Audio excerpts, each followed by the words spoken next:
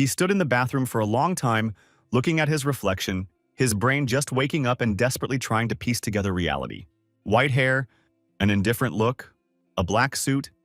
He still couldn't understand who this reflection belonged to. The worst thing was that he remembered himself as a completely different person, a simple guy. But he didn't remember his name. He remembered himself as completely different. And now he was staring at a reflection that was not his own. The name came to mind, Lionel. While the guy in the suit thought he was Cloud, the dichotomy was mind-blowing. Cloud Rommel, heir to a great clan, a man in a suit and with a status window, or maybe just crazy, that's what he became, thought Lai. The first thing you need to do if something happens that you can't explain is drink some tea. Cloud was drinking regular tea, but still held himself calmly, as if he were at a reception. Lai realized that he had become the character he had created 12 years ago when he was still in school. A time when you don't know what shame and embarrassment are, and the riot of imagination is not restrained by stereotypes. The time when you don't know that you are not creative at all, and you give life to strange ideas without sparing your notebook. Then he created a noble version of himself and laughed like Dr. Frankenstein laughing at the sight of his creation. Lai still felt awkward about these memories. In the past, he had suffered from 8th grader syndrome. All of this was inspired by the game Arkan, which was one of the best virtual reality games of its time. It didn't lose popularity until it closed, a classic fantasy with magic and dragons, so it wasn't surprising. But on the day of the shutdown, the CEO of the company that created Arcana disappeared. And then there was an earthquake, and deep cracks appeared in the asphalt. The world changed. A huge tower appeared, and Arcana itself became part of reality. Many rifts have spat out vile monsters into this world. The existence of the world was under threat, but along with the monsters, people also appeared who synchronized with their characters. They were called players, and they were incredibly strong to face the monsters. Players could use skills and a system similar to the one in Arkan. These people defeated monsters and quickly became heroes of the new era. There was a time when Lai dreamed of becoming one of these heroes, but even then, he felt that even if he had awakened his powers, he would not have become so popular. His normal life was crossed out, sealed with red pieces of paper on everything that could be sold to pay off debts. Father's business went bankrupt, and the price of even one virtual reality machine was enormous. The father blamed himself heavily for his failures, and the fact that his son would not be able to play like his friends. Laia's sister tried to console him, and so Lai understood the cruelty of this world, when one failure can turn your life into hell. Then he abandoned Arcana, but if he had known that a game apocalypse would happen, he would never have abandoned it. Lai tore his hair out at the thought. He hadn't even spent a year in the game, so his character had a low level in stats, and he awakened into a hero that a schoolboy had come up with. Cloud strictly followed the role assigned to him, to be an aristocrat to the core, because that was the only reason he could appreciate the taste of tea. Lai created it when he was a schoolboy. At that time, he read a lot of novels and short stories, so he was subject to a romantic mood. He really did play his role completely, behaving like a mannered aristocrat from the novels. Cloud was the heir to a great family, but all of his relatives fell victim to a demon. He was the only one who managed to survive one fateful day. Then Cloud decides to become a demon hunter and take revenge on everyone. A vengeful, mannered aristocrat, what a disgrace. At that time, Lai seriously considered him his second personality and completely devoted himself to this game. So it became part of his dark past, and in those years it was funny, Lai thought, and bit his nails. But now it was an endless source of Spanish shame. The way Cloud spoke and carried himself made Lai continually punch him in the face. How could he show up to work looking like that? Lai was horrified at the thought. Is it possible to be a full-fledged member of society with such a manner of speech? Lai was already imagining how the director in the office would scold him for his appearance and bright hair. Of course, a noble aristocrat will not tolerate such treatment and will respond immediately. Lai was covered in sweat. He was already imagining tall pine trees, logging, a cold northern wind, and patriotic songs of a labor camp. Nobles do not bow their heads to everyone, Cloud said, and Lai realized that his thoughts were now being pronounced quite differently. Most players reported strange synchronization issues, but they were minimal, as normal people were playing themselves. Returning to normal life won't work, Lai decided, which meant he had to become a player. Although 10 years had passed, he no longer remembered anything about Arcana. The first thing he did was go online to get some fresh information. He needed a base. The good news was that top-level players were closing the rifts and were getting hundreds of millions of credits. Big reward, big risks, so the information was useless. Life can't be bought with money. Cloud proudly declared that he had already tasted the fruit of abundance, so he did not need any benefits. Lai agreed with this. There was no point in being greedy. So first, he decided to find out what his specific class of players, the demon hunters, were doing. But there was little news about them. It was strange. And then Lai shuddered when he read the news about the death of many players. An entire base called Akshan was destroyed. Lai remembered that this was the only city standing on the Holy Land, the base of the demon hunters, and now it was in ruins. Then Lai realized that there was little information, not because the hunters were inactive, because they disappeared as a class, although it cannot be said that there were many of them. Even 10 years ago, no one chose them. Low stats, weird leveling, disgusting skills. This class had a hard time leveling up by hunting monsters, so they were forced to do small jobs like deliveries. The only thing they were extremely better at than others was fighting demons. But demons appeared very rarely, and quests with them were boring. The demon hunter's role was unclear, leaving many players confused as to why anyone would choose the class. Lei thought, being bankrupt and not having the opportunity to change profession are two different things. Now there was no one to even teach him skills. Then he began to look for other information. An update occurred in the Arcana, which was immediately reflected in reality. This update brought in just those very demons that were missing from the hunters.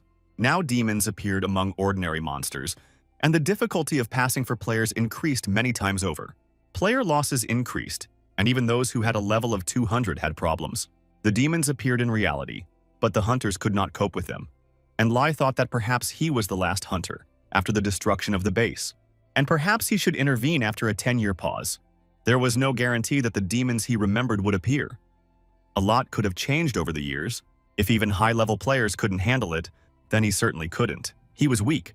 Lai remembered his past self, a fearless madman for whom life was a game. But he believed that people like Cloud existed. No demonic temptations, trials, or deceptions will understand Cloud.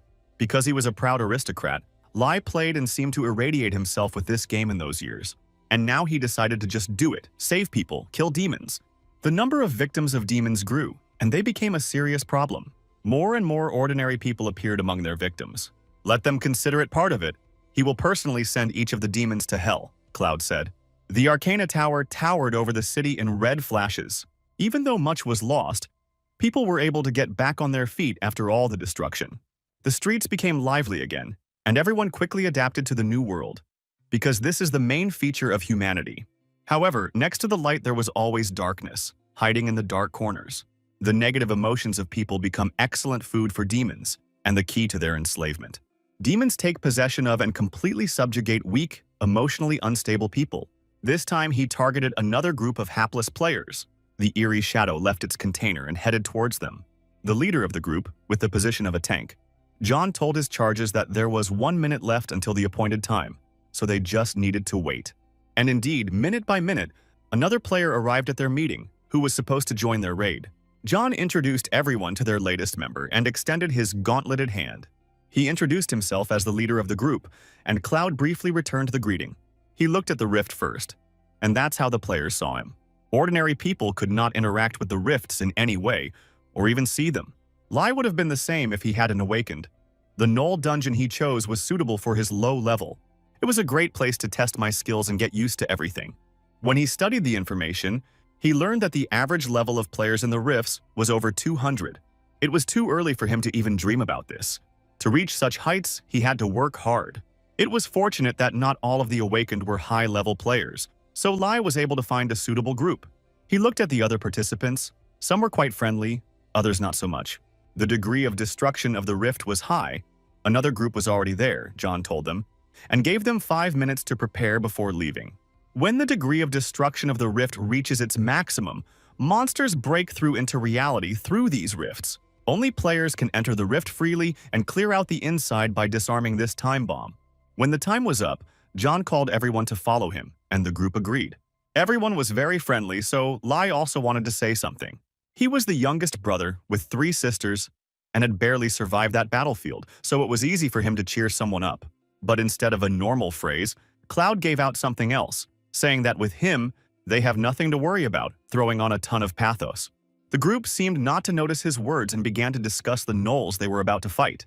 Lai swore off saying anything, because Cloud would have twisted everything to his own taste. They entered an underground storage facility, A null food warehouse, the system reported. The place looked more like a subway. After looking around a bit, they took their positions according to their game rules. The girl mage noted that so far they had not seen a single monster. John reminded them that another group had come in before them that could take care of them. He assured them that there was nothing to worry about, as they would still receive the reward if they simply chose a different route. The boys decided to trust the group's leader and were encouraged. Although Cloud felt something was wrong, when they went deeper, they discovered the first enemies. John rushed forward as soon as he spotted the target, so the others didn't immediately catch up with him. They rushed forward without any caution, leaving Cloud behind. One full tank, 2 melee attackers. One mage. Cloud thought about their placement. The combination was not bad, but the tank, instead of protecting the group, attacked the monsters, attracting more and more attention. Because of this, the melee fighters had to go on the defensive, and the sorceress could not inflict the main damage. Cloud was useless, so he decided to keep quiet about their hunting methods and just watched. Right now, his main problem was the lack of a good weapon, he thought, looking over his inventory, which meant it was better not to get involved in a fight. As the battle raged on, Cloud felt someone already aiming a bow at him. Turning around, he noticed that they were already surrounded by a large group of monsters that had approached them stealthily. The monsters rushed to attack, waiting for the right moment when the group would get bogged down in battle. The hunters were hit by arrows, and there was no one to cover them. Even though the gnolls were small, they took the numbers. Then the hunters called John, who for some reason stepped aside. They shouted at him, asking what he was doing, but John just looked at them with indifference. The blonde guy demanded that John come back, but he got distracted and didn't notice how he let the enemy behind him. He almost lost his head, but a well-aimed shot hit the monster and threw it back. When the blonde looked at him, he saw an arrow that deeply pierced the monster. Cloud said that the wild dogs needed to be properly trained, although he didn't do it, but they definitely needed a whip. The group was grateful for the rescue, but they were overcome with trepidation from Cloud's strange phrases. But Lee himself did not want to say that. They continued to fight off an enemy superior in numbers and ferocity. In addition, the dogs showered them with arrows, which also forced them to be distracted. 2 mongrels broke through to the girl magician, and she panicked, froze in place, and did not know what to do. Cloud told her to calm down. He was wielding a bow, and promised to deal with those who had broken through, and she should finish casting a powerful spell. The mage immediately came to her senses, and Cloud took out the first monster with a well-aimed shot. 2 close combat swordsmen could barely hold off the entire onslaught of dogs and hurried the girl. When the spell was ready, she shouted for everyone to run away and loaded a fire arrow. The homing fireballs immediately began to fry the skins, and the smell of burnt wool and meat began to fill the air. Multiple explosions merged into one, and the confined space only enhanced the effect. The sorceress asked if he was okay, and Cloud proudly stated that she should take care of the others. All the attacking gnolls lay dead, the flames consuming their remains. But Cloud was much more worried about whether he would be able to get his precious silver arrows back after all this. The sorceress gave the boys recovery potions because they took the full brunt of the ambush. The blonde boy couldn't stand it and jumped up to John, who was still silently watching them.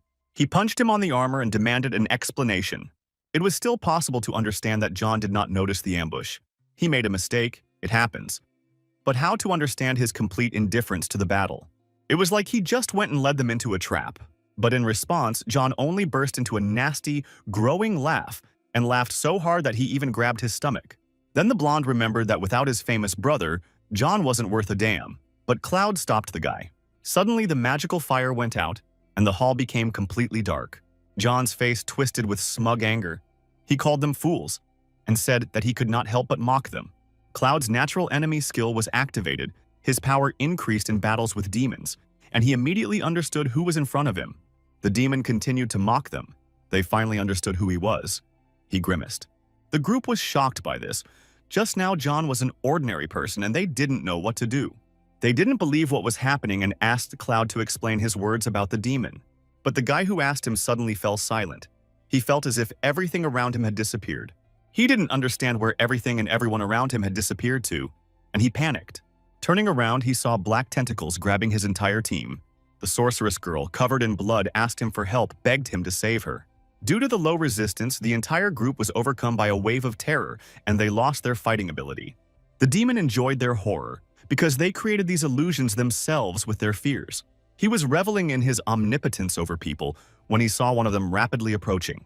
Cloud delivered a quick blow to the demon's neck, but he managed to defend himself. The demon took the blow of the dagger with his gauntlet and realized that Cloud was not at all afraid to kill John. He openly blackmailed him because if he defeated the demon, the guy he possessed would also die. Cloud realized that a direct attack would not penetrate the armor and dodged the demon's sharp attack. Now that the demon has revealed himself, his abilities have increased dramatically. He struck hard and true as he went behind John, but the dagger hit the steel collar. John immediately counterattacked, and Cloud had to dodge. The demon was talking some nonsense to distract the hunter, but he struck again, aiming for the eyes, without thinking at all. And that blow hit John across the face, leaving a shallow cut and breaking his glasses. When the demon felt the pain, he grabbed his face and began to scream shrilly. He was burned by a silver blade, which caused unbearable pain, and Cloud said that it was time to finish. And then, for the first time since his birth, the demon felt fear in front of a man. John went into a deep level 1 flashback, thinking about when it all went wrong. His brother asked him why he was daydreaming. The wounds on John's body did not look deep. As usual, he reminded him to avoid dangerous rifts. The older brother showed concern and offered to join his guild as an analyst. But it sounded hard. John did not want to become a loser. Everyone remembered him only as the younger brother, the great hunter and the head of the guild. That's why different players wanted to get closer to him and sent greetings to his brother. John was constantly under pressure, how they were compared and how his inferiority was noted. He just wanted to be worthy of his brother. And then a demon appeared and said he would help him. The boy was so weak after the battle that he could not resist. The weight of regrets was pressing on him. The demon took control of his body and told him to just watch from the side. Due to low resistance, John became possessed and lost control. He didn't want all this. He could only sit in his body like a paralytic and look at everything with horror. At the same time, he himself was completely in the clutches of the demon and lost in this nightmare. But after Treasure's blow, the grip of obsession weakened. John felt that he could free himself. The demon continued to writhe from the blow of silver and squeal like a slaughtered boar. The only thing he could grab onto was to take John hostage. The demon didn't understand how Cloud could not care whether the owner of the body died or not, to which Cloud responded with contempt, calling the demon a pathetic piece of trash without a drop of pride. As Cloud raised his hand again to strike, the imp found itself unable to move as John had regained control. This time the blow hit the target and the walls were covered in blood. Cloud admitted that, unlike the demon, John still had some pride left. He lay on the cold concrete floor with his arms outstretched. And when everything calmed down, John jumped back, screaming as if he had seen a demon. The others were just as surprised as he was that he was possessed by a demon and remained unharmed after being hit by Cloud. Despite what happened, his team did not blame him, and on the contrary, they were worried about John. He had survived, and what's more, there were no wounds on his body, John realized, looking at his shaking hands. Cloud reminded them that, as he had said, as long as he was around they had nothing to fear, but now his words sounded more convincing. He appeared to them in a new light, although he still spoke like a man from a novel. Negative human emotions are food for demons, the hunter explained to them. He told John not to forget about pride and not to be afraid of demons. Demon hunter attacks only worked against demons. The logic of the game has not changed since Lai remembered it, but he did not receive any items from the demon. Later, when John had put his thoughts in order, he showed his brother the posts about the newbie who saved him. Even though the brother was the leader of the guild, he refused to take the person into his guild just because of one post on social networks about the previous guild. And then John confessed to him that he was possessed by a demon. And then Ted spilled his tea past his mouth, stunned by this news. The tall tower fits beautifully into the high-rise complex of skyscrapers, despite its foreignness.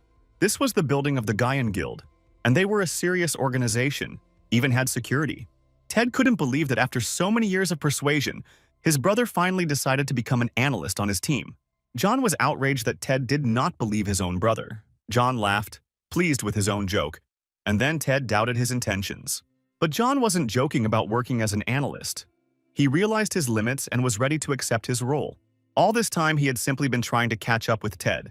But now he was determined to walk his own path with pride, he told his brother. Now Ted also became interested in what kind of person made him change so much. Even though they were attacked by a demon during the previous raid, Cloud's mental resistance was high, since he didn't give in to the attacks. Moreover, he used a dagger and not magic. There were thousands of classes in Arcana, but nothing came to Ted's mind. The strange thing was that Cloud would go into a low-level rift with such features. John knew it was hard to believe. But Ted said that he believed him, since his brother saw everything with his own eyes and felt it on his own skin. John once taught him everything: boss attack patterns, guild management methods, recruiting new players. He helped him become who Ted is, so he immediately took the contract with him. Since John is his brother, and also a proud analyst of their guild, John felt embarrassed by the warmth which he had not felt for a long time. Ted laughed. He was more direct in his dealings and told John to look at the papers. He read the terms and conditions and was stunned, not believing his eyes. While Cloud was brushing his teeth, Lai noted that their level had increased. They had raised several at once in one fell swoop. As many as 12 points. Lai was happy, of course, for ordinary gnolls. He would never have received so much. It was about hunting Bess. Cloud wasn't bothered by such trifles, the aristocrat said, but Lai was very worried about them. And he was thinking about how best to distribute the points. But I decided to think about it in bed, since I was quite tired. The aristocrat looked at their room with disdain and was outraged by the chaos that reigned there. Clean environment, clean mind, Cloud declared, and set about spring cleaning, despite Lai's pleas for rest. Later, he took up cooking vegetable stew, and there was no talk of rest.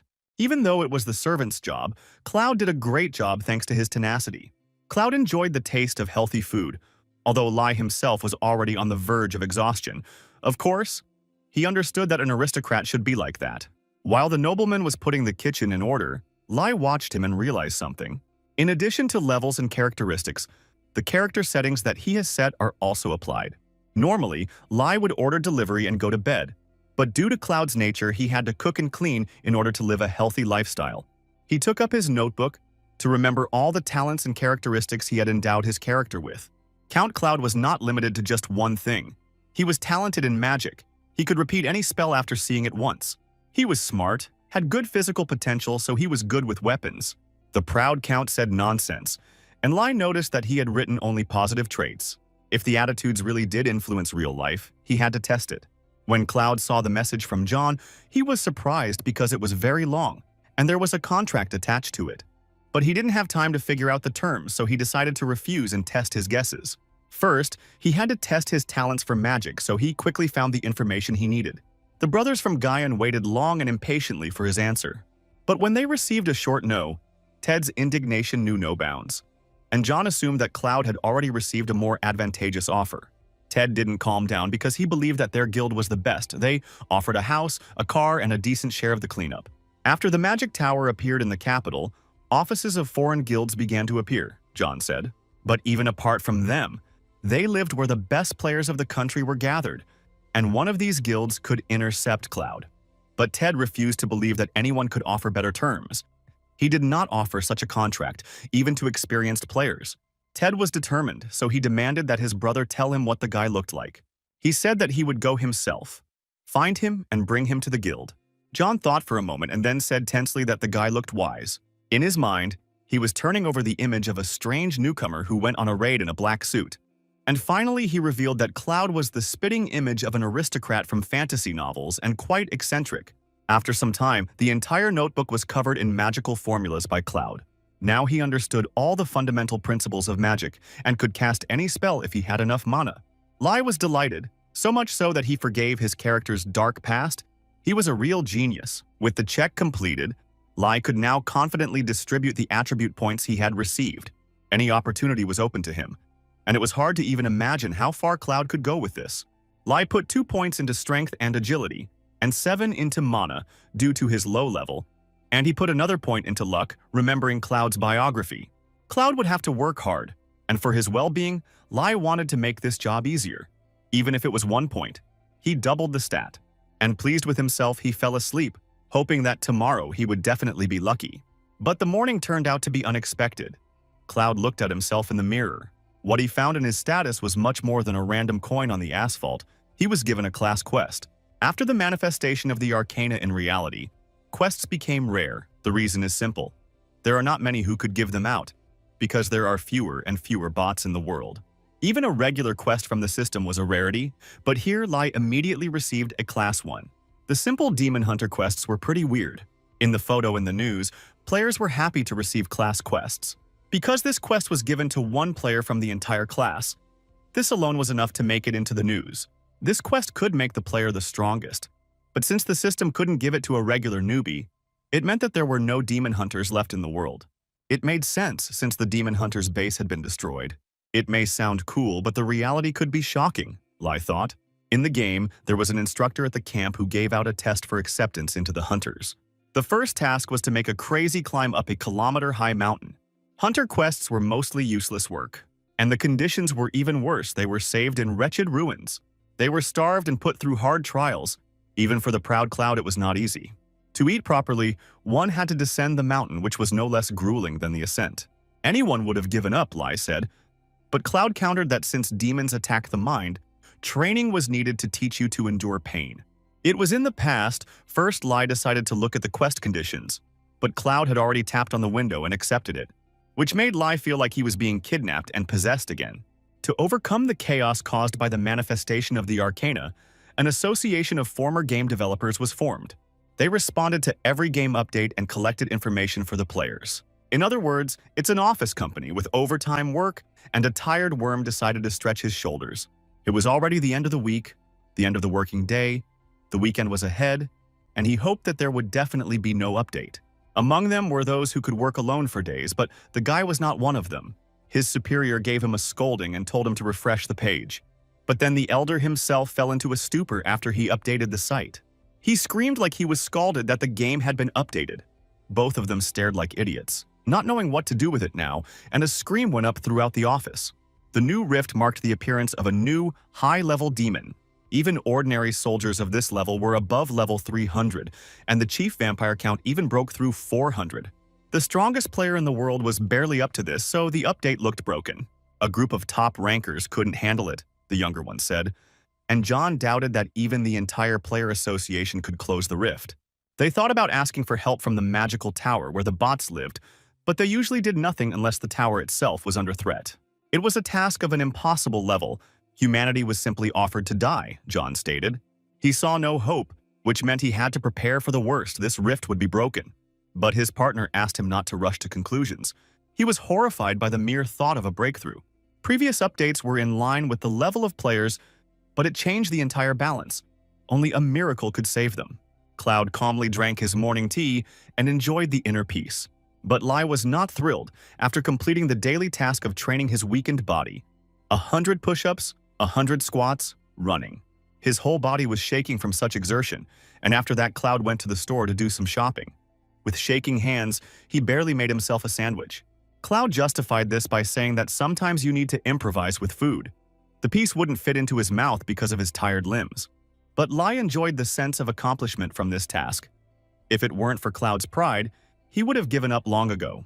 When the stupid quest was over, he went to bed, thinking about how sweet it would be to sleep. A new day, a new morning, the old ladies were already drying hot peppers at such an early hour, and Cloud was doing pull-ups. His aristocratic pride wouldn't let him give up, so he did everything. The exercises caused pain in the torn muscles. His training quest had a greater load than yesterday. Moreover, it was repeated every day, so Lai felt like an Olympic athlete before a competition. And so, a whole week passed, and there was no end in sight to the training. This was only possible thanks to Cloud's character, and Lai wondered how many more times he would have to repeat this to get the reward. He hoped it wouldn't be something like, "You got a slim body, congratulations," from the system. Luckily, he got some stat points, +2 to strength and dexterity. These things will never disappear. Upgrade items are insanely expensive. Even one stat point costs millions of credits, but he got 4 without leveling up. Now Lai was satisfied. The reward justified his efforts, and Cloud declared that he could complete this quest even 10 times in a row. The radio was broadcasting the latest news, the hottest topic being this week's game update. Most guilds announced that they would not participate in the raid. The new rift was called the Count's Domain, and the boss was Count Asakura himself. He was known to be a vampire demon and was the highest level monster known. The Association of Analysts declined to comment. Lai was also alarmed by such news, how to kill such monsters. The radio kept chewing on this news, but no one gave any new information.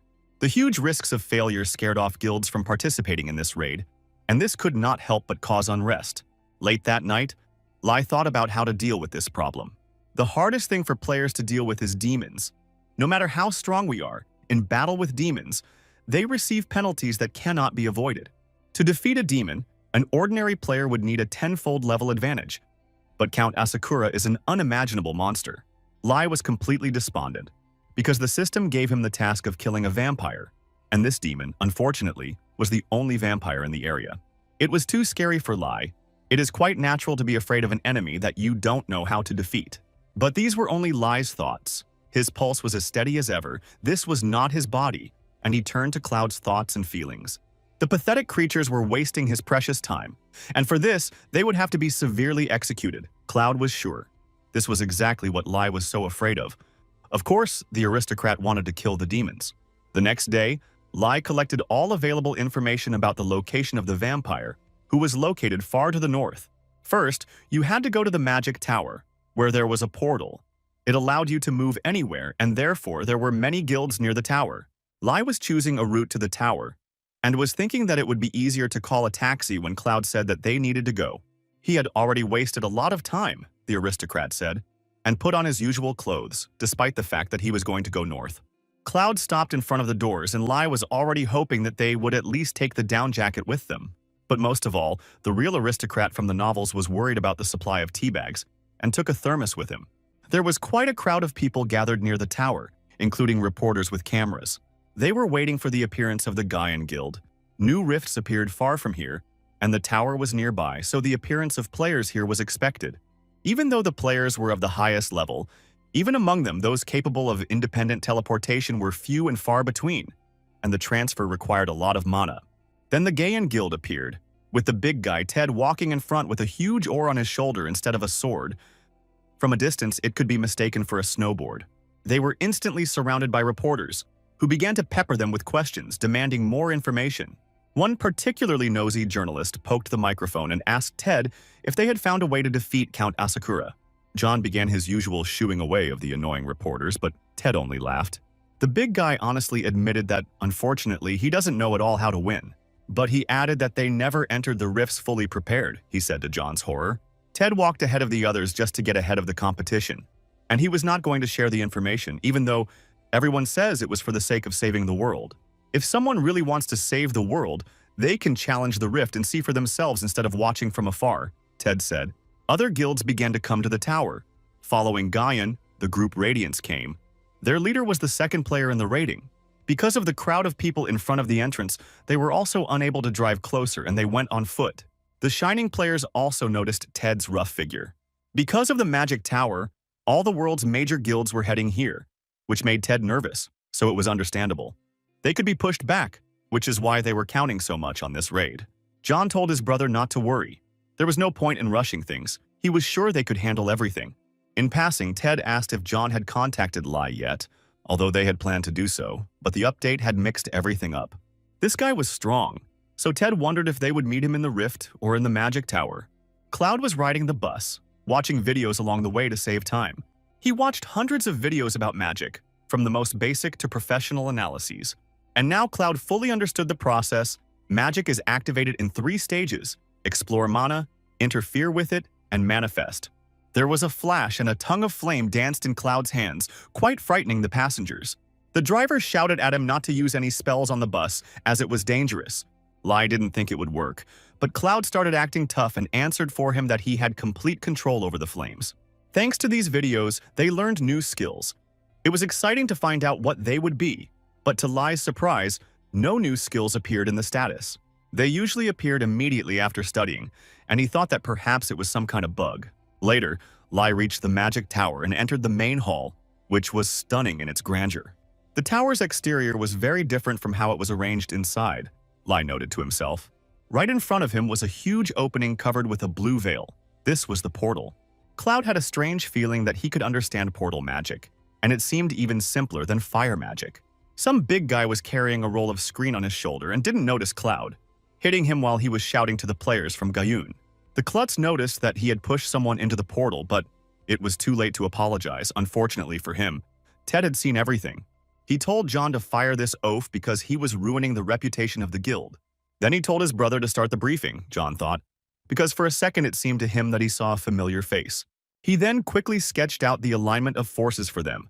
The vampire's territory was divided into several rings, and each had its own faults. If there was a breakthrough, the vampire's fortress would definitely appear in their world, John said, reminding them of the importance of the task. People, journalists, players, and just onlookers had already gathered in front of the faults. Everyone gave interviews and tried not to show that they were very cold. Among the reporters, there were also many bloggers who broadcast via their phones. They looked less presentable, but the immature audience liked such live content. While he was crucifying himself before the audience, he noticed that someone was walking towards the rift. The young talent placed his hand on the chest of the man in the black suit and told him to mind his manners. After all, he was the first to find this rift, but they briefly answered him in a harsh voice to move away. Cloud warned that his patience was running out. He left the boy wondering after he had scared him, but in reality he was just cold. And so Cloud found himself in front of a rift. The degree of destruction reached 1/10. He hoped that it would be warmer further on. The zombie's head was separated from its body after a lightning-fast strike with a razor-sharp curved sword. The red-haired swordswoman calmly turned her back to the monster. Her face was covered in the blood of the monsters she had killed. She turned around when she heard her name being called. There were members of her guild there. The girl herself had a level above 300, so she constantly broke away from the team. Leia was a berserker, and the head of the guild of the same name. She indifferently listened to the whining of her people about how cold it was here.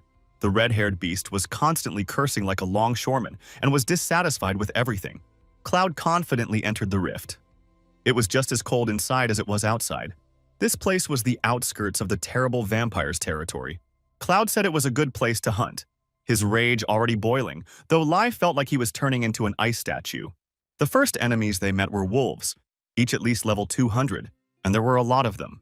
But since they were all manifestations of the demon, Cloud could defeat them, because his ability, the natural enemy, gave him strength. Cloud told the dogs that they had chosen the wrong master and definitely the wrong enemy. He took out his knife and said that, as a good gentleman, he would help the unfortunate animals with their choice. It will help you experience what it is like to be prey, he added. The players examined a group of bodies of killed monsters for anything useful. Leia was furious that there was so much dirt from the wolves and kicked one dead carcass in anger. Her entire team was just waiting for her to calm down and take out all her anger on the dead. They knew better than to touch her at such moments. Once she was a little out of breath, her rage subsided and Leia stopped to catch her breath. No matter how many monsters the team killed, they seemed endless, and you could tell by their appearance they were all dirty, from head to toe. Leia told them it was strange. The dogs seemed not to feel fear, as if it was not familiar to them at all. The blonde guy on her team made a face and asked what she was talking about in a rude manner. Leia repeated her observations. Everything was unnatural, she thought. She asked them if they had ever seen dogs whine or howl in pain, and then the team also felt uneasy, agreeing with her. They turned around when they heard a long howl coming from behind the rock. This howl sounded eerie, as if the wolves were frightened and alarmed. During their attack, the wolves were so unafraid, it was as if they had no respect for them at all, so Leia rushed forward to find out everything. Cloud took aim with his bow. He was in no hurry. He had time to concentrate. He felt the mana in the arrowhead. It wasn't the best arrow, but this way he could explore the mana, interfere with it, and then manifest, according to the 3 stages of using magic. When Cloud shot the arrow, it turned into a fire rocket that burned through everything. The dogs shied away and froze, not knowing what to do. Like all animals, they were afraid of fire and panicked. Leia was surprised by what she saw when the team caught up with her. Looking at the battlefield, strewn with charred carcasses, she tried to understand what was happening and why a man in one suit was just drinking tea. Cloud seemed oblivious to anything but his tea. The players quickly realized that the strange stranger was using fire arrows, a magical skill. Leia was outraged that this weirdo in front of them, in a suit and shoes, took part in the raid and was drinking tea in the middle of a mountain of corpses. One of her team members suggested that the stranger was a streamer. It sounded plausible because there were madmen who broadcast from the rifts. Leia cursed again. The stranger irritated her. She told him in a loud voice that it was dangerous here and that civilians had no business there. But Cloud just glanced at her and continued to sip his tea with dignity. This disregard for her person instantly enraged the already irritable girl. She jumped up to Cloud and began loudly scolding him for his lack of manners, waving her arms. But at that moment, her team let out warning cries and pointed to the side. Cloud and Leia also turned around to see what was going on. The enemies of the next pool were approaching them. They were armed zombies. They appeared unexpectedly, and there were a lot of them for such a small group as the Berserker. The bloody bandits let out an angry howl and went on the attack with the entire brigade. Leia commanded everyone to take position, and she herself rushed into the thick of the enemy. Magic and blades intertwined in a dance of battle, and the heads of countless mobs flew. Most of the enemies had weapons, and this was something to be wary of, even for experienced players. Leia went into berserker mode. Her whole body tensed up and she was covered in an aura of rage. When she rushed forward, no one could resist her. But when they seemed to have repelled the attack, they saw the enemies from above, and they were already aiming at them with bows.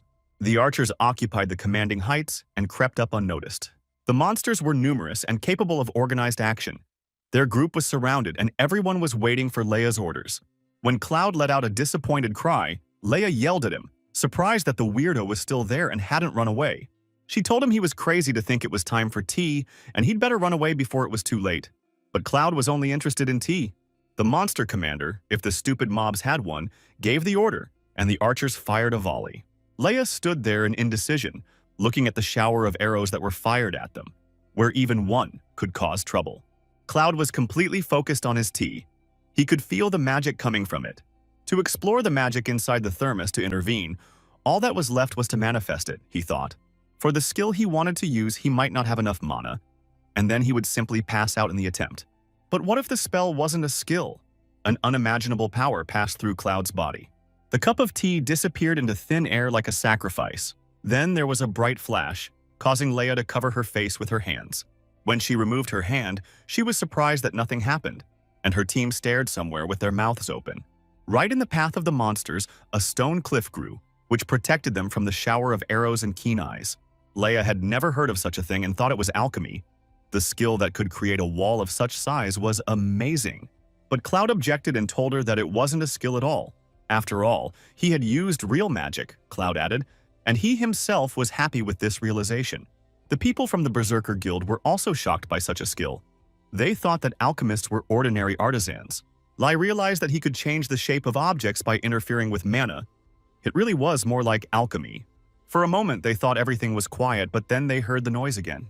But the battle did not stop there. The monsters went around to the other side of the gorge and entered the battle again. Tea would have to be postponed, Cloud noted, in his usual manner.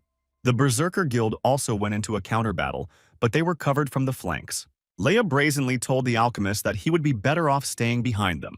But the strange guy seemed not to listen to her, and stretched his hand behind his back as if grabbing something.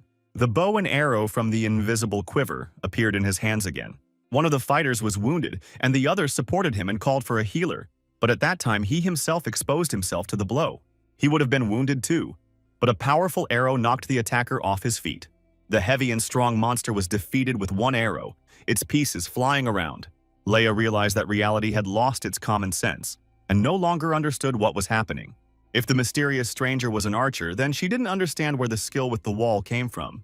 Cloud took aim again and charged his arrow with magic. It was a fiery arrow that consumed another enemy. Since he uses magic, that means he is a mage. But with a bow and alchemy, but not Robin Hood, Leia wondered. Who was he, this weirdo in a suit? One question was spinning in her head. With such support, they quickly ended the battle. Piles of enemy bodies lay everywhere like a smooth carpet. The players reported to Leia that they had looked around and found no more enemies. The leader thanked them for their good work, but her thoughts were elsewhere. The strange guy irritated her. He went into the rift alone, in this suit, and didn't answer questions normally. He didn't even look tired. Leia was angry, not understanding that the pride of an aristocrat forced Cloud to keep everything inside. As embarrassing as it was to admit, they might have died without him, Leia thought. The stranger looked like a top-level player, but he looked unfamiliar, although he was attractive, the girl noted. She thought about thanking him for his help, but she was worried that she would be ignored again while Cloud made himself some tea. He caught her eye, and Leia realized she had been looking at him for too long and instantly felt embarrassed. She turned away so that he wouldn't think that she was looking at him because she was interested in him. But she noticed that the stranger continued to look at her, and she thought that she would now be invited for tea. On the other hand, it would be strange to refuse such courtship, the girl convinced herself and looked at the guy. But Cloud snapped that she could stare as much as she wanted. There was no tea for her, which left Leia stunned, not knowing what curse word would best suit this embarrassment. Reconnaissance and analytical drones flew over the snowy valley. Another reporter was broadcasting right before the rift and was incredibly happy about it. Everyone was following the news because the main boss had not yet been found. The fault they were standing at was called the edge of the territory. There were hundreds of such rifts, and to get to the next level, you had to clear them all. All major guilds began the cleanup, including Gayun. Their main competitors from the Guild Radiance also fought with their best team. But at stake was not only world fame and money, but something more. A man entered the tent and offered the director some tea. He told his subordinate to come in quickly before the snow came. It was quite dark in the tent. The director asked what news there was on the rifts, and was informed that so far the Radiants had been advancing the fastest. And the director said that we needed to prepare for their exit and wait at the rift to take an interview, even if it could take forever. When the journalist who brought the coffee noticed something, he rushed there like a bullet. The person who was reporting on camera apologized to the channel's viewers. But the director jumped out of the tent and told everyone to run after the guy because the first rift had just been cleared. At first, reporters thought it was Gaon, but the director knew nothing about it. When the chief assistant reached the rift, he contacted the impatient director. The first guild to complete the cleanup was Berserker, a mid-level group, and they themselves were discouraged by their success. Their place in the ranking was in the top 100, which is not so bad. The assistant sent the video to the director, and he recognized the red-haired beast without fail. Of course, it was surprising that their group had passed the outskirts of the territories, while the most successful ones had barely reached the middle. Moreover, they looked as if they had not suffered in the least, and had returned from an easy walk. The Berserkers were a foreign group, so Cloud stood out from them, causing even more confusion. Meanwhile, onlookers and journalists came running to the fault. The director kept trying to understand what had happened and questioned his assistant. He walked up to Cloud and addressed him. The guy in the suit looked at him coldly. The assistant asked the guy if he could interview him and wanted to know what his connection was with the Berserker Guild. He bombarded the stranger with questions, but he coldly told him to move away. At this, Cloud looked so furious that the reporter flinched and cowered. It was simple. Even noble aristocrats were freezing from the cold. Meanwhile, a crowd of journalists pounced on the head of the Berserker Guild. They surrounded her and began to pester her with an endless stream of irritating questions. But Leia surprisingly calmly refused to comment. The limit for outbursts of anger had been exhausted for today. She advised them to ask that strange guy everything. But her team said that since they were the first to emerge from the rift, something had to be said. Leia felt angry again. That strange guy was annoying. He was the one who walked along the rift and rolled everyone like clockwork. But when she turned around to look for him, she noticed that Cloud had already left. He returned home for a short time, her team members told her. And then Leia exploded again with a stream of curses, right in front of the cameras. She was indignant like a little dog because Cloud did everything himself and she was ready to give up all the laurels to him. But he took it and left. While she was cursing, the rift portal was again illuminated by a bright flash. A second purge took place. This time it was the Gaian Guild. Unlike the Berserker, they looked tired and pretty battered. They also became a magnet for idle journalists, and Ted was asked to comment. He glanced around at everyone and saw the explosive Leia, who had obviously come out of the rift before them. Ted was surprised that he wasn't the first one to emerge from the rift. It was discouraging. Leia cursed as usual, not thinking that anyone would hear her, but everyone turned around and looked at her, with completely surprised faces. Later, John and Ted were sitting in their guild camp, warming their bones. The camera caught the words of an arrogant girl who said that Gayun is not the only strong guild in her country. John was surprised when he heard, and Ted realized that he had not misheard. The little girl glanced sideways at him then and said these words. These were her only words. Ted was amazed that the Berserker had overtaken them. John thought about her words. Ted even lost his appetite from the fact that someone could compare their guild to a Berserker. John assumed that Leia had met their fellow countrymen in the rift, and he was very strong. Ted was rushing about, trying to understand who they were talking about and who the shameless beast could have met. John couldn't be sure, but only one face came to mind. Cloud took a shower, exposing his manly body to the streams of hot water. A hot shower after a freezing winter was a divine blessing. This was what Lai lived for, and Cloud called it an abomination. Lai seemed to be reborn. Now he could lie down and get a good night's sleep in a soft bed, under a blanket. But looking at how Cloud froze, he suspected something was wrong and asked him what happened. While they were gone, dust had settled everywhere, Cloud said, and he began his daily general cleaning, much to Lai's horror. After that, Cloud started cooking healthy food, and only then sat down to drink tea. What kind of crazy person was Lai thinking? While he was still not feeling sleepy, he looked into his status window. This time he got a lot of different items from monsters, but unfortunately they were useless. But he raised 19 levels in one fell swoop, which was also not that much for such a dangerous task. Magic required less mana than magic skills, so Cloud could use it quite often. But mana regeneration was too slow, Cloud said. Lei noted that it was quite obvious, since they didn't have any proper equipment, only a suit and their class wasn't particularly rich in skills. They would have had a hard time if it weren't for that group of players and that strange girl. Lai thought that they should be thanked. It's all because he's weak, Cloud said. And then it dawned on Lai. Cloud couldn't accept the fact that someone underestimated him. He always proves otherwise. And if too much is expected of him, Cloud always strives to live up to expectations, Lai remembered. The next target would be the Vampire Count's territory. No time to relax, Cloud said. He needed combat skills as well, not just magic. Today he found an object suitable for research. He surprised Lai. There were many players nearby. The most noticeable was a girl with fiery hair and two blades. He could repeat her movements. Lai didn't know what Cloud was up to and demanded that he stop immediately. There's no escape from the base, Cloud said, and accepted the quest of the bald guy who finished fights in one hit. But first the dishes, said the ambitious aristocrat. And Laius wondered when he would sleep tonight. Cloud ran until midnight, when a bright moon rose in the sky. Lai was terribly sleepy, but the stubborn aristocrat continued to sweat in his suit. He listened to the news stream with headphones on so as not to miss anything. The announcer reported that most of the outskirts have now been cleared. However, the progress of the graph's rift destruction suddenly jumped to 60, although it had not even been opened yet, which was dangerous. At this rate, the rift could be breached, and all the school-age experts were worried. Ted also listened to the news with concern in his camp. Only a day had passed, and the destruction had reached 60%. Time was running out. Time decreases if there are strong monsters in the rift, John explained to him. But even so, it was too fast, as if the monsters in the rift had suddenly become stronger. There was also a stir in the journalists' camp. They wanted to know the reason for this phenomenon. But no matter how much they thought about it, they couldn't find out anything, because even the guilds didn't know how to sort out this situation. It was no longer a question of the company's success. The director grabbed his head. A lot of people, players, will die if the rift opens. He immediately imagined the worst outcome. Rumors quickly spread on social media too, with hundreds of posts, but players did not find a solution. This had never happened before, so it was logical that they wouldn't know anything, Lai thought. This information was only in the Demon Hunter camp, which is now destroyed. Vampires are creatures that share power with blood. Count Asakura shared his power with the monsters of the outskirts. After their death, his power returned. He will pour the power that has returned into the monsters that are near him, so they become stronger and the process of destruction accelerates. But if a raid begins on the Count's territory, Lai realized, there was a chance that the rift of the Count's family's fortress would also collapse while the players were busy with the vampire, Cloud said. Count Asakura was not worthy of his title, the aristocrat said, and decided to simply call him a ghoul.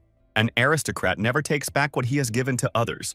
He will become the judge of this scoundrel who has tarnished the honor of the nobles, Cloud said. Lai of course agreed. It sounded cool, and it was good that his partner put on a coat this time, and again grabbed a supply of tea. But when will they sleep, he asked. And Cloud answered that in the next world they will definitely get enough sleep. Another young talent climbed into who knows where and started broadcasting his own stream. There are less than 5 hours left until the breakthrough. The degree of destruction is 70%. Many players have gathered in front of the rift, he said. Of course, almost no one watched this wretched broadcast and the clumsy antics on camera.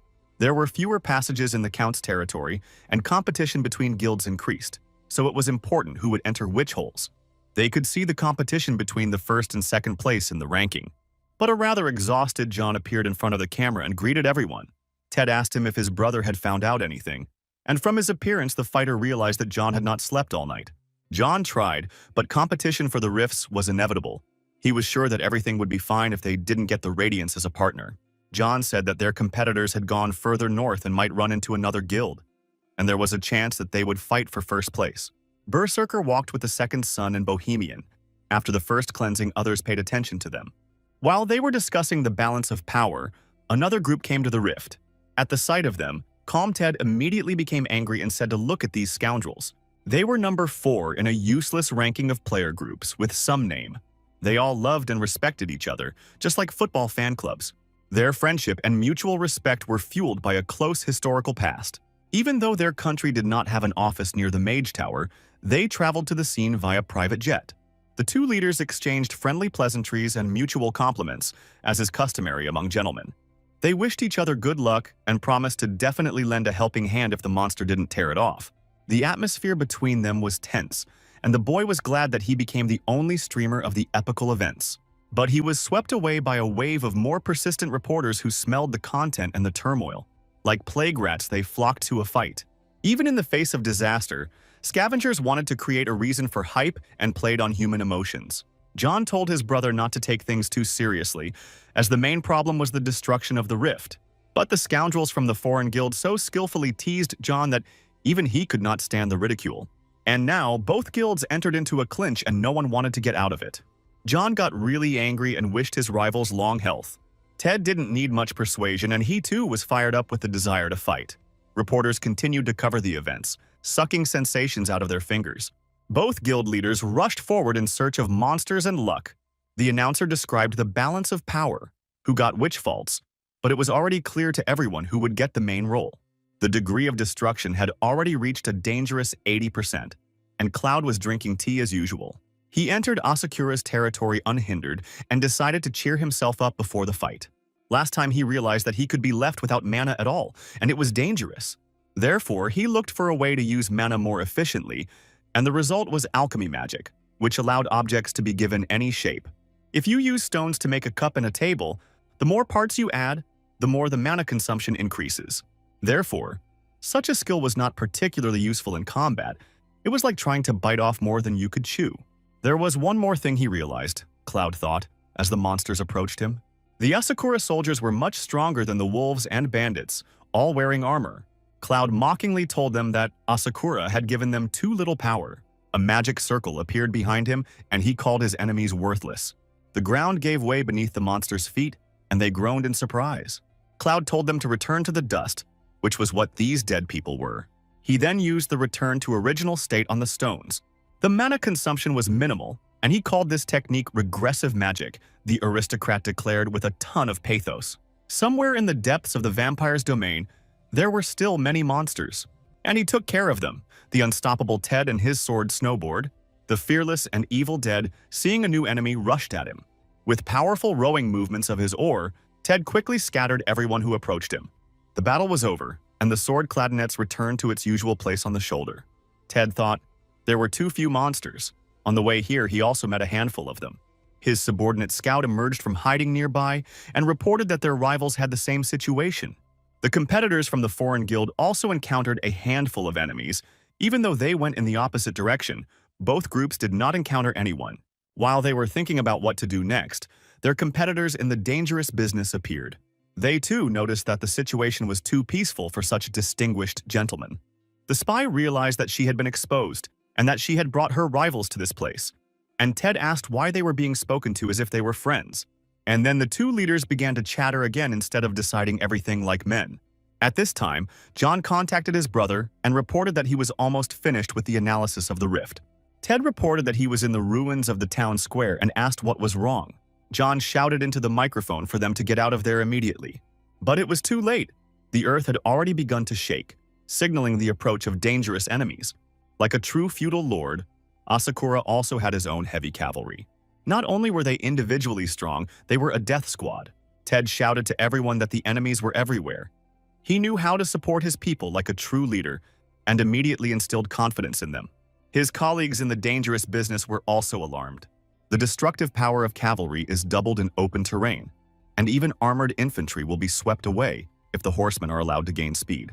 There was nothing to do, and the fighters instinctively took up a circular defense, standing back to back next to their opponents. The knights were already close, and the earth shook from their heavy hooves. The players huddled together in a small group of brave men, and the horsemen could attack from all sides. John kept shouting at his brother not to engage the horsemen, otherwise he would suffer losses. It was better to take a position in the narrow pass.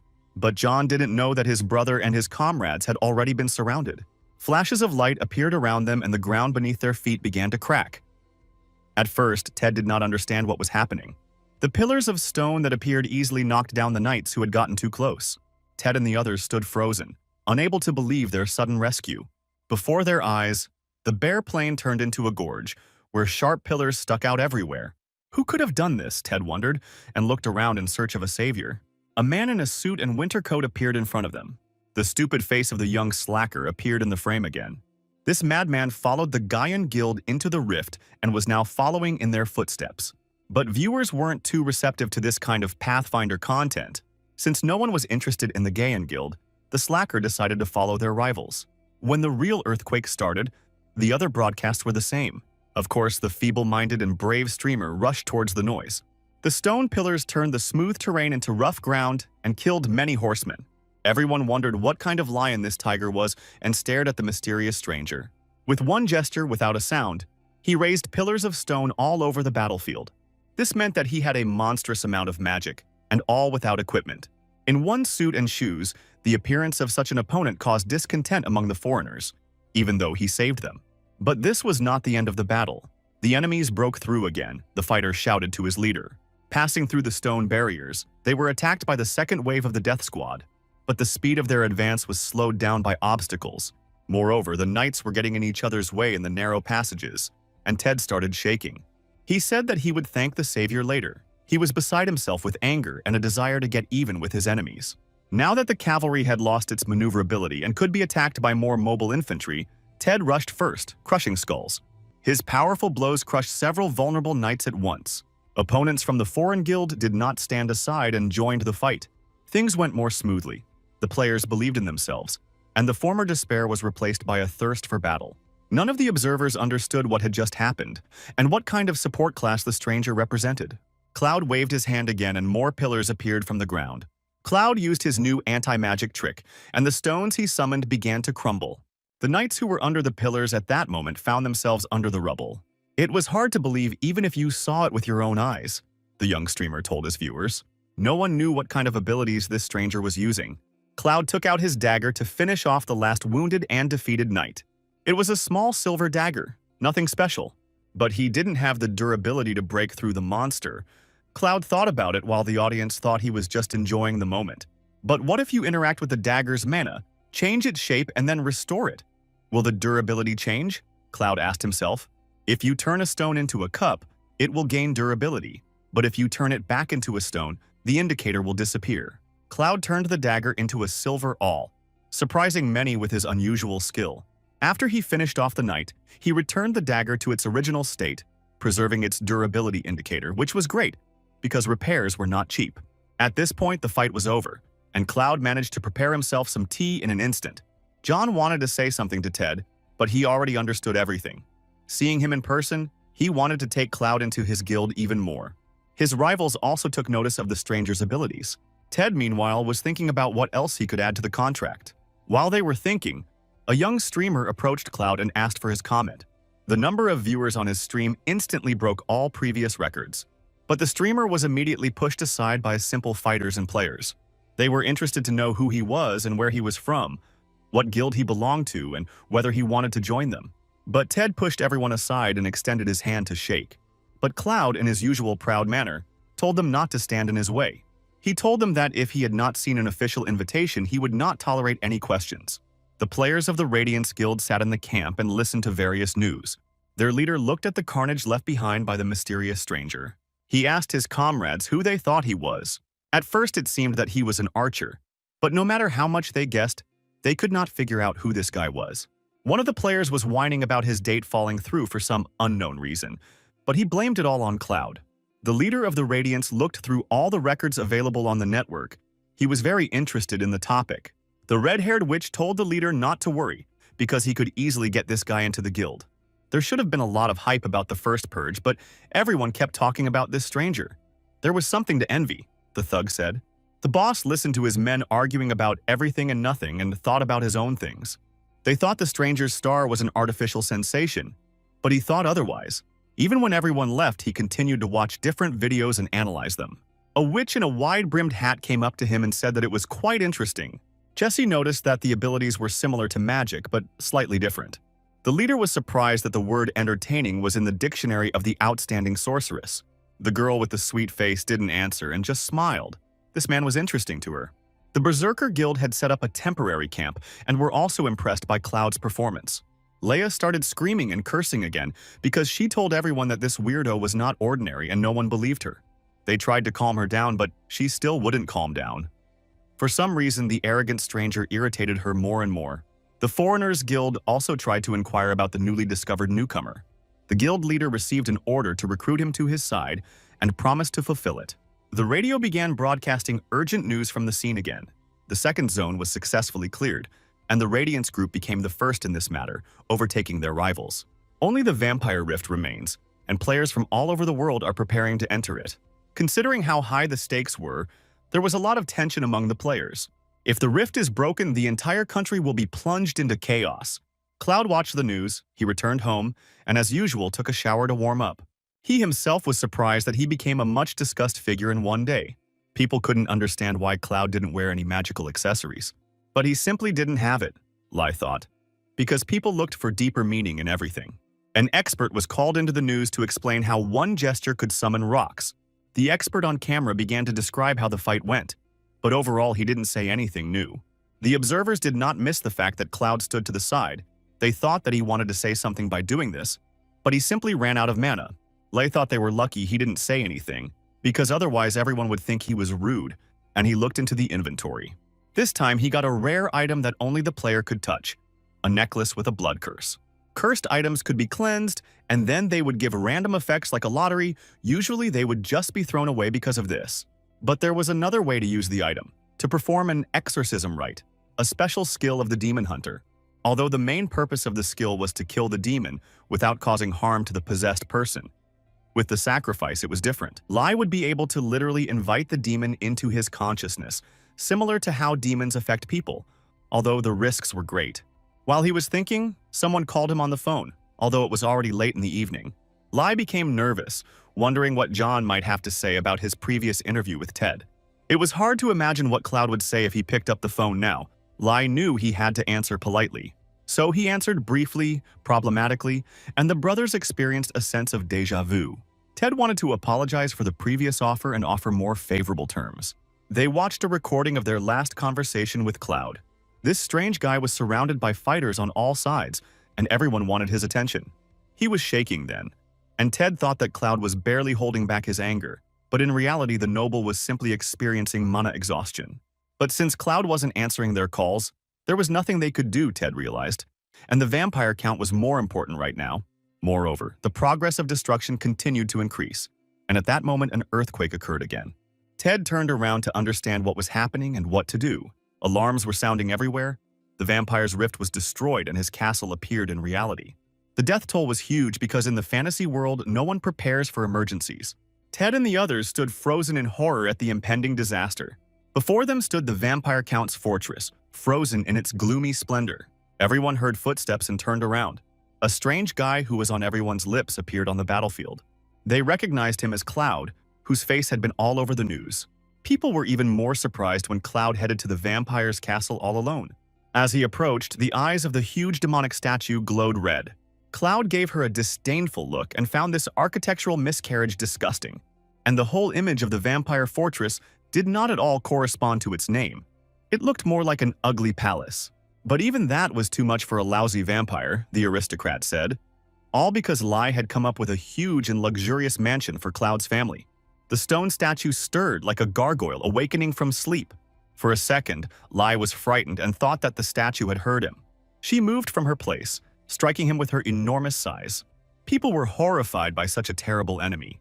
The stone demon was over 10 meters tall. Cloud stood at its feet completely defenseless when the monster swung its sword. But Cloud didn't even think about running. As soon as he waved his hand, the demon disintegrated into a pile of stones. The Radiance Guild stood in full force next to the vampire's castle and heard the noise. It sounded very familiar, like in those videos with the strange guy. And the sorceress Jessie immediately became interested. They were about to enter the fortress, but the sorceress left the group without permission. Using magic, she went straight ahead, simply jumping through the air. Those who witnessed Cloud's ability were stunned by his power. He did it with one swing. Lei thought how lucky he was that the demon was an enchanted stone, and Cloud kept crucifying the vampire's terrible artistic taste. A loud cry from dozens of people was heard from behind, and Cloud turned around.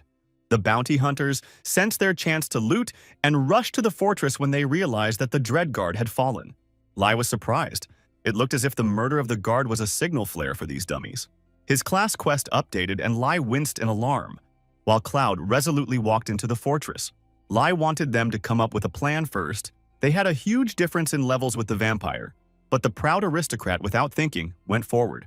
He was a demon hunter, But these words could not convince or calm Laius. They entered the banquet hall. The spacious room was empty.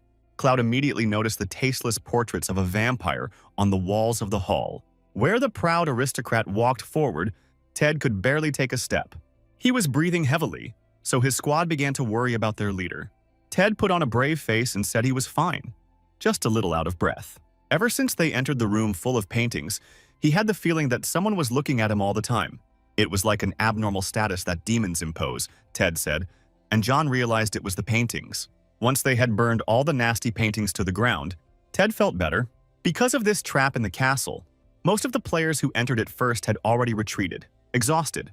Statues, portraits, tasteless wallpaper, everything caused an outrage against the sense of beauty and imposed an abnormal status. No matter how strong the barbarian class Ted had was, he was so easily influenced by the demons and didn't know how to overcome it. But the most painful thing for Cloud was the wretched portraits.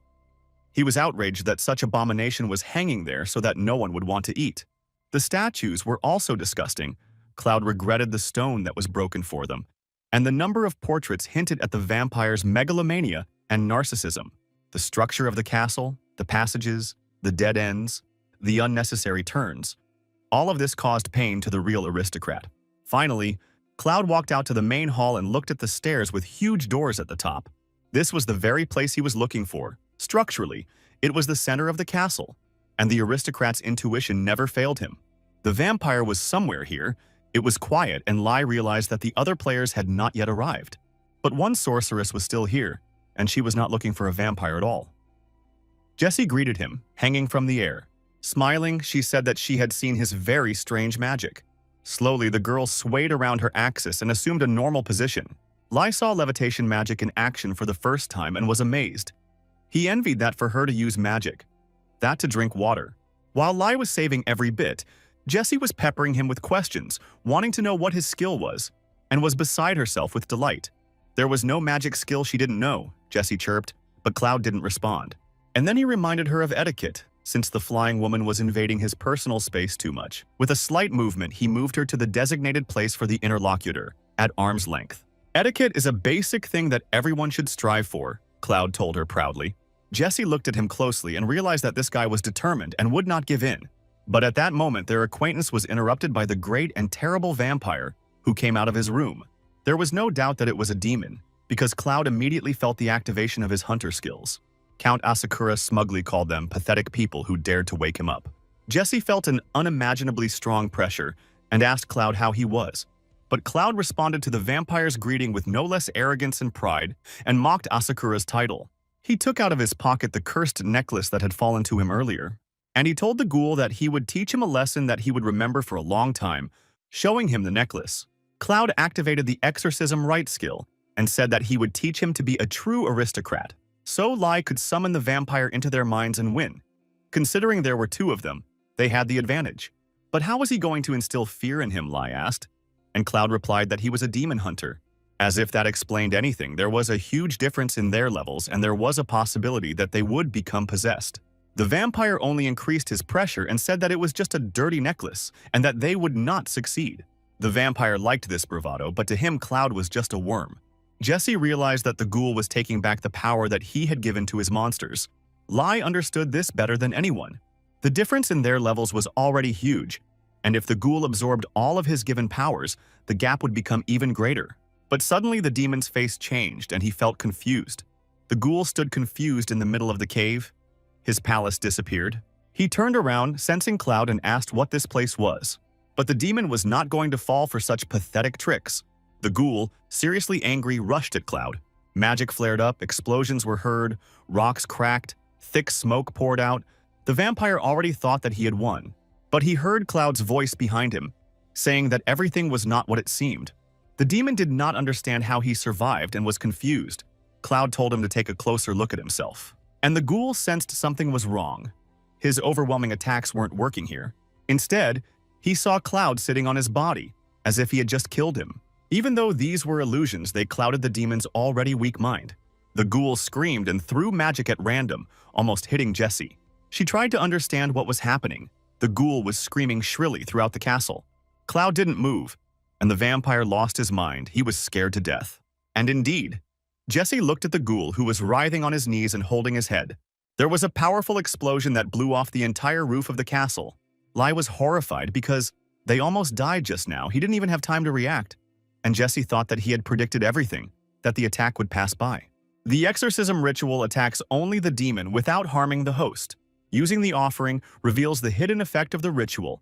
The demon received an invitation to the ritual of hunters. In this fight, the one with the higher mental stability stats wins. No demon could shake Cloud. Lei himself didn't expect that it would have such an effect. Jesse was shocked. The sight was incredible, and she asked what was happening to the vampire.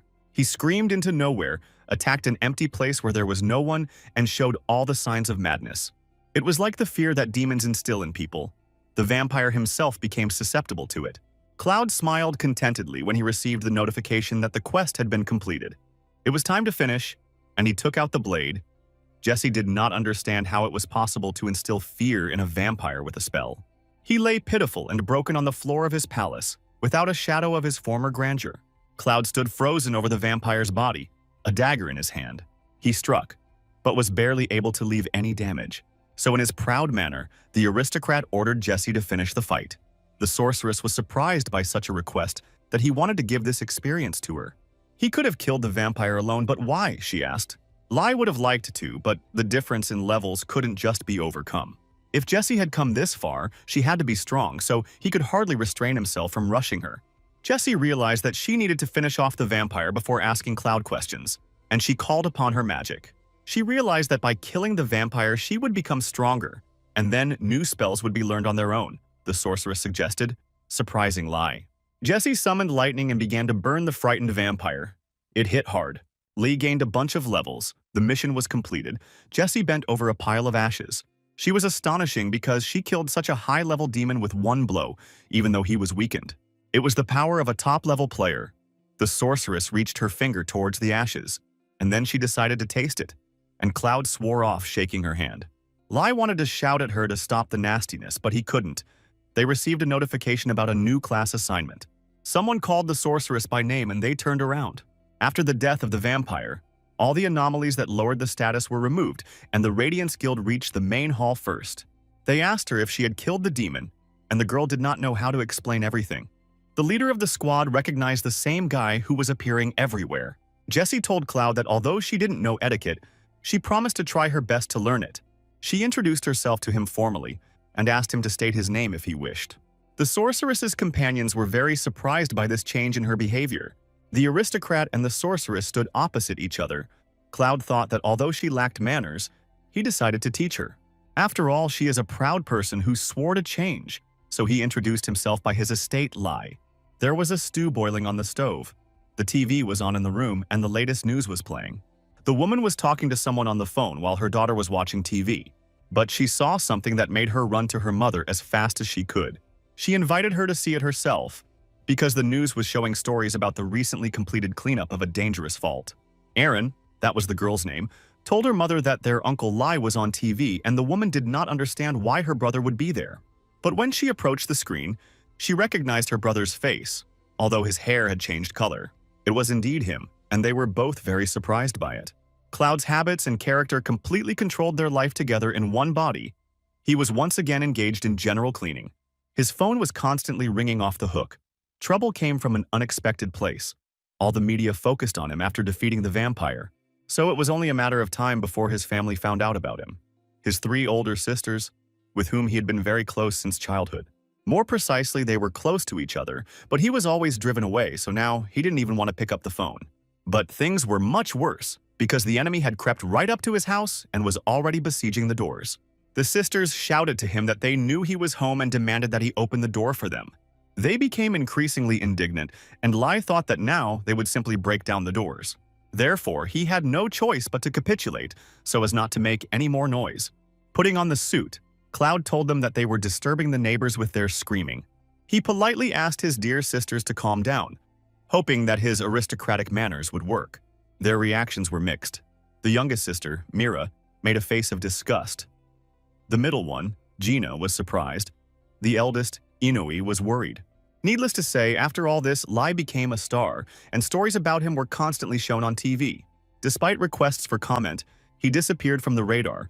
John realized that he was not the only one who had difficulty communicating with this man. Ted brought him a cup of hot cocoa to perk him up and charge his brain with endorphins for better performance. Because Lee rejected all their offers, John became completely distraught. They still had an advantage, Ted told him, because they had his number and could call him. But they needed a reason, so Ted said that they should give away some of the trophies they got in the battle for the rift, thanks to Cloud.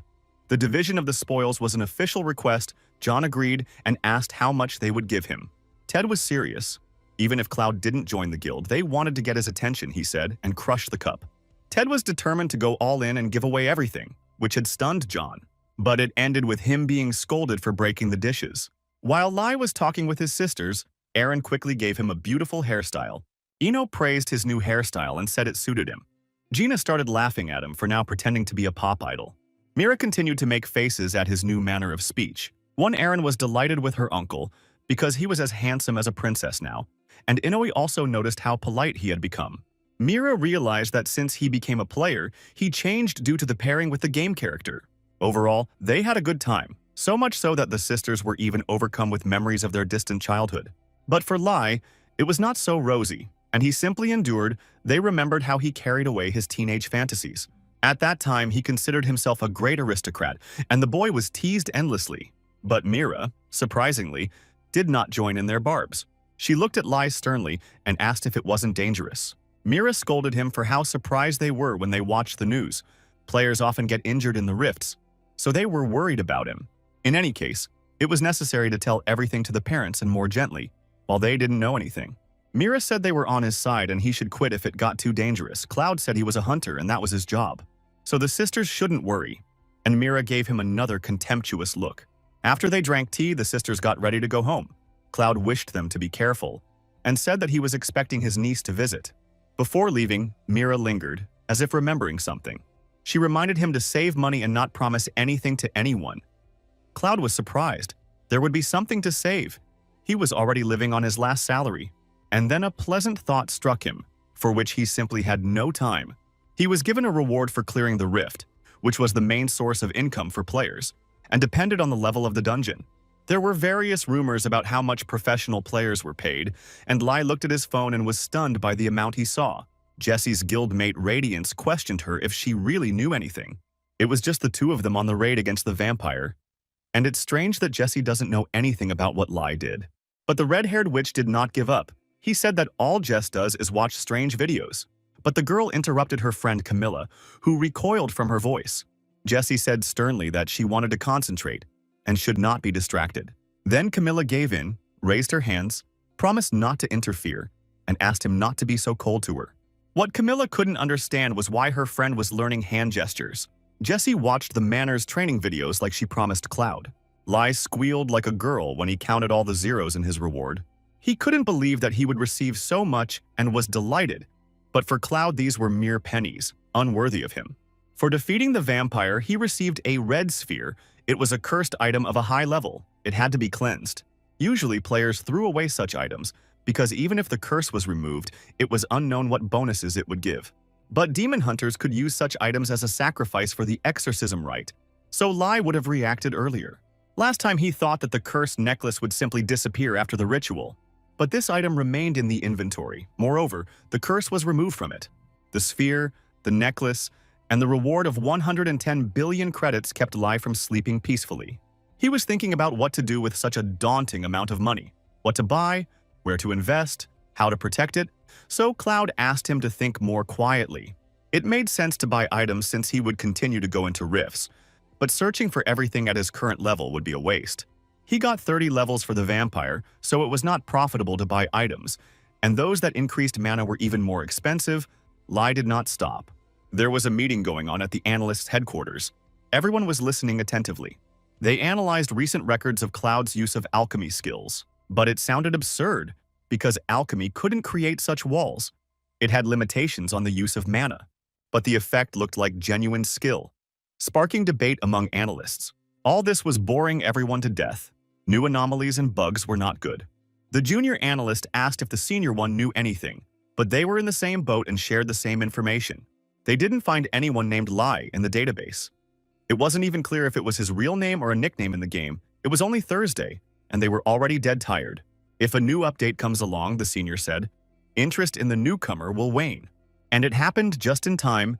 They saw the news about the changes. A new island of misfortune has been added to the game, a mysterious area that was referred to as Treasure Island when Arcana was just a game.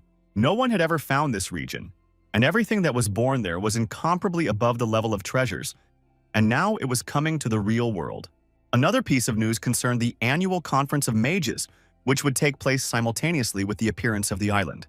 This was the first large-scale conference for all magicians, so it attracted a lot of attention. Jessie was one of 4 players invited to the Mage's Tower.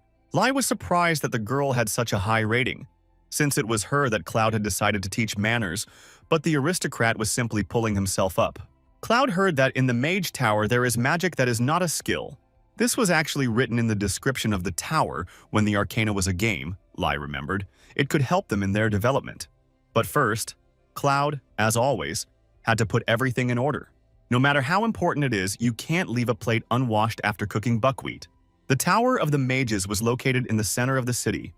It was from there that Cloud moved to the vampire's mansion last time.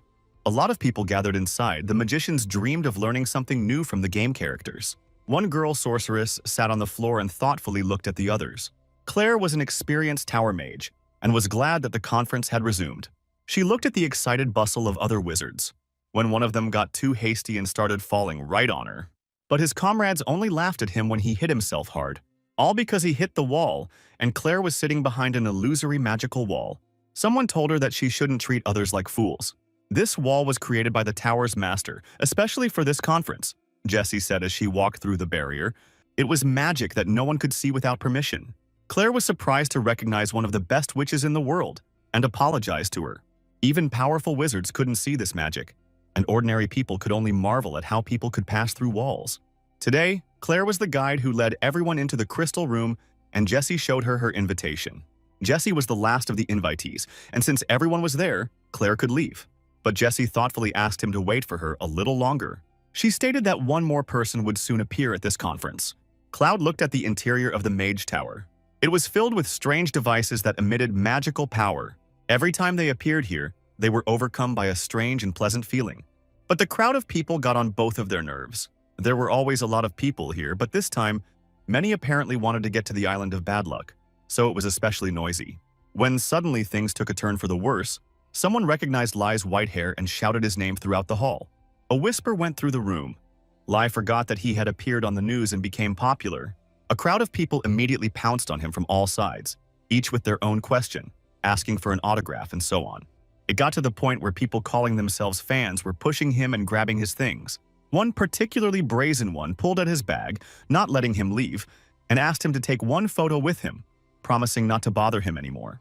But he didn't know that the bag contained a special delicious tea that Lai had bought for the first time in honor of the award, and Cloud told the pester to get out.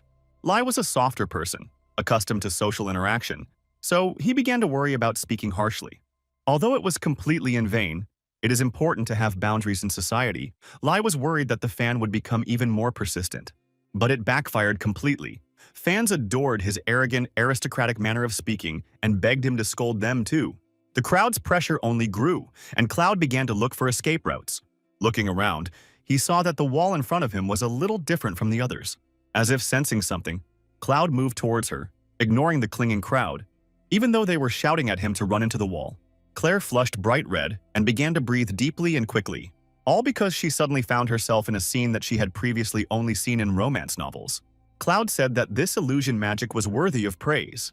She led the strange guy up the crystal steps that hung in the air.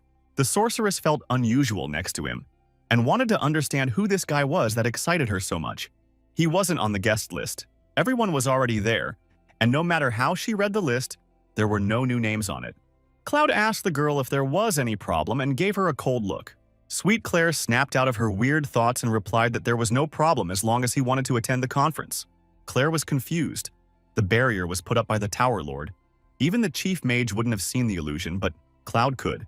Lai couldn't understand what was wrong with the girl. She looked like she had a fever. Cloud asked if he could take part without an invitation. Claire explained that this was not true. Anyone who was able to overcome the illusion could come to the conference. It's just that he was the first person to do it, so she was surprised and wanted to know about him. Cloud simply replied that the magic was worthy. Lai thought about the illusion magic that could be dispelled. They had an idea of the principles, but lacked the magical power. He opened the doors and found himself in a hall where a magical conference was taking place. It was a crystal hall. Lai immediately opened his mouth and stared, but Cloud stood up straight. Claire told him, "Welcome to the place of search for sublime knowledge," and laughed. When Arcana became a reality, many bots, inhabitants of the game, also appeared in reality. Among them was the most influential man, a young magician named Marcel, the successor of the Magic Tower. In order to quickly identify and respond to the situation in the world, he began holding these conferences, but Jessie was frankly bored. Her hat tried to reason with its owner, explaining how amazing Marcel was, but Jessie just wanted to sleep, since she hadn't seen his strength with her own eyes. For her, magic was a skill that was given by the system, by study, by intervention. For her, it was just a theory. The hat insisted it was an honor to be in the room.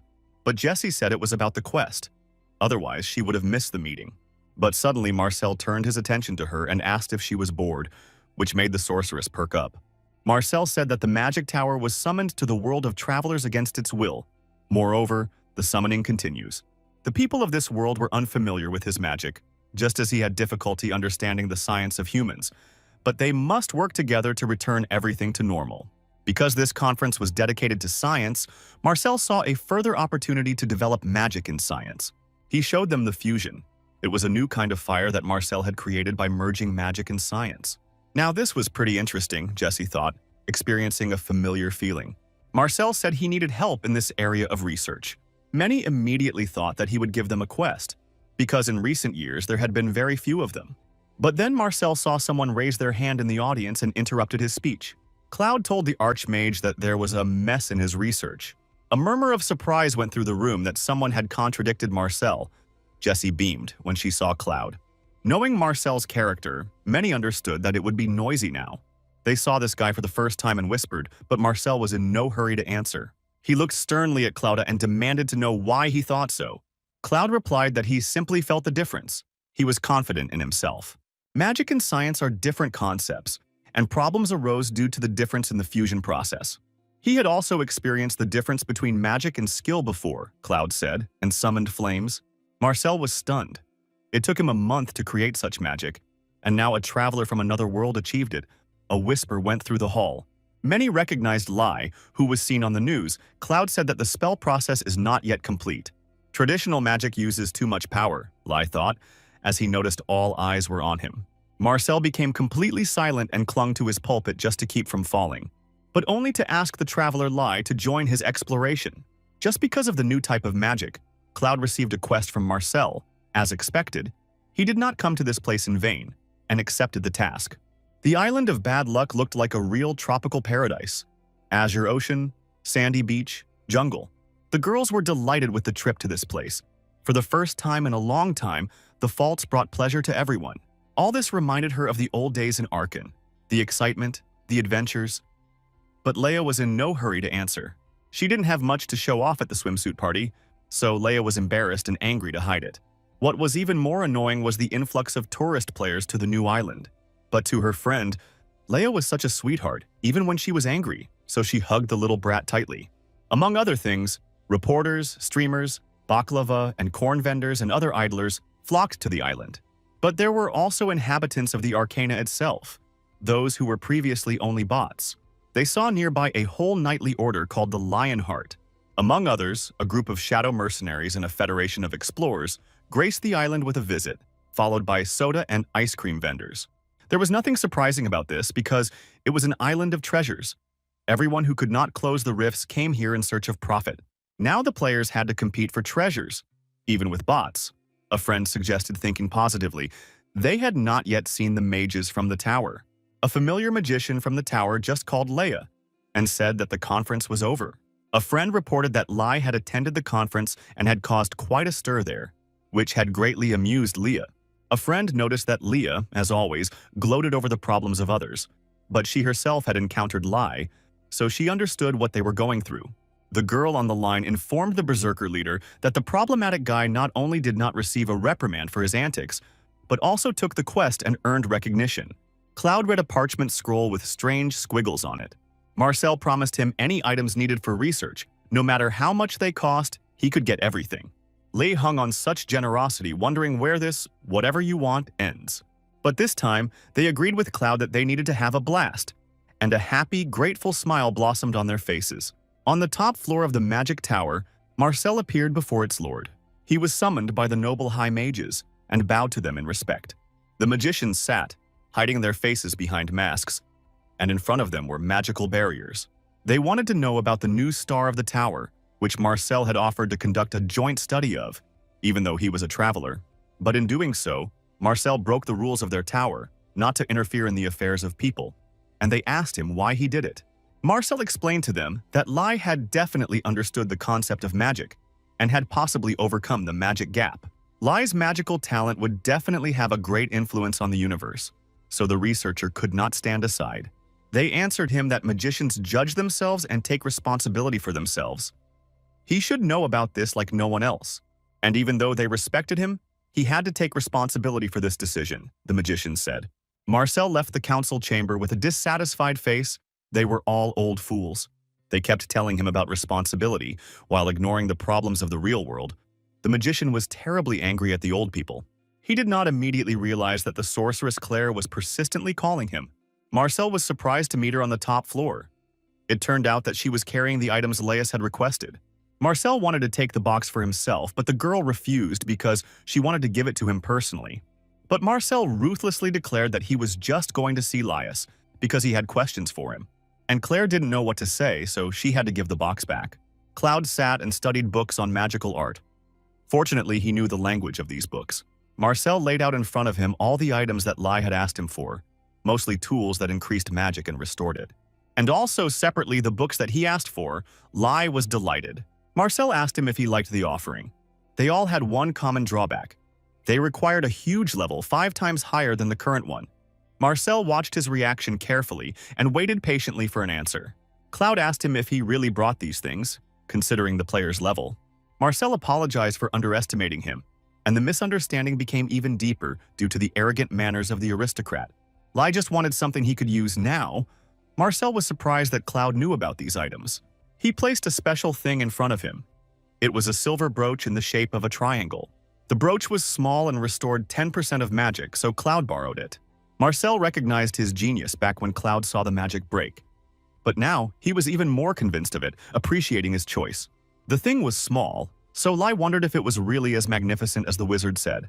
However, Marcel said, they couldn't do the research right now, there was a mess in his developments.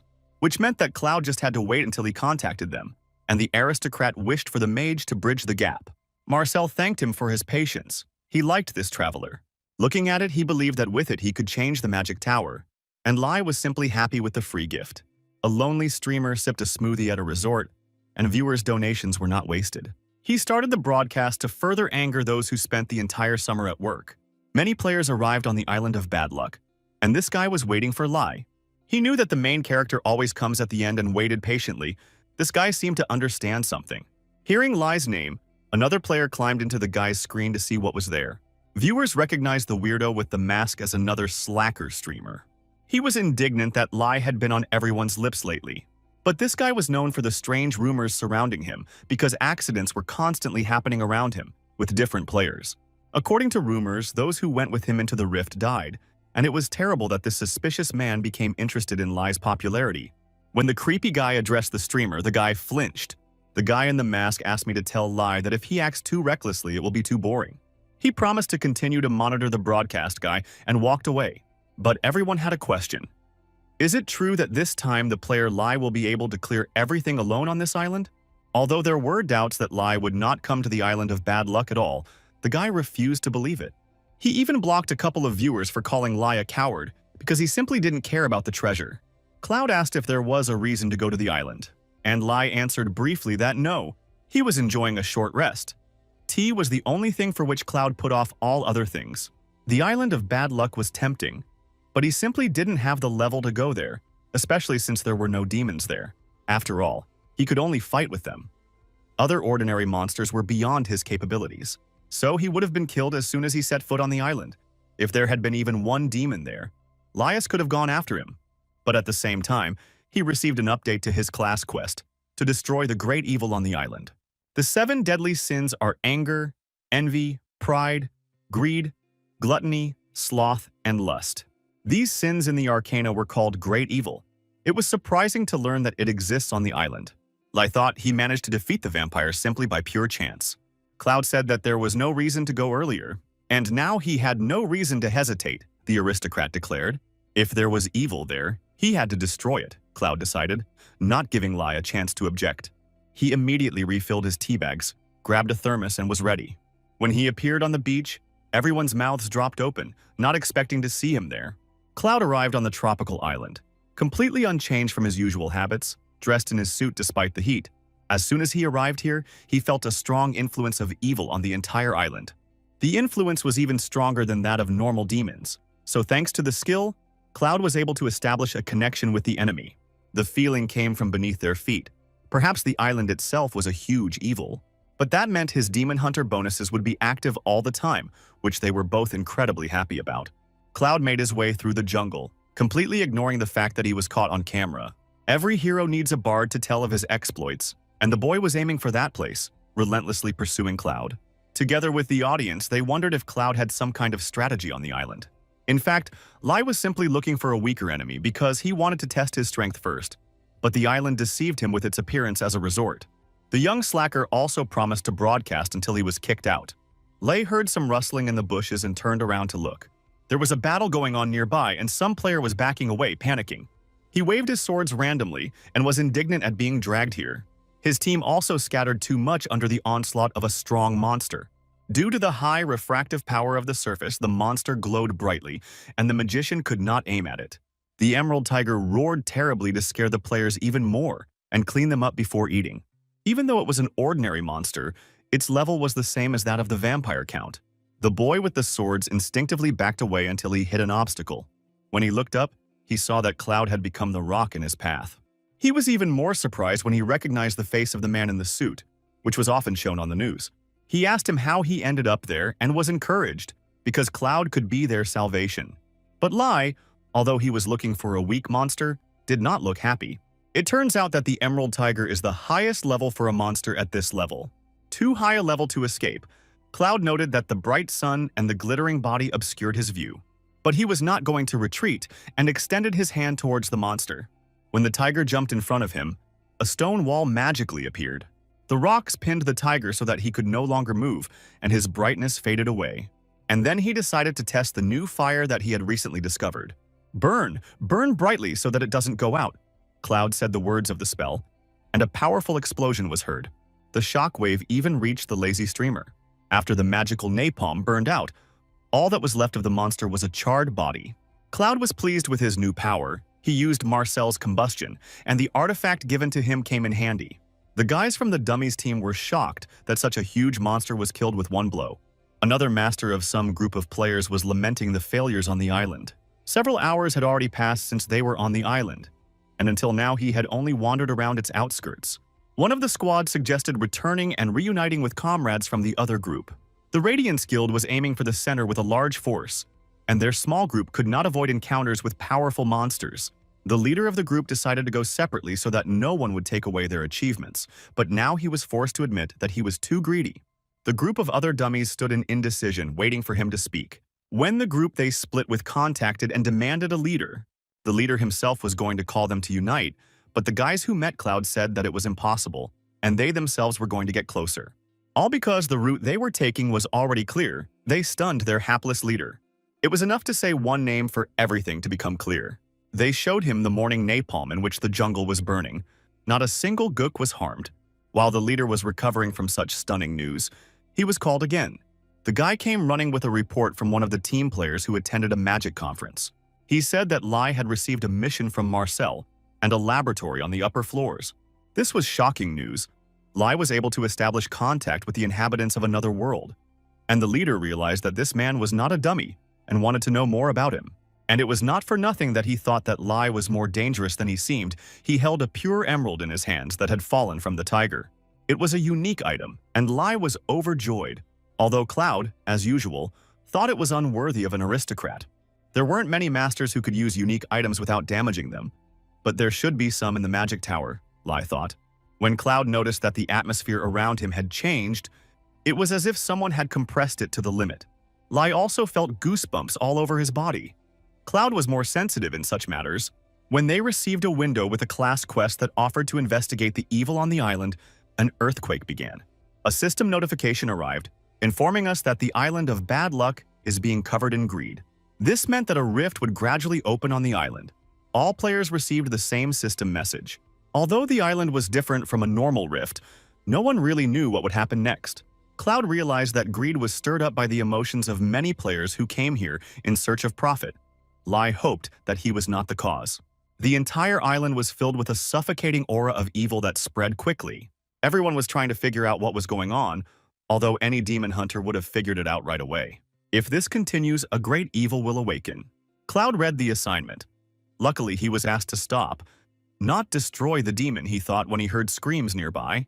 Players were still obsessed with treasure hunting and rushed around the island in search of loot. Now, with the appearance of the rift, they had gone completely crazy from haste. Their reaction was predictable, thought Lai. Obviously, all players on the island will think similarly. The irony is that in order to obtain the treasure, one must completely give it up so as not to taint it with greed. It was impossible to convince all the players to stop thinking about it, and Lai wondered what to do. Cloud said that ultimately there was only one way. He confidently declared that he would collect all the treasures himself, which greatly surprised Laius, who did not know whether this was right. The Shining Group also thought about what to do next. The archipelago of bad luck consisted of 10 islands, as well as levels of the rift, Camilla explained to them. It was something like a countdown. After receiving the treasure, the rift scale would fill up. They discussed what Jessie had told them about Lai, and Camilla thought they were onto something because her friend's eyes were shining. The other fighters demanded that she take the situation seriously. Their leader asked his comrades if he could defeat Laius if he fought him, and they stared at him in amazement. The oaf from the squad also wanted to fight Lai, and Camilla asked him if he had ever hit his head as a child. They started arguing again, and Camilla warned them that this would definitely upset Jessie. Then the leader thought about it. While they were chatting, the process of breaking up went one level further. Someone just got the treasure and the unification of the world began. Since the goals were clear, the leader of the group stood up and said that all the treasures needed to be collected. Lai was horrified by the recklessness of his character, but there was nothing he could do about it. His protege was literally going to collect all the treasures, which meant that the sin of greed would awaken. Lai was afraid that Cloud had decided to give up on everything since greed would still awaken when they encountered a squad of knights. They were the Order of the Knights of the Lionheart, and they were easily identified by the coat of arms on their flags and armor. These were the best knights of the Empire. Cloud recognized the head of the knights. His name was Harkon, and greeted him. The first mate demanded more politeness from his commander, but he stopped him with a gesture and asked the name of the traveler. Cloud said Lai's name and said that he didn't think he would meet knights here, although he spoke with a strange accent. Then Harkon understood why Cloud had a different feeling than other people. Harkon noticed the brooch that was pinned to Laius's chest as the second sun lit up the sky. Cloud barely dodged the unexpected attack as an explosion of flames erupted next to him. It looked like a meteorite, and even the knights flinched in surprise. But suddenly, out of nowhere, a giant turtle appeared, which was the master of this island. Harkon immediately ordered everyone to prepare for battle, despite the fact that they had the strongest boss on the island. When the turtle's green eye lit up, they screamed, warning the others that the turtle was about to attack with a meteorite. Harkon shouted for everyone to get into position as the turtle lunged at them. But slowly, it was a turtle after all. But just one movement was enough for her to shake the earth because she was quite heavy. Stones were constantly falling from the sky, a lot of dust rose up, and the knights could not see anything clearly, so they asked Harkon what to do. But while the first mate was distracted, he did not notice the huge turtle in front of him, and stood like a statue, waiting to be crushed. Harkon shouted at him to dodge and managed to jump towards his assistant. Luckily, he didn't have to assign a new idiot to do the errands because this one was saved by Cloud, who summoned a rock and stopped the leg. Even the knights, who had seen a lot, were surprised that it was possible to create a wall of such size simply out of thin air. Cloud told them that now was not the time to chat when the knights asked him how that was possible, all because the armored turtle could break through any obstacle. Lai increased the wall's strength to the maximum, and if it weren't for the brooch, he would have already spent all his mana. He was having a hard time, although Cloud didn't show it. First, he needed to accumulate more energy and somehow support the stupid knights. Harkon recognized the thing on his chest. It was a brooch from a magic tower, which made it all the more surprising that it was given to a traveler. But like a true knight from the novels, Harkon sincerely thanked Cloud for saving his knights. If he helped them in this battle, the knights would swear to never forget this in their hearts, Harkon said, which certainly did not sound like a generous reward. Of course, Lai thought that he could interpret this in his own way, as if the knights would do all the work, and he would be a stowaway on their bus. It was wonderful, and they were both happy to accept the offer. Cloud stated that all demons must be destroyed. The streamer sitting in the bushes was still chasing Cloud, even though Cloud hadn't given him permission. He, like his audience, was deeply impressed by what was happening. For some reason, the boy was pleased by other people's successes, to which he had nothing to do. Because of the danger posed by the large turtle, the streamer couldn't get any closer, and he didn't know what exactly Cloud and Harkon were talking about. Harkon shouted to his Iron Men to attack bravely, and the knights went into battle, hoping that their numbers would decide something. Lei stood in the thick of things and did nothing, and didn't really want to. The assistant of Harkon, whom he had saved, did not take his eyes off the traveler.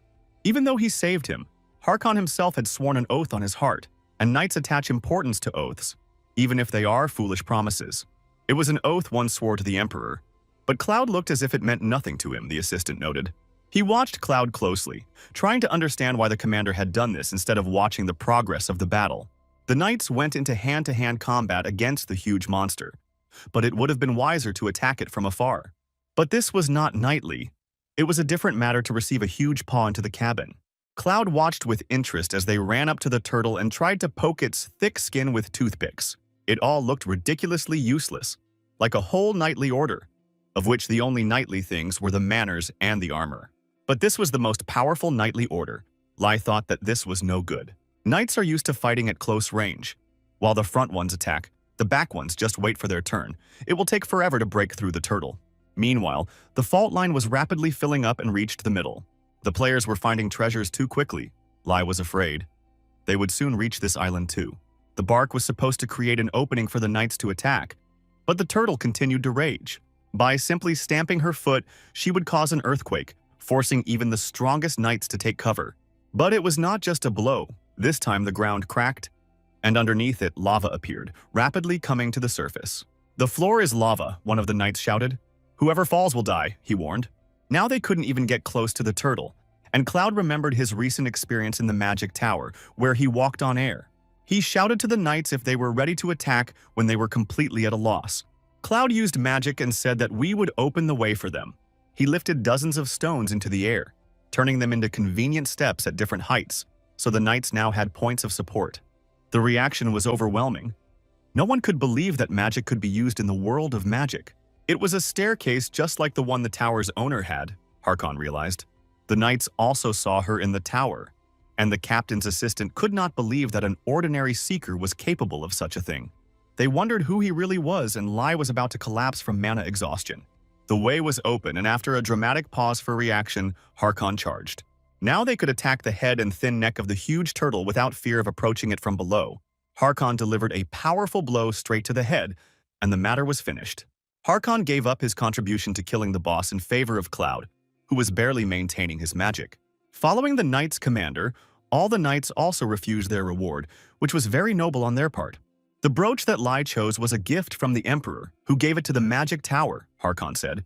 And because he saved many senseless lives, the knights bowed their knees.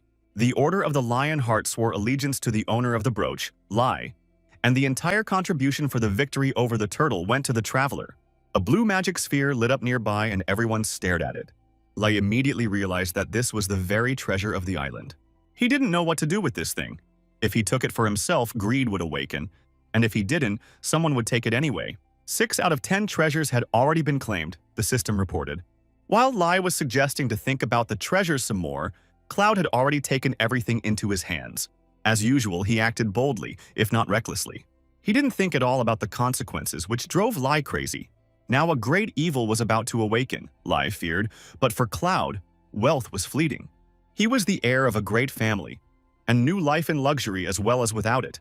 The slacker streamer was overjoyed that Lai had found the treasure. But Cloud didn't know the feeling of greed. The treasure simply had to be taken without him. It was amazing how this system worked. The treasure could be taken by someone who didn't need it. Meanwhile, the streamer guy wasn't the only one watching Lai, who received the award. This scoundrel robbed other players and now waited for Lai to collect all the remaining prizes. One of the victims was still on his feet and cursed the robber instead of pretending to be dead. So the robber quickly fixed it, and there was no need to pretend. The killer was only concerned about Lai, whom he was going to rob in the end. Cloud held the glowing crown in his hands, and without greed, he did not receive any negative consequences. The streamer from the bushes who watched this scene even shed tears. Or maybe invisible ninjas cut the onion. To everyone's surprise, when Lai received the treasure, the progress of the rift did not increase. Everyone was amazed that he was so calm and did not believe that he really did not have an ounce of greed. But this could not be said about Lai. Fortunately, he did not control their body. Although looking at the condition of the item, one could understand his expression, the broken crown of the epic rank. That was all the description. Who would covet such trash? Thought Lai. And his greed evaporated without a trace. And what if the next treasure is the same? Later, he received notification from the knights that they had joined his team. As he promised, they will now be with him everywhere, Harkon said. And then Lai realized that these oaths were not a joke. He thought it was just a convention that in the future, if they encountered each other, they would not attack him. But Harkon was so grateful for saving him. Even though they didn't know his ultimate purpose on this island, they still swore to be his sword and shield. Lai couldn't believe he had acquired an entire order of free servants. Even if it was only for the duration of the mission on the island, the best knights of the Empire would follow him. There was simply a huge difference in their levels.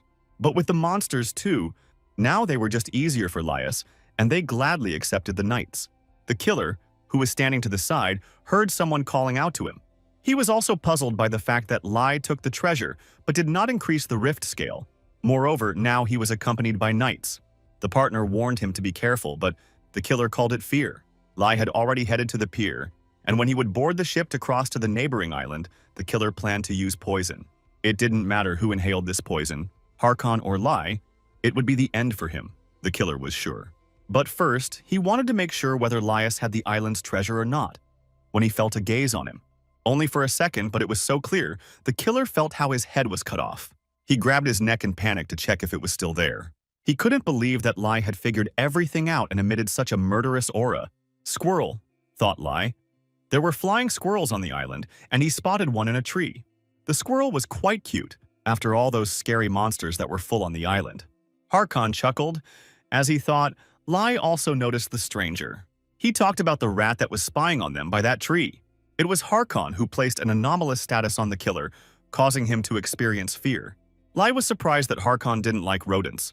The squirrel was ordinary in appearance. Cloud was thinking about what to answer Harkon when he received another red notification. The gap had reached 8 squares. We had to go as fast as we could because there was only one treasure left, and Cloud said not to pay attention to the rodents. The good news was that he was now immune to the rift breaking. Cloud said they should hurry, and Harkon immediately supported him. The killer was still in fear. He even ignored the messages of his colleagues in the dangerous business. He did not understand how he managed to survive, why he was spared. Maybe they pitied him because he was insignificant. The killer's mind was in confusion. He slid down under the tree as he could no longer walk or stand up straight. Whatever the reason, he was grateful to have survived and told his teammates that he was leaving. They demanded an explanation from him, but he only said that they too should retreat if they wanted to survive. Another vile scoundrel grimaced at such words. He did not understand why the self-confident killer suddenly changed his mind. He threw his phone on the ground in frustration. It was already useless anyway since their group had gathered. The robbers were planning to make money here and even took out a loan for the hydra venom they were going to use to poison everyone, but now the person responsible has fled. Someone told the gang leader to calm down, but this made him even more angry. Of course they could say that because it wasn't their money, the bandit leader shouted. But another thug interrupted their argument and asked why he was so angry. But now the leader's anger seemed abnormal, as if he was under some kind of influence. The leader of the group started talking nonsense about how they were all in cahoots with the escaped coward and wanted to set him up. But he finally went off the rails and became furious, giving in to rage. Cloud looked up at the sky. It was no longer blue and clear. A dark haze hung over them. Harkon asked him if he knew what it was, and the knight was also alarmed. Cloud replied that he didn't know anything. He just saw that his natural enemy skill had become stronger. His hunter's instinct seemed to warn him of great danger. There was a demon nearby. Meanwhile, the murderers and robbers suffered a terrible irony of fate. The leader attacked his own people. Now they realized that their leader had gone mad because of his greed, but they didn't think it was that bad. True, This realization was somewhat belated because the robber had already been killed. The maddened killer killed all his accomplices and took their modest loot. By a coincidence, the streamer witnessed a multiple murder from the bushes, along with his viewers. It was obvious that this was not an ordinary murder motivated by greed, but that the bandit had gone completely mad and become possessed. The boy started running as fast as he could, because ultimately, his adventure of wandering alone through the bushes, where there were plenty of monsters and bandits, was leading to this. He had heard rumors of player murders, but in his naivety, he never thought he would encounter such a thing. If they saw him, they would definitely finish him off, the boy realized, and didn't notice how he tripped over a root on the ground. He would have definitely lost his straight nose, but he was lucky that someone picked him up. They were student tourists from the Explorers Federation.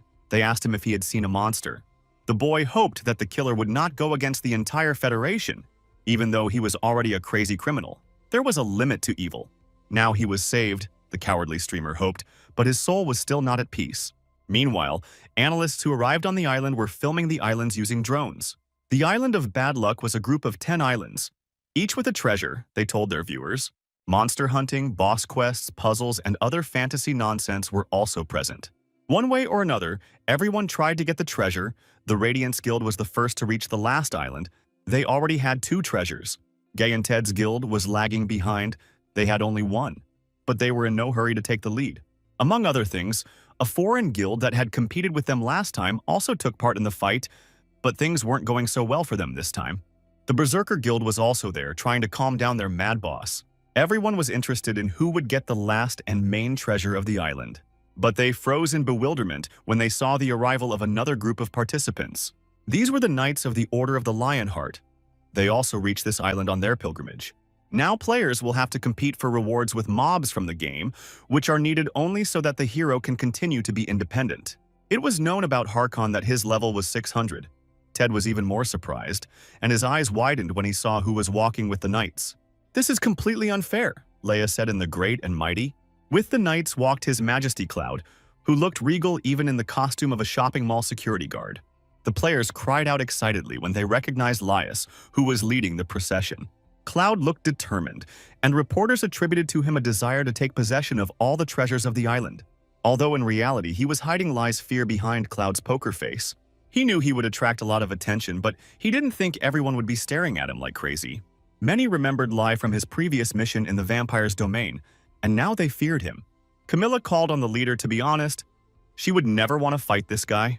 The pressure of their gazes grew, and Lai hid bashfully behind Cloud's mask. He was not used to such a stream of attention. Lai was worried that if he was found to be a fake, he would simply be dragged through the mud and treated like a fraud.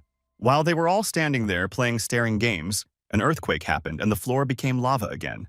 The other players hadn't played the game yet, so they didn't know how to react. Panic began. Everyone tried to get out of the rift, shouting something about fire resistance potions. The owner of the island, a giant silky crucian carp, jumped out of the lava with some pathetic level of 400. He radiated such heat that even from a distance it was difficult to resist. The crucian carp itself consisted of hot stone, so it was difficult to approach it. Commands were given to those who did not have heat-resistant suits to step back, and for melee players to take disposable weapons. To defend itself, the crucian carp raised a wall of lava and blocked their attacks. John was worried about his brother and told him not to overdo it, but Ted and his ore would not be lost. The heat from the lava was so intense that it charged even through the drone's camera. No one could even get close to this monster because he was swimming in a lake of magma. Harkon asked if everything would be okay. To his shame, even though he said he would follow Cloud, he couldn't even get close to the monster. But Cloud confidently stated that there was nothing to worry about and chuckled. He had his own tricks. The guild leader saw the radiance as even in such a difficult situation, Lai laughed. He didn't understand what he was going to do, this strange man who boldly approached the hot lava. Cloud knew that summoning magic could be divided into 3 stages, calling for interventions and expression. Cloud released them one by one. The lava around the crucian carp is not a skill, but simply a part of nature. For Cloud, lava is natural water. The players again froze in amazement and could not believe their eyes. Lava is just a rock, only liquid, and a whole rain of lava drops flew into the sky, and they were all under Cloud's control. Although his mana was rapidly falling, and Lai really wanted to hurry Harkon. Now that the lava pool was drained, Harkon could make a beeline for the huge fish. The leader of the Radiance came to his senses and told his men to charge. The path to the boss was open, and all the other players and knights also rushed towards him. John yelled at Ted that due to the number of players and their levels, his contribution would be 0, so he should get the first strike prize. But then it suddenly turned out that the fish could fly, and demonstrated it. The Crucian carp waved its tail and jumped into the sky, believing in itself. But gravity was stronger, so he fell next to it, causing the ground beneath him to crack like ice. Leia once again expressed herself with a 3-story forbidden word. In short, she didn't like this fishing.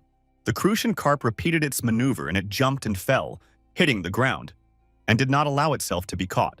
But then something fell from the sky and pinned the fish to the ground. The leader of the Radiants did not understand what had just happened. The attack was very unexpected. It was good that no one had time to get closer to the fish. Razor-sharp stone spears, still red from the heat, pierced the Crucian carp. This was a change in properties, one of the players realized, and told Leia about it.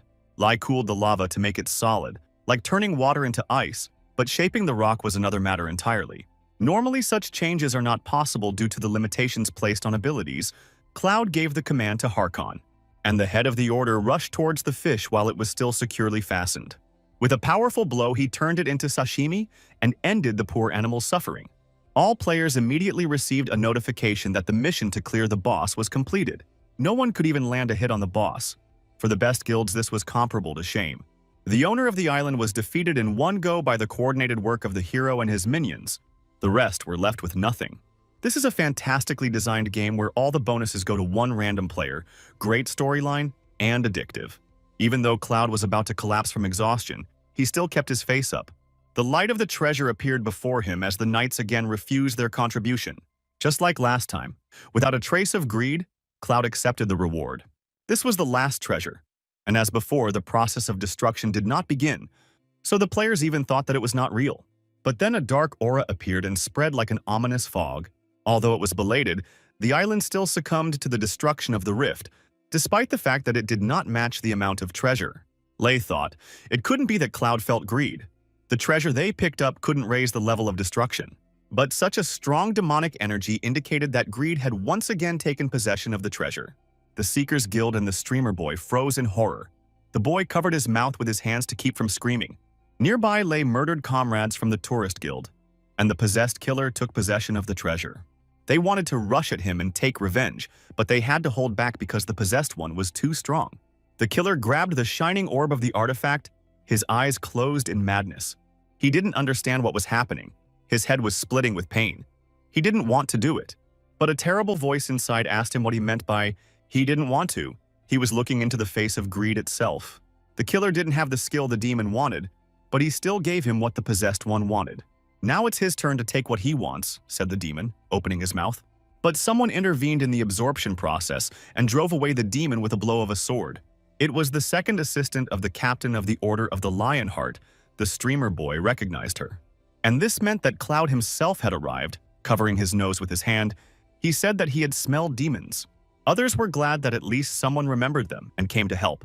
The hero's boy Bard immediately got down to business and grabbed his phone. But Cloud was already under a lot of strain after 3 battles in a row.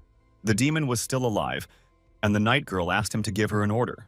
Cloud received a notification that a class quest had been created. An unprecedented power burst forth from the possessed body, so that they recoiled, and the system reported that an unprecedented evil was emerging.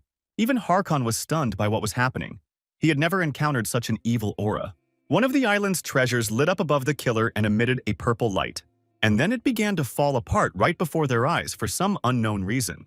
The island's treasure was being corrupted by greed, and Laius was tasked with stopping the rebirth of mortal sin. The rift began to collapse, and everyone was horrified, just like back in the land of vampires. A huge clawed paw of an unknown monster rose above the island. These ghostly paws began to tear the islands apart and push them apart. From the largest island of the archipelago, paws reached out to the others. Everyone saw that the island was now united into one, as if they were floating barges. And then a golden palace emerged from the ground, right in front of Laius and the knights. It was made of pure gold, so the players who were not familiar with the word inflation had their eyes lit up with greed.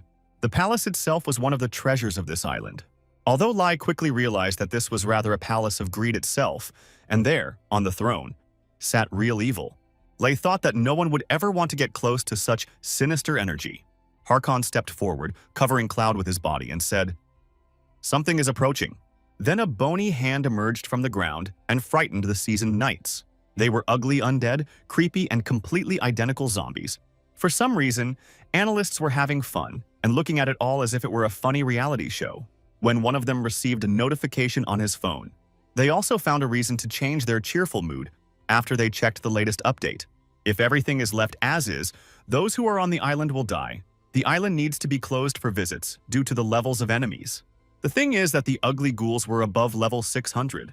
Even though these were ordinary mobs, their level was simply off the charts, and a tough battle began. The knights saved those who couldn't fight. Lai was indignant. The system should provide an acceptable difficulty so that the game is interesting. Harkon ordered his knights to retreat. The battle was too unfavorable for them. He turned to Cloud and said that the forces were not equal, and that they needed to retreat. But Cloud asked if his oath to become his sword still stood. He had to keep Harkon in place no matter the cost. Harkon was surprised that he wanted to fight. Their opponent was a great evil, and Cloud's life could be in danger. But Cloud said that he would punish the demon, and there were no other options. Harkon found no fear or doubt in his gaze, but all of this was a mask behind which the frightened Lai hid. And then Harkon called out to all his knights who were fighting. He called on them to keep the oath he had given to Laius and help him get to the great evil. The knights stood in formation and answered in chorus that they would do this in the name of the lion.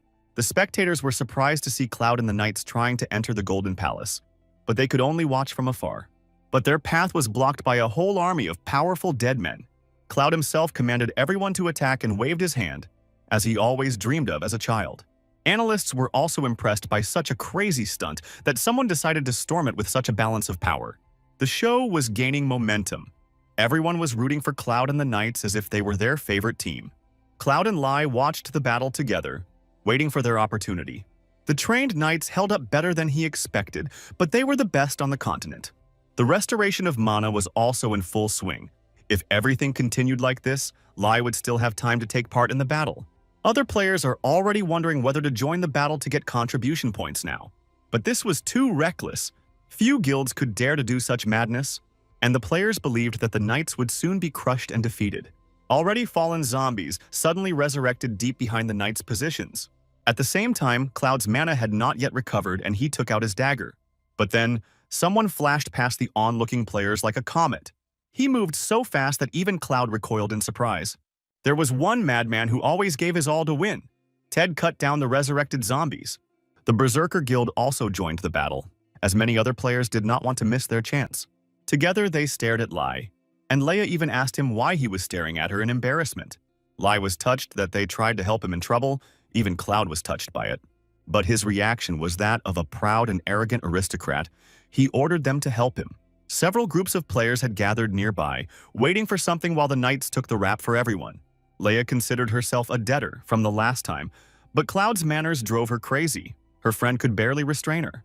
For Ted, this was a great opportunity to get closer to Lai, as his brother had advised him. But Lai thought that the players were angry with him and didn't know what to do. They were interrupted from their long reflections by monsters that had risen again. The first mate shouted that a new wave was coming. Ted gave the command to his priest to cast blessings on everyone and drive out the undead. Lai had nothing like that. He couldn't help his knights, so Cloud asked Leia about it directly, and she remembered that he had once refused her a cup of tea, which she had not even asked for, and now he was demanding buffs from her. But the fashionable priest came to the battlefield. Their finest hour had come. Except in battles with the undead, they could not show themselves. But it was a cheap and easy move. Ted just gave upgrades to everyone to win Lai's trust. The knights felt a second wind and went into battle again. Cloud told Ted that he would not forget this favor, and the guild leader asked if he personally needed any bonuses. Holiness, protection. Ted promised to give anything, but Cloud refused. In his categorical manner, he declared that he did not believe in God and had no need for holiness. He was in dire need of help, but he continued to behave like an arrogant scoundrel, which infuriated Laius to death. Harkon heard a voice inside his head and a wave of flashbacks washed over him. He had already heard these words that told him that they no longer believed in God. It was the Emperor's voice, and Harkon froze in indecision, black shadows surrounding him. Ominous mists tried to enter his mind through his eyes. The power of flashbacks is inescapable, and Harkon remembered how he had knelt and told him that he had found the demon. and he said that he was ready to immediately go into battle to defeat him. But the emperor was in no hurry to give orders. He met Harkon's words with indifference. It was as if he didn't care that thousands of soldiers would fall again in battle with the demon. The demons appeared and the traveler seekers disappeared, said the emperor, looking out the window. Following them, the magic tower that dealt with the infidels disappeared. And behind it are the vast territories of the empire along with its people. They disappeared as if they had been swallowed by unknown monsters. Every night they asked God if this world was really ending, if this was really his will. But God never answered the proud emperor. Could it be that God died? The emperor asked Harkon what he thought about this, whether the god could have abandoned them. Harkon clutched his heart and said that the demons were to blame for everything. They were blocking their path to God, and he promised to kill the demons and return victorious. But the emperor said that everything was fine. They no longer believed in God, so there was no need to try so hard. But he promised to believe that Harkon would return and smiled a strange smile. The battle was a life and death one. Demons and humans clashed as if for the last time. Harkon led everyone and knew no fear of defeat. They fought for the emperor and knew no fatigue or fear. Then a demon appeared, a freak with gray skin and evil eyes. He was their main target, and Harkon selflessly rushed towards him. But it was too late. The demon only grinned, and a magic circle appeared around Harkon. Blue magic burned everywhere, and the soldiers became alarmed. And when he came to, they had already been transported to another world, where they immediately fell into the sights of cameras. Many people looked at them as if they were a curiosity. Harkon was completely disoriented, his ears still ringing from the battle. He was supposed to return to the emperor, but his image, pure and clear, floated like a wax candle. Harkon whispered that he had been wandering the world in search of the emperor, and he had been here all the time. The other players and his knights did not understand what was happening to him. Harkon looked like he was possessed. He moved strangely, spoke strangely. His gaze was foggy. He swore to destroy all enemies of his majesty, and Laius was seriously frightened when he saw him. The knight who was approaching him was the strongest, and at the same time full of evil and hatred, and yet he promised to be his sword, Lai thought with regret. The demon-possessed man said nothing and silently approached them. Lai realized that the knight was possessed and bit his nails. Not knowing what to do, Cloud, as usual, was the picture of calm. It was a disturbance of the peace, a mind control more complex than just possession. As soon as Cloud blinked, the knight appeared behind him and swung to strike. He would have cut off his head, but the barbarian Ted intervened in time and protected Cloud. Ted was glad to have gained some more loyalty points from Lai and smiled at him. But Cloud gave him such a cold look that the boy shuddered. He froze in place, not understanding what he had done wrong or how to fix it. Lai was also in deep shock after the attack and was trying to recover from it. He finally came to his senses when he realized that he would have died if it weren't for Ted. Harkon attacked his first mate, who could barely contain his strength. He shouted at him to come to his senses because they had to return to the Emperor together. But Harkon's thoughts were full of darkness. He ordered him to be silent, for no one dares to speak of the Emperor with a dirty mouth. The knights were horrified that their captain saw them as demons. But Harkon did not admit anything at all. He had completely gone mad, no longer knowing who was a friend and who was an enemy. After the knight captain lost his patience, he no longer held back. Harkon attacked them with lightning speed, moving straight ahead without any evasions. When he struck, it split the ground and sent rocks and other debris flying everywhere. Then the armored knight jumped about 6 meters to flutter like a butterfly. He hit again straight in the air and a large crater appeared on the ground. The players barely managed to stay on their feet, and Ted had to dig his oar into the ground to avoid being swept away by the blow. But it was still not enough. Harkon walked through their flimsy formation and stunned them all. He raised his sword again for a serious attack and filled it with aura. The impact with the ground released a wave of force that cut through the ground in front of him for many meters. Leia lost her footing and fell. She told her friends that everything was okay when they came up. Many needed help, someone was crushed by a stone. It is strange that Harkon did not show his power earlier in battles with bosses. Ted was disconcerted. Harkon looked more like a walking disaster than a man. He had been hit hard, but at least he was able to get back on his feet. When the dust settled, everyone stood there in amazement, mouths open. It turned out that Harkon's entire mad onslaught was stopped by one gesture of Cloud's palm. It was astonishing because the captain had gone into a frenzy and was stopped by a gesture of an open hand. Many were amazed that Cloud didn't even blink an eye, but in reality he simply didn't have time and hoped that they wouldn't touch him. Harkon looked ahead, his gaze unfocused, as if he were looking into the distance. He asked the white silhouette who it was and why. Among the demons, only he could be seen. Who knows, they both thought, and couldn't find anything to say in response. How could they know what Harkon was seeing with his own eyes? Maybe it was because Cloud was a demon hunter, or his ability to exorcise. Harkon demanded to identify himself or he would kill him, and Cloud thought about what to answer. Lay thought that they had lost their voices due to extreme fear. Harkon realized that no one would answer. Maybe they didn't want to, or maybe they couldn't. Gripping the sword tighter, he said that it didn't matter. He just needed to cut it just in case. Instead of answering, Cloud extended his hand as if to shake his. Harkon peered closely at the white silhouette. He thought that they were trying to lead him by the nose. Cloud pressed his hand to his chest and still said nothing. Then Harkon saw the Emperor's brooch there, and he remembered the one to whom he owed his life. Only then did he break free from the power of the flashback and his bad mood, and he recognized Lai. Sincerity always helps, Cloud thought, and Lai slapped his cheeks in Spanish shame. His exorcism skill had increased so much that he could exorcise a demon with just his presence, all because the skill was active. Harkon sensed something was wrong. Even though the demon had left his body, he had not disappeared. He shouted at Lai to run away because he noticed the darkness gathering above him. As before, the demon tried to penetrate the body through the eyes, but at least not through another place. Cloud found himself in the inner world. There was a strange man sitting on the throne. He realized that he had entered the demon's consciousness, and that it was he who was in front of him. No matter how you looked at him, the man was evil himself. He told him that he just wanted to protect his kingdom. It was a kingdom on an island of bad luck, the stranger said. The land and sea are full of abundance. The mountains sparkle with precious stones. People who love each other. He read them the advertising brochure of his resort. Everything was like this until one day a stranger washed up on the beach. The people treated him with respect and care. They gave their guests the best. And then they equipped us for the journey and sent us on our return voyage. For their kindness, they received an invasion of the island. Its people did not know how to fight, and were unable to fight back. The kingdom was completely enslaved, and the rescued were taken prisoner. The king of the resort asked why, because if he needed the riches, they could share them. But he just laughed. Why divide something if you can take everything? And the king did not know what to do. Then his mind became clouded, and through this crack a demon entered the world and took possession of him. This hatred had lived in him for centuries since then, and he reached his hands towards Cloud's neck. The king of the resort insisted that it was his and belonged only to him. The island, the sky, the sea, the stones, the treasures, all this belongs to him. But Cloud firmly told him to shut up, and only talked about some trivial matters, the multi-billionaire told the director of the destroyed resort. Even the demon was shocked by such impudent statements that did not fit into the logic of common sense. The wealth expert said that everything is fleeting, everything will pass.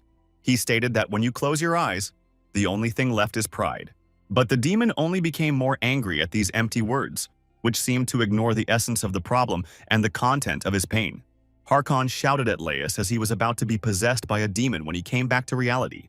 Cloud pointed his hand towards the golden palace that towered before them, thinking about the foundation of the castle. He only had to intervene a little bit to affect the foundation, and then everyone saw how the gilded palace began to crumble and collapse like a house of cards. He was all reduced to a pile of rubble. That was Cloud's response to the demon's advances. Lai miraculously stayed on his feet due to a mana deficit, and Cloud screamed for the demon of greed to come out to him. He shouted at him that wealth was worthless, that the soldiers who protected him were dead. Even though he was like this now, he was once the proud director of a resort. From under the ruins emerged a huge evil monster like the brother of Shai Kulud. The demon was angry that he touched his island, his wealth, and dared to resist greed. Shadows filled everything around and stretched out like evil imperialistic tentacles to everyone around. The tentacles bound the players and they were unable to move. He squeezed them so hard that they couldn't breathe, and it was very dangerous. The demon of greed promised to turn everyone into undead who would protect his treasures for eternity. Ted thought that if this really happened, it would be better for him to commit suicide right away. But the necromancer didn't care. Cloud yelled at the demon again, as if scolding a teenage schoolboy to know his limits. And in one fell swoop, he dispelled the spirit of capitalism, and players and bots were able to breathe freely. Cloud still stood in front, as if he was protecting them, although he simply couldn't take another step. The demon clicked his teeth. He didn't understand how Cloud could control his mind, because he was a great evil. But the aristocrat simply had immunity to greed in the form of his wealth, and told the demon that he was not evil at all. Cloud performed an exorcism and donated the vampire orb he had recently received to bring the resort's director back to his senses. The ugly and big-eyed Shai Hulud froze from the unexpected attack, which he could not block. Cloud pompously declared that it was time to correct all the mistakes and broke the sphere. And then the director realized that it was time to stop, because the resort building was already destroyed, and all the servants were dead. The demon could not bear the loss of its host and burst with a deafening bang. All over the online news, there were enthusiastic cries of praise for the great hero. And then they turned their attention to the resort director who appeared after the demon fell. The man knelt in front of Cloud and everyone fell silent, waiting to see what would happen next. The man did not understand how he survived because he should have definitely fallen along with the great evil. He looked at Cloud and asked if he had saved him, but the nobleman couldn't really see anything because of the level up notifications. Lai was in a hurry to see the trophy when a hidden task icon appeared, giving him 9 seconds to think. The essence of the task was to help the director of the Island of Bad Luck find the meaning of life and return the crown. For a long time, Cloud could not understand what kind of crown he needed to return. And then he remembered the first item he received on this island. Everyone who watched the drone broadcast was wondering what kind of person appeared after the demon was destroyed. Maybe he was a new demon. In front of everyone, Lai took out something from his inventory, which quite stunned the spectators. Like a god emperor, he crowned the resort director as king. As a result, the kinglet suddenly became more beautiful. His skin got rid of wrinkles, the dark circles under his eyes disappeared, and the prolonged depression receded. Lai breathed a sigh of relief. He had previously thought that the crown was high-quality trash that had fallen off the turtle, and was glad that it had been put to use. Then came the notification that they had discovered the secret of the island. All players who were on the island at that moment received the same message. They were shocked that the rift was cleared, and not by a guild, but by an independent player. There was the same confusion in the Shining Guild, because this entire quest arc seemed to have been created for one person. The boy blogger went crazy with delight at the sight of other people's achievements, but he got his own content for the viewers. Analysts and the media were also shocked that the notification became global. Lai closed his eyes from the bright light. He did not understand what was happening and what secret he had revealed. The system reported that the ancient kingdom resort is being revived. Rays of light that came out of the ground hit the sky. The earth shook and people couldn't believe their eyes when they saw the destroyed resort rise from the ground. Magically, a luxury 5-star hotel with a swimming pool appeared on the island. But its walls looked rather dilapidated. There were cracks everywhere. The paint was faded. The director of the revived resort was illuminated, and even more attention was paid to him. Lai and Cloud watched as the director ascended. A huge magical force gathered around him like a whirlwind. Then the director got down on one knee and introduced himself as the last king of the resort, Hakuna Matata. Lai once again received a bunch of notifications about becoming a benefactor of the resort, and the relationship level with the character Akuna reached the maximum. Ted stood there in bewilderment as the king of this place was reborn, and also the fact that the king of the ancient resort himself knelt before Lai. The culprit of what was happening was equally perplexed. Akuna asked the name of his benefactor without rising from his knees. Lai was not used to this, but Cloud pretended that this was how it should be. Lai tried to calm himself down by thinking that even though the resort director was ancient, he was still a king, and he needed to express himself as politely as possible. But Cloud, as usual, simply called himself their estate in this world. It was incredibly rude to the entire king, so much so that all the spectators were shocked. Akuna promised to remember the name of his benefactor for many years to come. His words were, on the contrary, too polite after Cloud's introduction. Akuna said that when he was under the influence of evil, he remembered the words of his benefactor. It was time to correct the mistakes. This was what Akuna remembered. Lai was immediately embarrassed by the fact that he was quoted. Hearing these words, Akuna decided to commit suicide and the great evil in his heart. But his benefactor had given him life and a crown, Akuna said, and he exuded an aura of royal nobility. The head of the Order of the Lion Knights, Harkon, experienced a familiar feeling. Akuna asked him why should he live on? After all, he was a king who had made so many mistakes. He had lost all his subjects, and now he didn't know what to do with his life. The leader of the group of players ran as fast as he could and urged the others on, before which they had been cowardly hiding in the bushes like hares. It was the first world-class update. A new country had appeared on Earth, and he could already smell the money. In the time of Arcana, one country was incredibly valuable. On this land there will be many resorts, there are many rare treasures and animals. Once the kingdom was built, property prices would skyrocket, and the leader wanted to take advantage of this opportunity, albeit belatedly. When he arrived, he found many people standing as if they were at a ceremonial ceremony. Cloud answered for all the inhabitants of the land, as if he had the right to do so, that it would be right to restore the kingdom of Resort. Akuna was also surprised that it was possible to restore the kingdom from one king and one hotel. He was worried that no one would trust a king who had turned his back on his people and follow him. Cloud said that it all depends on his next move. As the king of the island of bad luck, he can get his pride back and make things right. And in return, Cloud promised to help. Although the dead people and family could no longer be brought back, Akuna decided to live on. Of course, Cloud didn't come up with this himself. All the words were in the hidden task window. That is, the main political actor was still the system. King Akuna formally accepted his wishes. But at that moment, someone proclaimed that everything was as it should be. It was a group of wary players who came when it was almost all over. The Second Sun Guild stated that the Kingdom of Misfortune deserved to be built and promised to help them do so. Turning to the other players, he asked them for permission to join, without even hiding his intentions. Of course he approached Lai. He wanted the one who started all this to know him by sight. That's why he came closer and grabbed Lai's hand and began to fawn. Everyone looked at these strange antics with a mixture of contempt and surprise. But Cloud was in no hurry to answer. He studied the face of the slippery sneak. From his gloomy face, the guild leader realized that he had done something wrong. There was an awkward pause in the silence that marks the birth of a law enforcement officer. The players began to shame the sneak for forgetting his manners and being so tactless. He immediately started apologizing for grabbing the wrong hand. Cloud looked furious, but in reality he was terribly sleepy. He had difficulty focusing on his interlocutor and frowned. After all the battles, fatigue was catching up with him under the monotonous chirping of the sneak.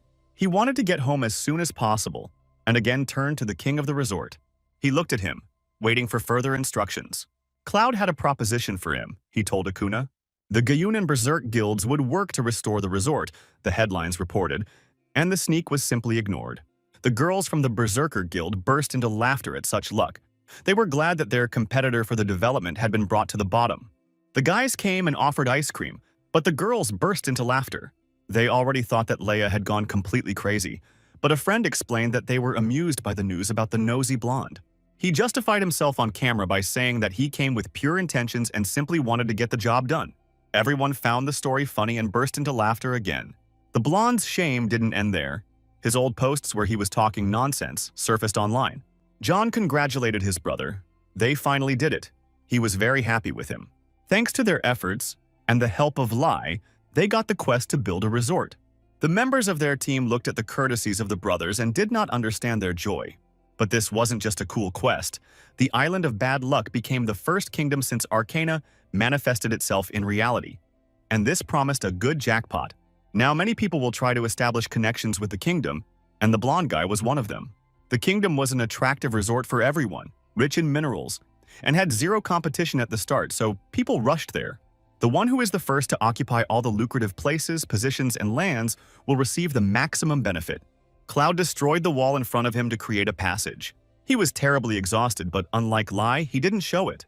He thought about how to get home in all this chaos and whether he should go straight to the Tower of the Magicians. When he saw a shock of hair hanging in front of him like a curtain, and its owner, as usual, was violating his personal space, Lei was scared because he first mistook Jessie for a ghost. Jessie showed a polite greeting. She took off her hat. Then she put her hands together in front of her. The girl studied a lot in front of the mirror. Step 3, bow slightly, keeping your back and neck straight. And finally, she asked him how he was doing. It was a bit awkward. She still had a lot to learn, but her sincerity was beyond doubt. Cloud sat down in the chair. He was terribly sleepy, so he kept his eyes tense so as not to fall asleep. He was touched by the girl's politeness, but he had absolutely no strength left to respond. He didn't have any tea with him, but he still offered the girl to sit down. Cloud was puzzled by the fact that there was no rocket flying to the Mage Tower. He meant the delivery service, but Jessie took him literally and said she could also hit a rocket. She chattered happily about how she had so many questions for him about magic, and Cloud thought about how deadly tired he was. Today had been a difficult day, and listening to her soft, cheerful, bell-like voice, he himself did not notice how he switched off. Jessie looked up from her questions and glanced at Cloud. Only then did it dawn on her that he wasn't responding and seemed to have withdrawn into himself. Involuntarily, she approached him and touched his face. Cloud opened his eyes and flinched as if someone had pulled him back. There was a note on the table. Jessie said she would come by next time, and added that his hair was getting in his eyes. Cloud was really exhausted. He even fell asleep right in front of Jesse, which was very indecent on his part. The window with the Supreme Mage's quest appeared before my eyes again, and I had to prove myself in order to convince the Supreme Mages. The lull was over, Lai realized. It couldn't be that the magicians in the tower simply accepted him. Besides, all this was under Marcel's patronage. But why today, when he was still sleepy? Cloud didn't understand. Someone knocked, and he invited the guest to come in. It was the same Marcel who gave him this quest. He seemed to be waiting at the door for Cloud to wake up. Cloud already knew why his fellow mage came to him, and said so. He had to prove himself, Cloud said, barely waking his eyes from sleep. Marcel noticed Cloud's disheveled appearance and apologized for the fact that the mages did not trust him, and this caused inconvenience. Lei told him that everything was fine, he just wanted to sleep a little more. After adjusting his suit, he told the magician to lead him. Since they did not believe in him, he would make them believe in him. A whole college of magicians had gathered in the hall, headed by a sorceress with green hair. It was the senior mage of the restoration school, Bella. She thought that Lai would definitely not prove his qualifications. After all, there was third-level sealing magic cast by 3 senior mages on his path. This means he won't even be able to enter the room to show something to the board. Not to mention finding the very room where this meeting is taking place. She was so confident when Cloud just pushed open the door he had just passed. All the mages, including Bella, just dropped their jaws. They were so shocked. Cloud destroyed the magic seal without any effort, as if it wasn't there at all. Even Marcel, the founder of the theory of magic, could not have done this. Bella was amazed.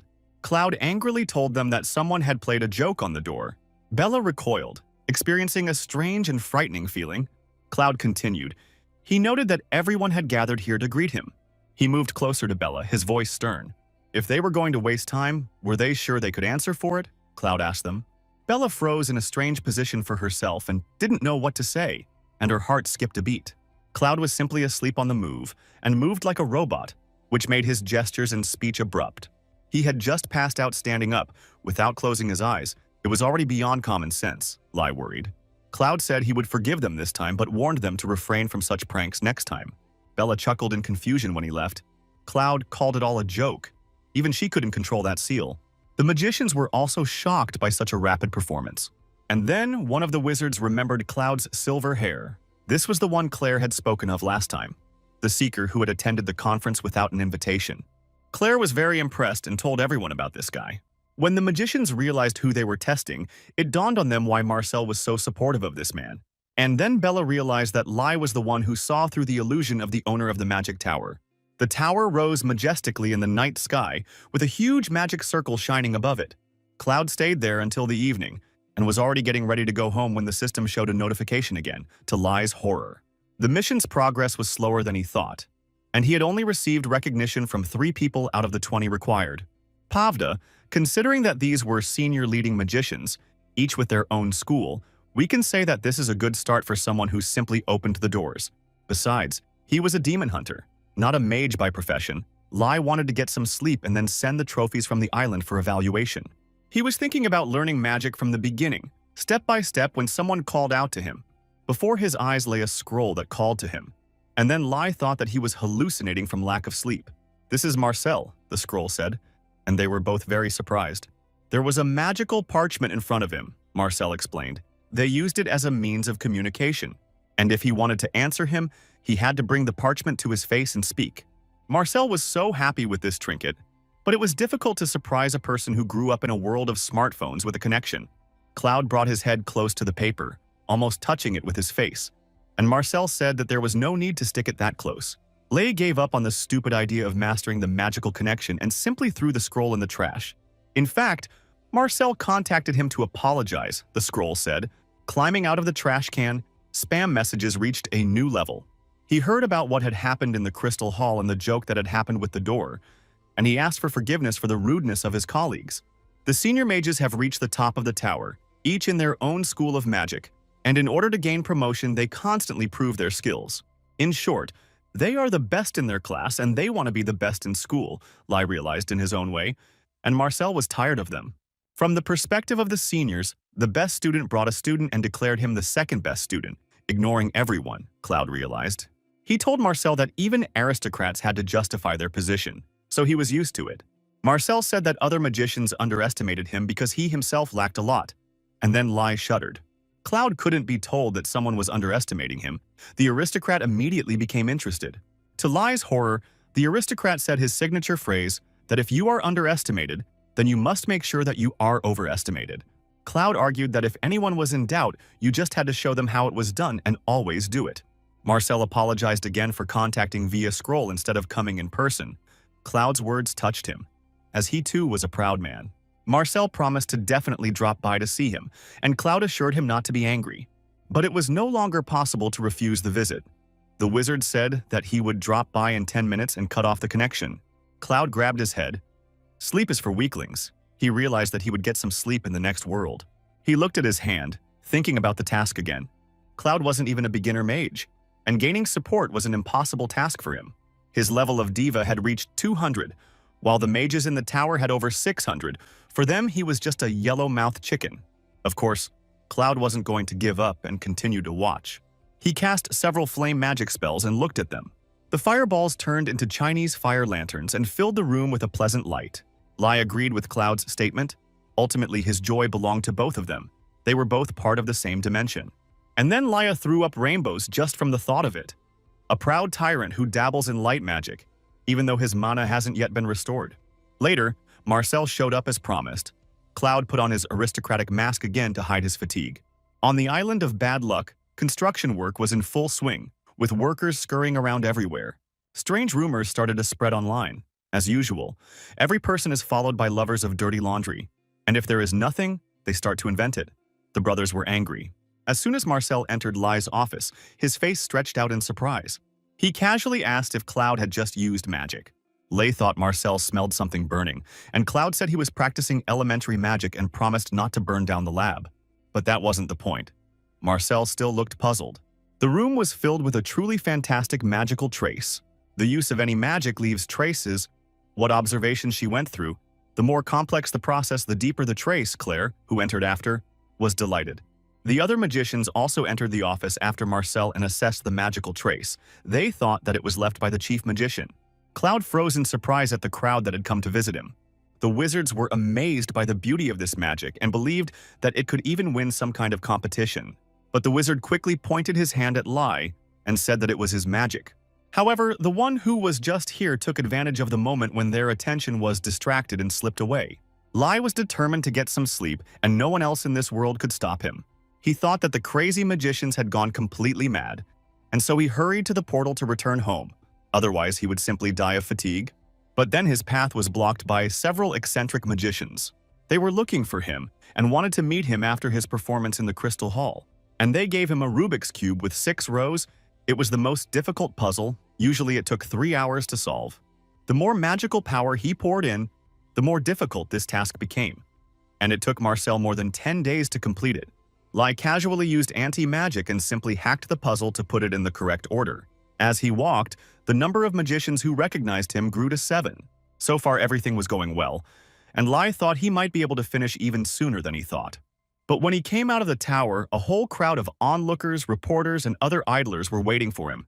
Everyone wanted to get his commentary on recent events and whether he had appropriated other people's achievements. Asked to comment on online controversies that Lai knew nothing about, Cloud quickly shut them down and said they were being too rude. The proud aristocrat declared that he was not obliged to answer those who did not know good manners. But while he was answering, magicians ran out after him, wanting to ask about his magic, and Lai realized that he was trapped. He was bombarded with a countless stream of questions from both sides. Everyone was thirsty for his attention, and he had nowhere to go. Like a fish caught in a net, Lai panicked, not knowing what to do, when I felt the familiar feeling again and saw a strange ripple near the wall. The flow of mana near the wall suddenly changed. Lai turned around. He was again being squeezed in a vice by annoying reporters.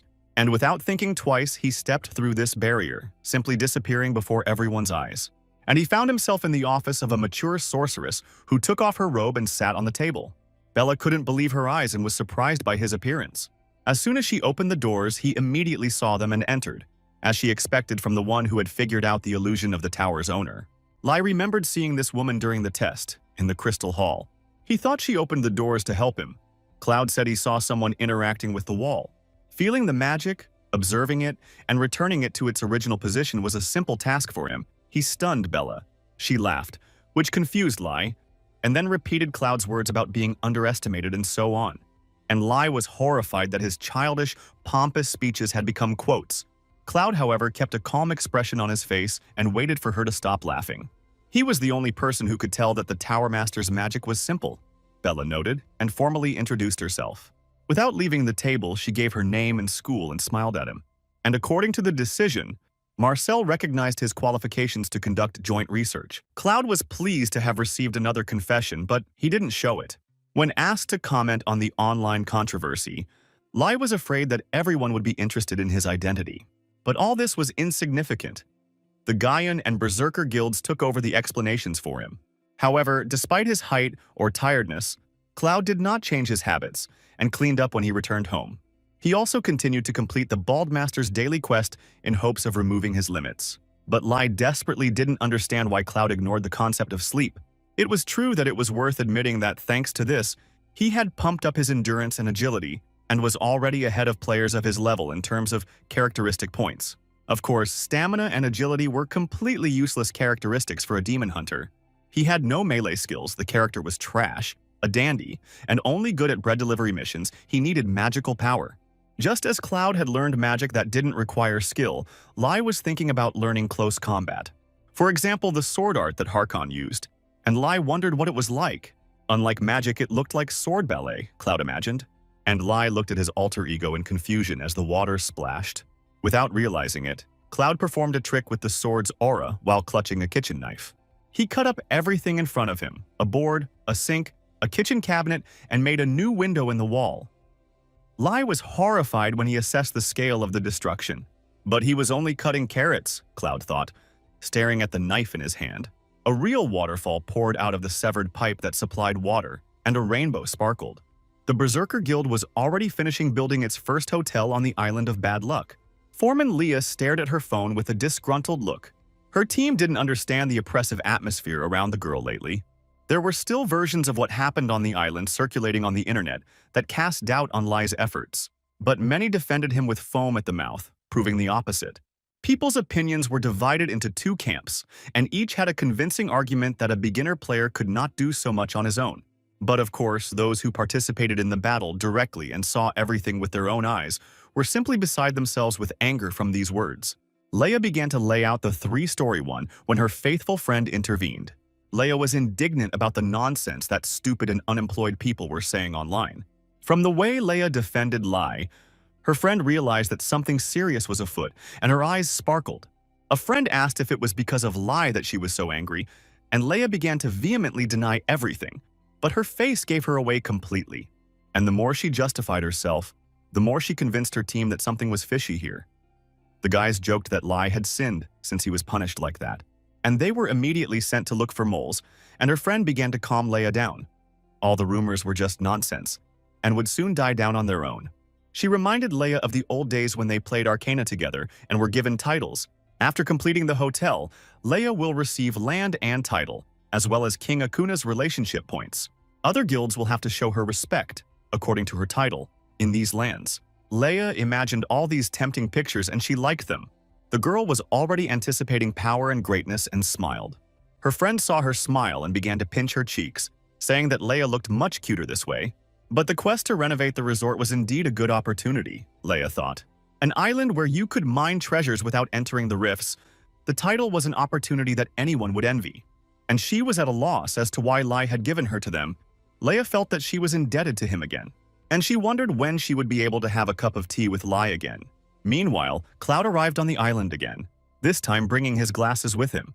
Lai managed to awaken his sword powers, but he couldn't control them, which got him into trouble with his landlord. Due to physical exhaustion and the sword's energy, Lai lost consciousness for 6 days. His body simply could not withstand his strength. He was thinking about how he couldn't find any information about it online when he was stopped by an island guard. The guard said that he used to be a hero, but now he was shot in the knee. But the island cannot be entered while work is being carried out here. He demanded permission to enter, but Cloud didn't have anything like that with him. Lai was surprised that passport control was introduced so quickly. It was great that the Arcanians had settled on the island, but now he was demanding that Cloud go home. Then the aristocrat asked if there was a way to meet Harkon, and the guard asked whether he was talking about the noble captain of the Order of Knights. Sensing his chance to assert himself, the victim of the janitor syndrome said that the captain was out of reach for mere mortals, and Lai began to get angry. Cloud then decided to pass the message on to Harkon or Akuna, but was again refused by the arrogant stickholder. He scolded him for speaking so formally about Harkon and the king of the resort, for he was not the first such seeker, the guard said. Only the benefactor Laius was allowed to do this, the guard declared, and at that moment the king came running to them at the noise. This made the sweet roll lover's eyes pop out of his head like a hermit crab. The benefactor status was activated when someone recognized him, received a Lai notification, or when the king greeted him. Cloud said he had business with Harkon, but it looked like permission was needed. Akuna did not understand what was being discussed, because the hero was allowed to do everything, and the guards were already imagining how he would sit on his spear. Akuna added that since he is a benefactor, he has equal powers with the king of the resort and no permission is needed.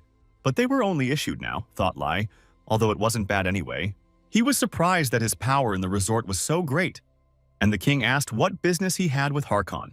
Meanwhile, the knights trained hard on the beach of a tropical island, not removing their armor even in the hottest weather.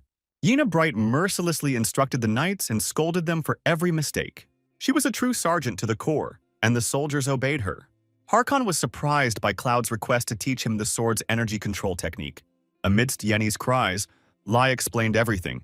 He wanted to control the same light as the one Harkon had in battle. The knight was surprised that Lai could see this light, without innate talent. Even after training for 10 years, it was difficult to sense this power. Harkon said that Laius had surprised him again, but the proud aristocrat in him replied that there was nothing to be surprised about since it was him. The knight told him that it wouldn't work. Even experienced swordsmen couldn't master this technique, let alone mages. Even if he sees the energy, his own will only appear in 10 years, Harkon stated. But Lai objected. He said that energy could appear, and he was sure of it. He repeated his request that he wanted to learn how to control energy, not awaken it. And Harkon froze with his mouth open. From what he heard, it turned everything upside down. He demanded that Yenny bring the sword and the lion's oath. Later, they came to the beach, where there was a statue of a lion on a boulder. Coming closer, the Bark realized that it was a steel plate. The knights did not know why the lion's oath was suddenly needed. Harkon explained that it was an ancient relic of theirs that they were guarding. It was made of meteoric iron, and it was stronger than normal. Only 2 people were able to leave marks on this plate. One belonged to Harkon. He handed him the sword and offered to show his sword energy and become the author of the 3rd mark. It sounded like a challenge.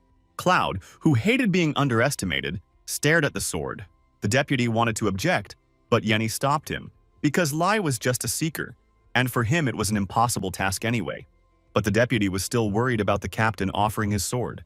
Lai surprised them when he himself refused such an honor. He could not hold the captain's heavy claymore. Instead, he took a knight's training sword that was suitable for his level. Harkon was again surprised by this choice. The task seemed even more impossible for Laius. In his hand was an ordinary training sword, with a dull blade. But what was their surprise when Lai struck with the aura of his sword and left a furrow on the sculpture. The sword's energy was stunning and was not inferior to the knight captain. Cloud asked if that was enough. He looked better than he actually felt. Harkon's sword was made from the same meteoric iron as the seal, a natural alloy that made it stronger than the others. But Lai couldn't hold it because of its low level, and took up the training one, which turned out to be quite heavy. In the process, Lai lost control and grabbed the sword with both hands to hold it. Harkon laughed at the spectacle, now even more eager to unlock Laius's full potential. Out of the corner of his eye, Harkon saw Lai struggling to contain the trembling in his hands from a single swing of his sword, and he suggested to start training immediately. He ordered Yenny and his assistant to train Lai.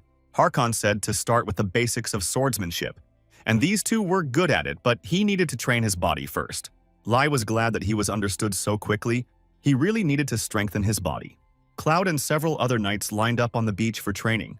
In the eyes of the first mate, Lai was an upstart mage who had gained the captain's recognition, but his refusal of the sword spoke of his respect.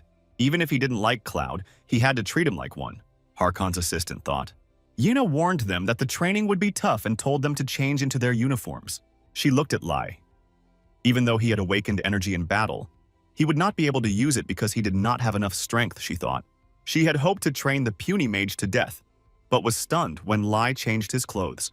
His stately body was a sharp contrast to her ideas about magicians, and the assistant scolded Yenny for his dirty thoughts with a blush on his cheeks.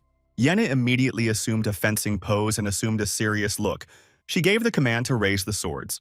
Together with assistants, they mentored a group of newcomers, helping them master the new technique. Lei remembered the way Harkon held his sword as he got used to the stance. The knight's slashing blade was very heavy and fast.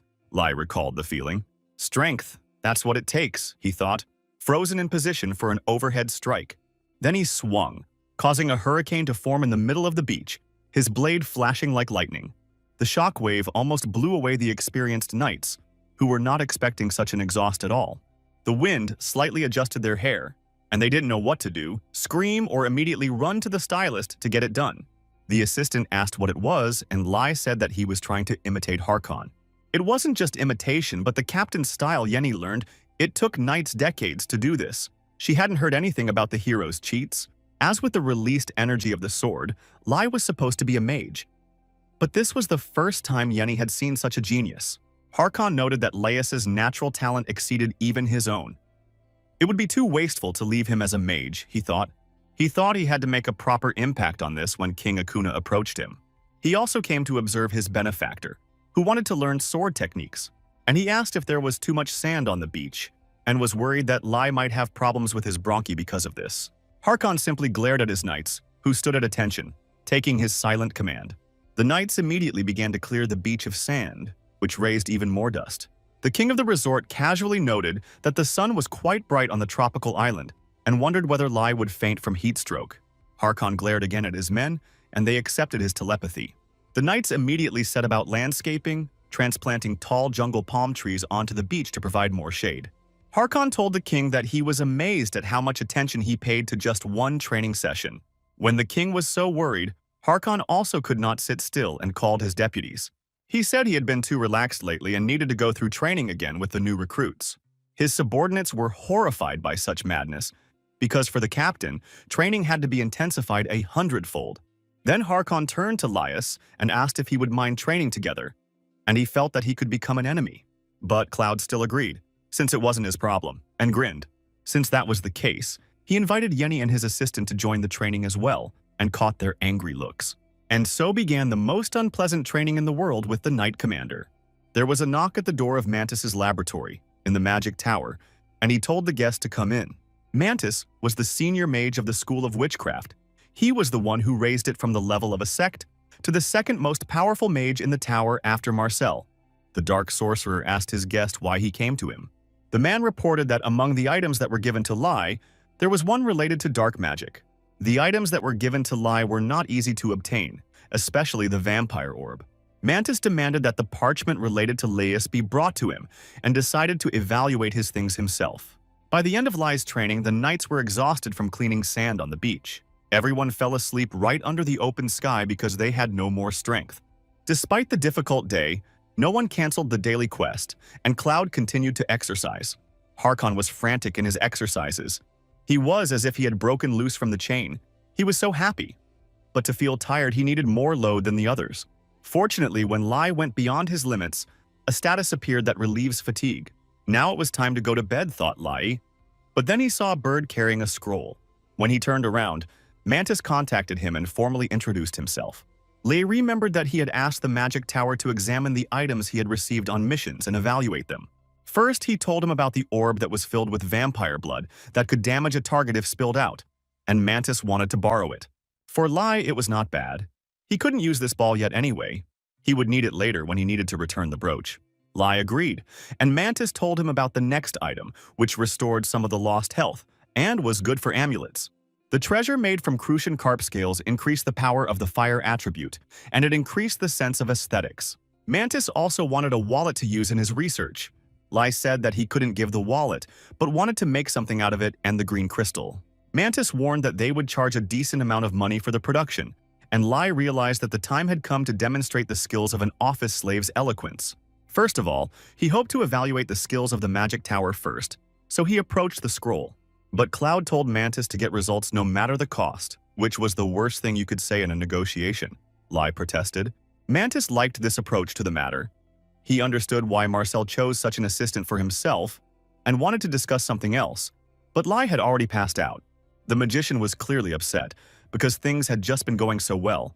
He left a note on the scroll wishing for a meeting. The morning dawn rose over the Golden Resort while everyone was still asleep after their night's adventures. But some people had to complete their mandatory training program, and fortunately, it was now easier than before. While he was running, he was caught up by a post owl, which was carrying a scroll from which Mantis had spoken to him, wanting to finish yesterday's conversation. Since Lai never responded to the message because he had not seen it, Mantis repeated his offer to meet in the floating garden. But Cloud immediately replied that it was difficult. Then Mantis suggested moving the meeting to after lunch. And again, he was refused. He repeated the transfer and offered a couple of days later, but Cloud was adamant. And then Mantis realized that Cloud was testing his manners and politeness, or his patience and common sense. He tried to say something again, but was immediately harshly refused by Cloud. Cloud explained that he was focused on sword training and couldn't spare time for personal meetings, and Mantis asked when he could. In the morning, 2 days later, the proud aristocrat promised to set aside an hour of his time, at which time he himself was thinking of going to the tower, so he presented this as generosity. Mantis flew away, having received his due, and their conversation was observed by Harkon, who was waiting for Lai to finish. During the day, they began swinging swords again to learn fencing and proper stance. Harkon called Lai aside and said something unexpected, so he asked him to repeat it. On the second day of their training, the knight captain said that he could no longer train him. Cloud had already reached the stage of enlightenment in practice. That's what the knight explained. He offered him a real fight. After 2 days of training, Lai was terrified, but Cloud accepted it proudly. Harkon told him that he was underestimating his abilities and offered to infuse the sword with aura for once. It was hard to understand what the knight was thinking. If Lai couldn't control his strength, he would simply faint from exhaustion. He needed to concentrate, and he didn't quite understand what the aura meant, since it was different from the magic skills he had mastered. And then Cloud felt a stream of power that flows inside the body, which can be controlled in the same way as magic. This is what Harkon was talking about. And when he did this, his sword turned blue, showing that he was a good Jedi and served the light side of the Force. It was the same power as magic. After observation and all the work, the aura became stable and controllable, Lai realized. Harkon said that it was all due to hard work. Even after the hard training, Cloud continued his personal training. Harkon noted that his aura was so neat, which meant he was a natural swordsman. And he asked with zeal in his eyes if Sir Lai would like to go with him to the end along the path of the sword. Lai realized he needed to escape before he was recruited, and without a shadow of regret, he announced that he was not going to focus solely on the sword. As if that wasn't enough, Cloud decided to add some pathos and said that if he were to follow the path of the sword, it would be his path alone. But surprisingly, the noble captain of the knights was greedy for such words and beamed. He told him after him that he would look forward to meeting him at the end of this journey, and Lai decided to change his clothes and leave. The key to using aura was to have a mindset of hard work, he thought, as he stepped out of the bushes to join the rest of the students. It didn't seem like the students understood anything, but they tried their best, so Gina decided not to interfere with them. She thought that there had never been a time when someone mastered the aura in one day, which meant that Sir Lai was either a genius who was different from everyone else, or just a cheater. They were too far away from her. A simple knight, albeit a skilled one. Even if she ran along this path, she could hardly catch up with them. But the swordsman's pride did not allow Gina to give up this idea. She wanted to stand shoulder to shoulder with him one day, and her eyes burned with fire.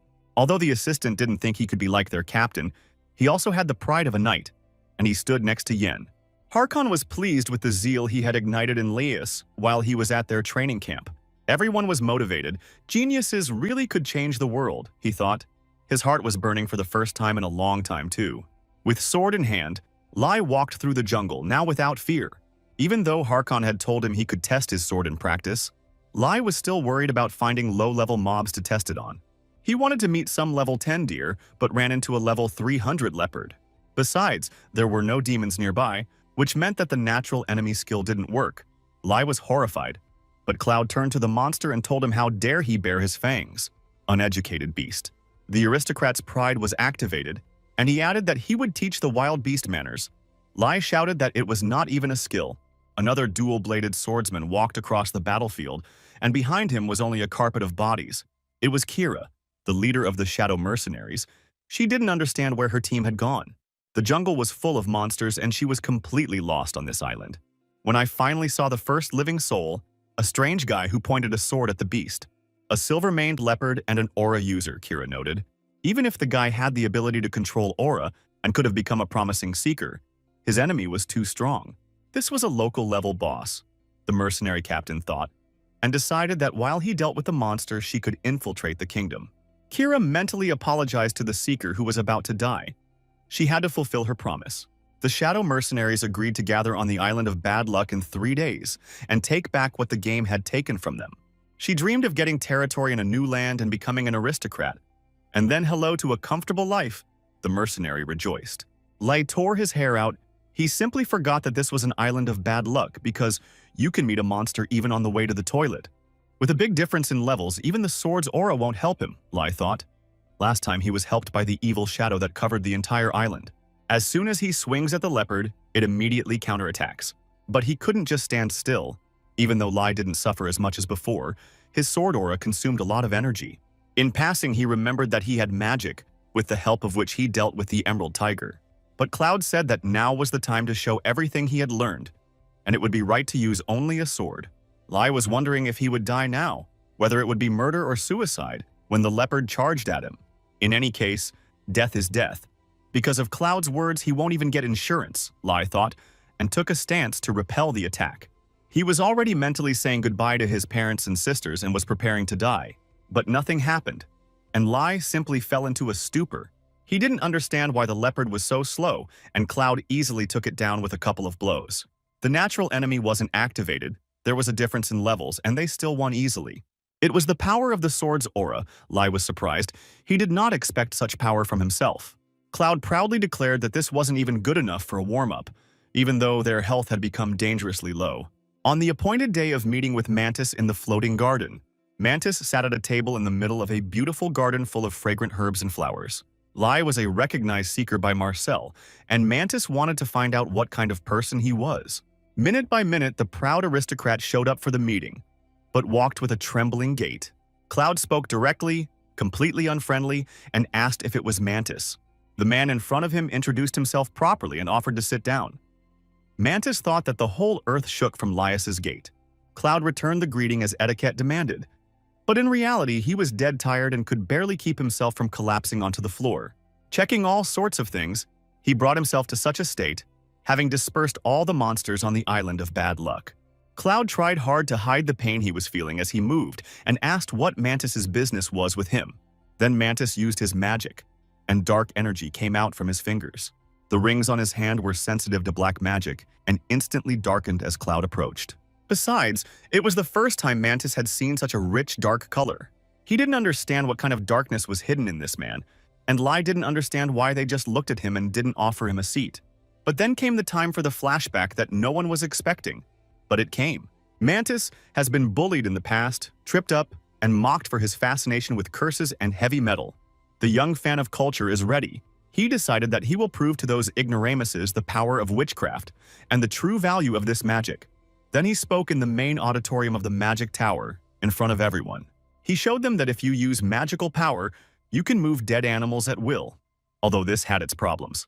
Many religiously minded wizards were outraged by his research, and his magic was called despicable. Mantis asked them not to rush and first look at the essence. This magic had its own purpose, but everyone demanded that the dean make an immediate decision. Even though he valued diversity, this magic was unacceptable, in the opinion of many. But Dean asked Mantis in a good-natured voice if he had decided what to call this magic. And he said that from now on, he would call this magic black, and the culture of the Goths would be resurrected. After this, the new magic was accepted, but Mantis's glory did not last long. He believed that the interference with the worldview could be solved with the help of black magic, but for several years he had made no progress. As a result, several years later, due to interference in the worldview, a magical tower appeared on Earth. Mantis believed that there was a way to prevent this from happening, but he could do nothing alone, and he spent his days beating himself up. But who would have thought that outside of Arcana there would be someone with incredible sensitivity to black magic? And Mantis thought that with such a person he could go beyond the scope of research. Lai interrupted him from his long thoughts and asked if the matter for which he had been called was connected with the color of his rings. Cloud stated that he could only spare him one tea and took a sip of the tea he had brought. Mantis explained that these rings are sensitive to black magic. In other words, they measure his talent for magic. It was the same magic as normal, only it used different powers, Mantis added. If ordinary magic was based on observation and interference in it, that dark magic used the inner darkness as magical power, which is what made it different. Black magic is created under the influence of the mind that manifests it, especially the past. The deeper it is, the more powerful magic it possesses. But seeing Cloud's sensitivity to black magic, Mantis was horrified by how dark of a past he had experienced. Lei thought at first that it was about his 8th grader fantasy syndrome. It was too awkward, the magic of a public execution. But maybe it was because of the past he created for Cloud, Lei thought. Cloud said that it was very unpleasant to judge a person's past on the first meeting and called it bad form. Mantis immediately became sad and apologized for his carelessness. He said that he would definitely punish himself by reporting this to the elders so that they could hold him accountable. But it was too much of a burden for Cloud to bear, and the proud aristocrat said he would accept the apology. After all, the spirit of the seeker is the virtue of the scholar. He did not feel hatred towards the scholar who was true to his path and desired to study black magic. Mantis immediately beamed at these words of support. He too was partial to high-flown speeches.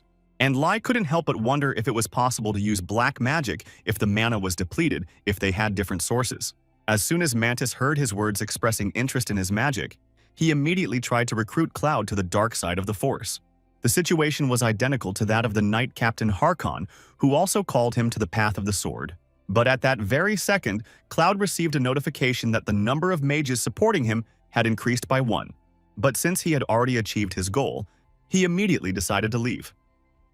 Lei was afraid that if he stayed here a little longer, they would definitely make him a graduate student in the tower. He returned to the lab and remembered that the graduate student was already here and busy with research. While he was reading the books, the talking scroll appeared again, and there were many messages with offers to meet.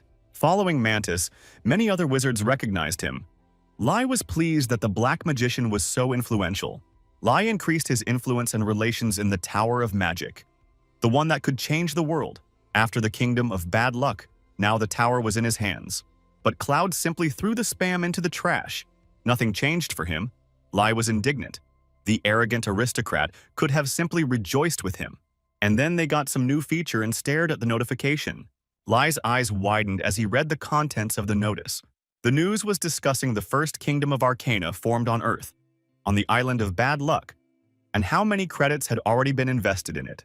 An expert witness said it was a wise decision aimed at the future that is just around the corner. Thanks to this investment, the Gaian Guild has already risen to 3rd place in the world. Ted asked John what he thought about this. His brother said that he was thinking about how to pay Lei. Ted agreed with his brother, and it was only thanks to this acquaintance that they rose in the rankings. Moreover, he, like no one else, understood that if it were not for Lei, John would not be in this world. Ted was determined to pay back, and first finished the restoration work on the island of Bad Luck.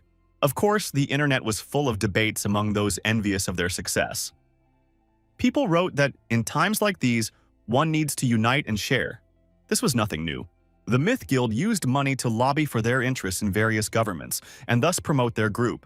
This time they went too far and bribed an entire minister, but John didn't understand. He didn't understand how it was possible for politicians to be involved, for ordinary players. One of the pettifoggers lay on the bed, drugged by magic. The leader of the group Myth, like all real villains, drank wine while looking at the city at night. She contacted her secretary and asked to cancel everything for tomorrow. The secretary was surprised because tomorrow there was an important meeting with the deputy, but he quickly agreed. Mrs. Isel told him to tell the deputy that she was going to the island of Bad Luck for an important meeting. While Cloud was exploring the new functions that were available to him in the Mage Tower, his phone was ringing off the hook. It was his sisters again, and he was surprised that they were writing to him again, and he took his phone to see what was there. At the same time, the Magic Tower parchment spam appeared again and jumped into his hand, demanding attention. It was someone he had not previously contacted via magical communication. It was the sorceress Maya. She had written to him earlier, but since he had not answered, she had the nerve to call. But her scroll was pushed aside by another piece of spam parchment that also wanted something from Lei. A second later, it all became a completely uncontrollable chaos of scrolls. Looking at the stream of spam that was rushing towards him, Lei realized that it was time to run, and Cloud made a decisive attack in the opposite direction. Hearing this story, the king of the island of Bad Luck, Akuna, laughed. Now he understood why Lei had asked for a quiet place to rest, where he could drink tea in peace. But this was understandable, given that Lei became the investigator, the chief magician. So it was worth rejoicing at such a recognition of the magicians, the king said. But the proud aristocrat said that he did not accept formal courtesies. These were bribes of social relations, tokens of gratitude, nothing more. Akuna laughed even louder. These were words worthy of his benefactor. It was clear why. Even the great sin of greed bowed before him. The king asked if he had seen the latest videos, which clearly showed him defeating great evil. Lai apologized because at that time his younger sister called him. As soon as he picked up the phone, she started yelling at him to know his limits. After which she parodied the pompous words that Cloud said to the king of the resort, so that he would wake up from his greed. "It's time to correct the mistakes," said the younger sister, making a serious face. Their friendly laughter came from the phone, and Lai quickly ended the call. He asked the resort king for a place to stay. Lai was getting really tired of all this social media nonsense. The king immediately offered him the title of duke and the opportunity to choose the lands to his taste. But this was burdensome, so Laius asked for one room. He was given a new, comfortable bungalow for one person. Cloud immediately put his jacket in the closet and began to undress. He was terribly ashamed, because now the whole world knew about his inclinations. Because Gayun posted a video of him, it gained hundreds of millions of views and he was already thinking about suing them. When I experienced a strange and unpleasant feeling and froze. It was dust, Cloud realized, and he pushed aside all thoughts of simply resting. The Gayun Guild set up a real camp in the place where the largest construction was taking place. Ted was in his tent, looking stunned. In one day, their company's shares fell sharply in price, and it was all because of a bad article that the Myth Guild posted. The Myth, still under the guise of nobility and concern for everyone, offered to share the rights to restore the island, and their influence grew. The article presented everything as if the disbandment and absorption of Gayun was already a fait accompli. Ted was indignant, so that it could be heard even from outside. To make matters worse, it was said that Ted was in love with Isel and was pursuing her to marry him. The guard stopped the guest. Ted screamed that he hated the missing woman, Isel, and she asked him why when she walked in. Isel herself came to their camp in person, although no one invited her. The brothers were alarmed because there was a guard at the entrance who couldn't let her through. The insidious woman asked him what he could know about her and smiled dangerously. Ted asked how she got in, since there were many members of their guild outside. John immediately rushed to the exit and saw that their guards were lying unconscious.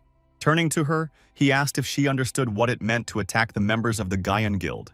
But the cunning woman slyly asked what kind of attack they were talking about. Looking into John's eyes, she asked him if he was sleeping alone, and her black tentacles reached out to him. John felt a familiar feeling. Sewell was the daughter of the richest conglomerate, and completely shamelessly, she was the one who quickly raised her guild in the rankings. Ted yelled at her again, asking if she realized she was being rude. Recently, John became interested in how the Myth Guild bribed the parliament, since it was the politicians who contributed to their growth. And now he realized that there could be mind control magic behind it. But there was no such thing among the game skills, so they could not do such things. John wanted to tell Ted about it, but he could not move. Esau chuckled again and told him that there was no point in even resisting. Just like when a lower demon had taken possession of him, John recognized the feeling. Cloud saw the guards lying on the ground near the tent and headed inside. He came inside and said that he had just finished cleaning, and here again was the musty air which he could not stand.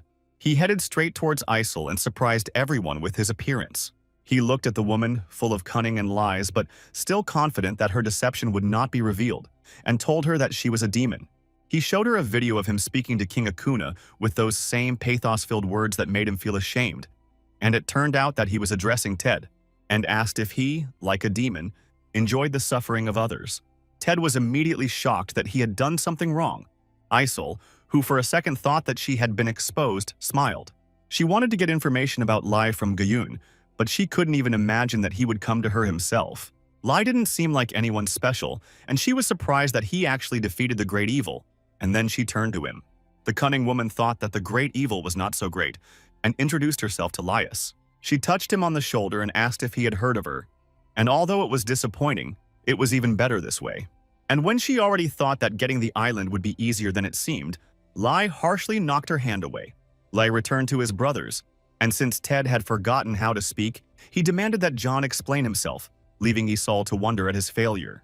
John said that since there were false rumors spread about the kingdom of bad luck and lie, there were also media outlets that accused them of collusion and personal preferences. They couldn't ignore such black PR and posted the unedited video online.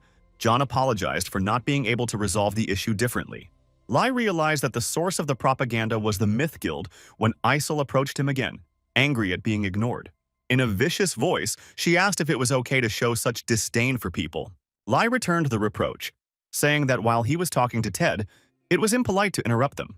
But from this point of view, it was he who interfered in their conversation with Ted, Isol said. She was furious, but it didn't matter, because for succubi, people are just food. When she reached out her hand to Lai, his natural enemy was activated. Lai immediately realized that he was facing a demon when his fighting abilities increased. A crowd of screaming macaques with phones in their hands ran to Gaian's tent, chasing a sensation.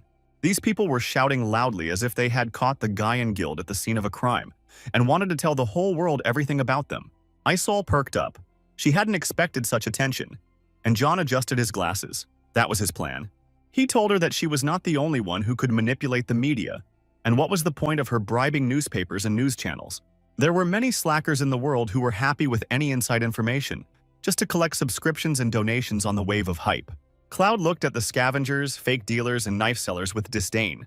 Isol said indignantly that they wouldn't be able to talk here, and putting her hand on his shoulder, she suggested that they go into solitude. But Cloud proudly barked back, no. He was exceptionally good at refusing everyone. Isol stared at him, completely stunned. Once again, she had failed. Cloud said he didn't do meetings without prior arrangements. She should learn some etiquette and then come back if she wanted a meeting. Isol, with a page with millions of subscribers, a star, the owner of a conglomerate, a guild myth, was rejected. The internet of housewives exploded. Everything she wore, drank, consumed became fashionable and sold out. Everyone liked her. And then the subject of the posts and videos instantly changed, because haters are always looking for someone to trash, and for what reason? Isol was terribly angry that Lai had not been swayed by her charm when she read the news. All she could do was whisper like a psycho that she would kill him in front of a broken mirror. When her reflection, with glowing red eyes, told her to shut up, the demon reminded her that this body was not hers. After all, the entire guild was then destroyed by the demon. All its people fell. The demoness grabbed her face and asked why she should spare the man. The succubus suggested that Isol take revenge on everyone who hates, despises, and ignores her. Then Isol promised to do anything if this happened. The demon gave her everything she needed and asked what else she needed, and Isol plaintively objected that she didn't want it. Isol said that it was the demoness who should die, not Lai, but she replied that without her the girl would be worth nothing. She called her ungrateful and her birth a mistake, and, seizing the shard of mirror, brought it to her throat. Isol was able to regain control of her body and tried to kill herself, but the demoness did not let her do it. The demoness recoiled from the mirror. She said that she had given Isol the wealth and glory she so desired.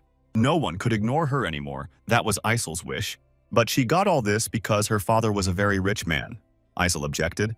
The demon inside panicked. It was dangerous. Their body had lost a lot of blood. Isol told the demon that it was he who was afraid of being alone, not her, and stabbed herself in the stomach with the shard. Before she died, she remembered Lai's pure, open face. That man saw her, Isol realized. He was looking not at the demon, but at the frightened, lost girl behind him. Then he left and told her that they would see each other again and waved goodbye. The demoness could not stand it and became even more angry. This man irritated her. She won't die just like that, the demoness told herself, and promised to take revenge. The human body was so weak, the demoness was looking for someone to absorb in order to recover. Covered in blood, she opened the door to her room, where her security guard stood outside. He saw the blood and became concerned about her condition and wanted to call an ambulance. But dark shadows crept along the walls of the hotel, and the guard fell silent forever. Lai felt an uneasy feeling again, his natural enemy ability activated. He said into the darkness that since she was sneaking up on him so late at night, she still hadn't learned any manners. Cloud said that although this was not the guest he was expecting, he would still be happy to chat with her. Cloud was welcoming, but Lai was wary of the uninvited guests. But after a minute of silence, when no one entered the door, Lai sighed with relief, because it was late and the demons were probably asleep. She appeared from the window and said that he was smarter than she thought. Lai's sudden appearance made his heart sink. But he was saved by Cloud, who always knew how to keep a straight face, even in such situations, and reproached the demon for using the window. As for manners, he himself told her to come back when she was ready, the demoness reminded. But she said that she had forgotten about it, and Lai noticed that he no longer saw Isol's silhouette behind him. He thought she had fallen asleep again and told the demoness that he couldn't see Isol. The demoness put her hand to her face to suppress a carnivorous grin and said that his words were nonsense because she was here. Or he's looking for a dead girl, the demoness quipped, to the demon hunter's horror. The demoness said that the girl was dead because she suddenly went berserk and started stabbing herself. Something had shocked her. But what could she do? The demoness grinned maliciously. This was unexpected for Lai. The demoness continued and said that Isol was dead and that Lai was to blame for this. She was talking some kind of utter nonsense, the demoness said, as if the girl could understand that Lai saw her, her true essence. Isol was greatly affected by the scandal surrounding her father, when it was revealed that he had an illegitimate daughter and was cheating on his family. At that time, she was very little and lived with her mother. When this article came out, Isol was 8 years old and an innocent child. Even though she was not guilty of anything, the sleepless slackers and losers and other haters spread her face all over the internet. She was bullied at school, they threw mud at her, and called her mother a fraud. Her mother fell into a deep depression and could no longer take care of her daughter, so her father took her into custody. This story only made the demoness laugh harder. Several years passed. His daughter became a player, and her father used her to the fullest. He didn't care at all whether she was alive or not, and she did it again and again, taking risks to get recognition. She wanted to show everyone who pointed fingers at her that she was the proud daughter of her father, and to take revenge on those who brought her mother to such a state. But until the very end, she had nothing to worry about, the demoness said. She openly mocked the girl whose body she had taken over and said that her death was pathetic. But then Lai ordered her to be silent, and there was steel in his voice. Without even noticing it, the demoness trembled like a leaf from the sounds of his voice. His mental strength was overwhelming. He asked her how dare a demon speak so arrogantly, being a brat. Cloud told her to leave. For the first time, the demoness experienced the state of fear that Cloud had inflicted on her. The grim demon hunter said he had had enough of talking to his prey. Lai felt like he was transported into someone's subconscious. It looked as if he was performing an exorcism, but strangely, without an offering. Someone ran past him in the corridor, and Lai turned around. It was a child who looked remarkably like Cloud in his childhood. At that time, his family was still alive, and the boy grew up happy and diligent. Lai realized what was going on in his character's mind, and his heart sank painfully. The picture changed, and he saw the Count growing up. He was darker than a cloud, and silently looked ahead while his face remained motionless. Everyone he knew was sacrificed in some demonic ritual. Now Lai experienced it not as his own invention, but as the memories of a real person. This was what Cloud experienced, and now he did too. Feelings that made him decide to reject himself and spend the rest of his life destroying demons. His anger was so great that it drove the demons into a frenzy. How dare a demon insult human pride? Cloud asked, and the demoness's eyes rolled back. He was angry that the demon was mocking Isol's pride, who had risked herself to earn her father's recognition. The demoness was trembling and could no longer move or stand on her feet. She fell to her knees and bowed low before him, begging for a quick and easy death for one like her. The fire arrows that Cloud summoned pierced her. Cloud leaned over the girl and addressed Isol after the ritual was completed. Smiling, the aristocrat said that he saw her pride, and she was worthy of praise. The girl, touched by these words, looked into his face. The dark shadows went away and tears ran down her beautiful cheeks. Lai wanted her to rest quickly after everything that had happened, and was worried about her. But Cloud's filter told her to go cry at home. But the girl closed her eyes and began to lean towards him. The aristocrat had no choice but to pick her up. Although Isol stabbed herself with a knife, there were no visible wounds. But due to blood loss, the girl fainted. Cloud decided to put her down first, when Yena burst into the room screaming, having come to save him. She thought she sensed a demon, so they quickly assembled a patrol and came for him. But they caught him putting Isol to bed, and of course everyone got it wrong. Yena began to apologize for the invasion of privacy. Cloud simply said that it was a misunderstanding. In any case, they apologized to him very much, said Yena, whose cheeks began to blush. The first to jump out of his bungalow was the deputy captain, who said that Mr. Lai was a fool. Yena was as shocked by this as Lai himself. After they left, Lai sat on the sofa for a long time and came to his senses. He came to the resort of bad luck to take a break from everything. But this day just didn't want to end. It was much easier to kill the great evil, he thought, and received a class upgrade. There was also a stir in the game analyst's headquarters. From the news, a new update of the northern city Frost was on the doorstep. It was a real metropolis of Arcana by medieval standards. There would be shops and a forge, analysts expected. Many people greeted this update with great optimism because they remembered this city in the game. All the talk was about this update, and people, of course, chatted non-stop. But the new quest that Lai received in connection with this did not inspire any optimism. In Frost, there was a Demon King who needed to be found, the task reported. The Demon King in the middle of a huge city. Lai was indignant. This was crazy. He had to tell other people about this. Meanwhile, Cloud was immersed in another flashback about a training camp for demon hunters, where they were struck down by the obvious. The Demon Kings are strong, the instructor said. Moreover, there are many of them, and they have their own ranks. So he handed Cloud a thick book and told him to read it from cover to cover. It contained the names and characteristics of all the kings. Then he had to memorize a thick book in 2 hours. This was a special kind of bullying from the instructor. Lai later found out that it was an optional quest, but he still managed to spend 10 hours on it. But for Cloud, it was a pleasant memory. Afterwards, Cloud wrote a comment warning about demons, but there was zero reaction to it, so Lai simply threw the phone away. Lai fell asleep, thinking that even the Demon King would have a hard time acting openly in a huge city, and looked forward to the entertainment. First, he wanted to visit the Magic Tower and see what they had done for him. Unfortunately, Lai couldn't calmly switch off because of what he had posted online, and he was still spinning around when the messenger arrived. It was an express delivery by parrots from the Magic Tower. They brought him the items he ordered. The bird was outraged that it was constantly being exploited for a handful of seeds and flew away. Lai was glad that he didn't have to go to the tower himself and unwrapped the bundle. Inside was a ring with a pure emerald. It restored vitality after receiving damage. The effect was maximum. It was amazing. Without any conditions, it just gave him back his health points if he took damage. But for such qualities, it had to be expensive. Lai was worried and began to look at the prices of such products. Next, he pulled out a handkerchief made of crucian scales, which shone brightly and increased the fire attribute, avoid damage, and increased the aesthetic attribute. Lai was surprised. He was almost driven out of his own body by a bright light. He clearly saw the word masterpiece.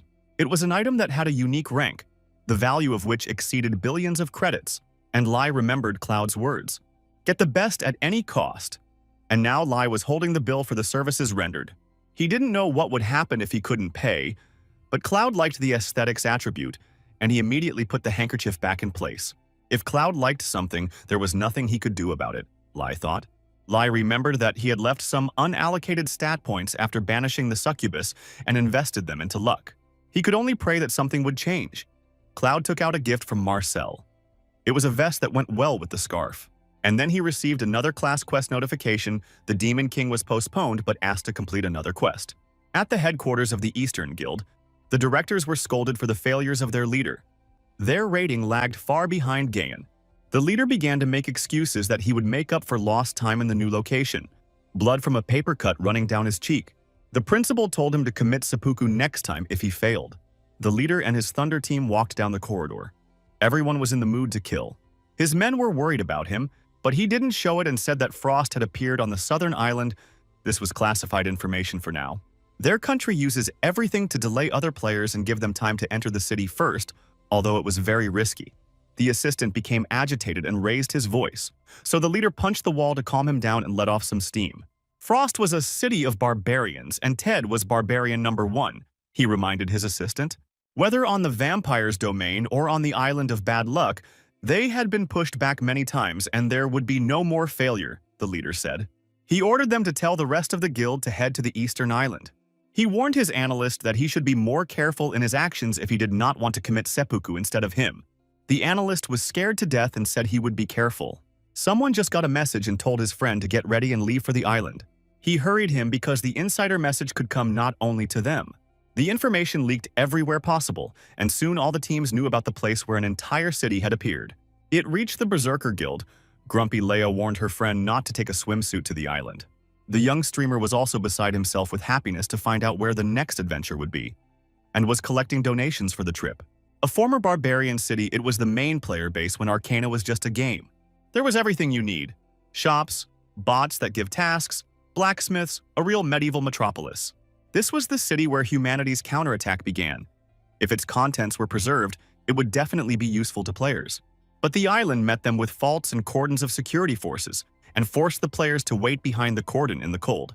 Ted, hearing that they were not allowed in, was terribly angry. The blood of the barbarians boiled in him. John heard his violent brother arguing and decided to go over and calm him down before things got worse. It turned out that local law enforcement officers were demanding a foreign passport from the player, which had never happened before. John thought his brother had misunderstood something, but it turned out that they had indeed set up border controls there. The cordon of people was tight. The police and the army were involved, so no one could get through. The local guild leader urged his men to get their chance to enter the city first and ran through the forest. But when they reached the gate, they froze in bewilderment. Before them appeared the horrific spectacle of the execution and torture of an entire city. Someone immediately threw up. People were demoralized to see this instead of noisy streets with food. Someone asked the leader what next. But before he could get his answer, he lost his life. A huge claw pierced him through and through. Somehow, they didn't notice how a demon of such size snuck up on them. But the picture looked creepy. The team immediately found themselves in hell. People started running in terror, and the group leader froze in place. And then he realized that the biggest problem in his life was not seppuku at all, looking at the stinking mouth of the monster. A few hours ago, Lai was in his personal bungalow. Isol was still sleeping in his bed after what happened. More precisely, she pretended to be asleep. When she woke up, she remembered everything that happened in the evening. The girl jumped out of bed, not understanding how she had managed to survive, how long she had been sleeping there, and hoping that she had not done anything indecent. She was very ashamed because when Lai praised her, she burst into tears like a little girl, and she was worried that she had caused him inconvenience. Lai studied his status window. The quest had updated, the Demon King had started to act again, but there was a chance that the quest would fail. It depended on some criterion that had not yet manifested itself, and Lai decided to find out everything on the spot. He thought about waking up Isol first, but when he looked in her direction, the girl had already stood up herself and was waiting embarrassedly for him to finish. Lai almost died of a heart attack once again from her unexpected appearance. It's good that Cloud knew how to keep a straight face. Isol thanked him and said that she was sorry that he had to save her. She said she was ready to repay her debt in any way, and the mood in the room became hot and languid. Lai almost choked at the sudden change with the possessed Isol not acting so nice. Cloud took out an envelope with a bill from the magic tower, since she herself suggested it. The hero was no longer tormented by his conscience. Lai thought that he had done the right thing, that he had invested in luck. The meta prayer had helped. But when I read the receipt from the tower, I saw that all services were free, and I understood what function was turned on in the tower. But there was nothing to ask her for now, Cloud thought, and remembered that he had just run out of tea when there was a knock at the door. Harkon peered inside and noticed that one guest had already gotten ahead of him. He whispered that he now realized that the rumor about his assistant having his heart broken was true. But Cloud said that it was all slander. King Akuna followed Harkon in and said he had business with Laius, who did not understand why there were more and more people in his house. Isol turned on her sneaky self again and decided to introduce herself. Putting on her businesslike face, she said that she was glad to meet the king of the island and Harkon. Lai was amazed at her split personality. Harkon had heard of her, for her name and beauty were famous. But the king turned to Laius again, omitting the pleasantries. It was important for him to know his opinion. Isol was amazed that the king of the island of bad luck personally came to Lai for advice. Recently, an Arcanian had come to their island and wanted to start his life over, Akuna said, and wanted Lai to deal with him himself. The king offered to call him now, and asked to send away the guest who had entered the kingdom's territory without permission, and looked at Isol. Lai realized that this was actually why Akuna had come here. Lai turned to the girl, and she shuddered from his voice alone. She was very worried and blushed. He told her to go home and calculate how much the Myth Guild was willing to invest in the Island of Misfortune, and bring the document to the next meeting. For Lai, it was a way to settle the conflict, and Isol was glad to have the opportunity to meet him again. Lai read the quest notification and his face twisted in anger. Isol took this personally, thinking that she had been exposed and promised not to hide anything from him anymore. But Lai told everyone that he had to leave immediately, to the City of Frost. Harkon was surprised at what he could possibly need there and demanded an explanation. Lai told them that the Demon King had settled in this city. A bar of survivors appeared in the quest window, so Lai was in a hurry. At the site of the Frost City Rift, chaos was still going on, and players were not allowed beyond the cordon. Ted shouted that he had a bad feeling, but they didn't listen to him and demanded that he leave. But Ted knew that the local guild had long since entered the rift, only there was no news from them. But the guild's rating didn't change at all, and they were supposed to go in there and do something and immediately rise, Ted told the guard. The leader of the group, Shining, came up to them. He was embarrassed by Ted's shouts, but he also felt something was wrong. He told the guards that their actions violated the game's agreements and could lead to conflict and even war. Ted was shocked that someone could say something like that with such impudence. But at that moment, the guard received a message. They received orders to retreat and change positions, and the soldiers immediately moved out of the way. Ted was surprised that they were leaving, as if they were scared by the words of the leader of the Radiance Guild. But then fresh footage from drones arrived, and in it the guild that entered the rift first became a good snack for the demons. The leader was informed that the government would soon send a bomber after them, on the principle of kill all who know their own. The rift was in an accessible location and modern weapons could be used, but this would expose the players to attack. But maybe they will die before the missiles reach, the leader thought as the guy next to him was killed. Turning around, he realized that he was left completely alone, in the middle of the carnage, where only the cries of the dying could be heard. They called him for help, but he stood there, unable to move. This is the end, the leader thought, watching the monster's huge mouth approaching him. But then he heard screams and saw a blue flash of unusual magic. The leader remembered this light. He had already seen it in the vampire rift. The huge demon in front of him split in two with one blow. Ted grabbed him by the collar and the defeated leader asked why they were there. Ted said it was punishment for his insolence, and he was going to leave things as they were, but Lai asked him for help. The guy looked at the hill. There stood a lonely man in a suit. It was Lai.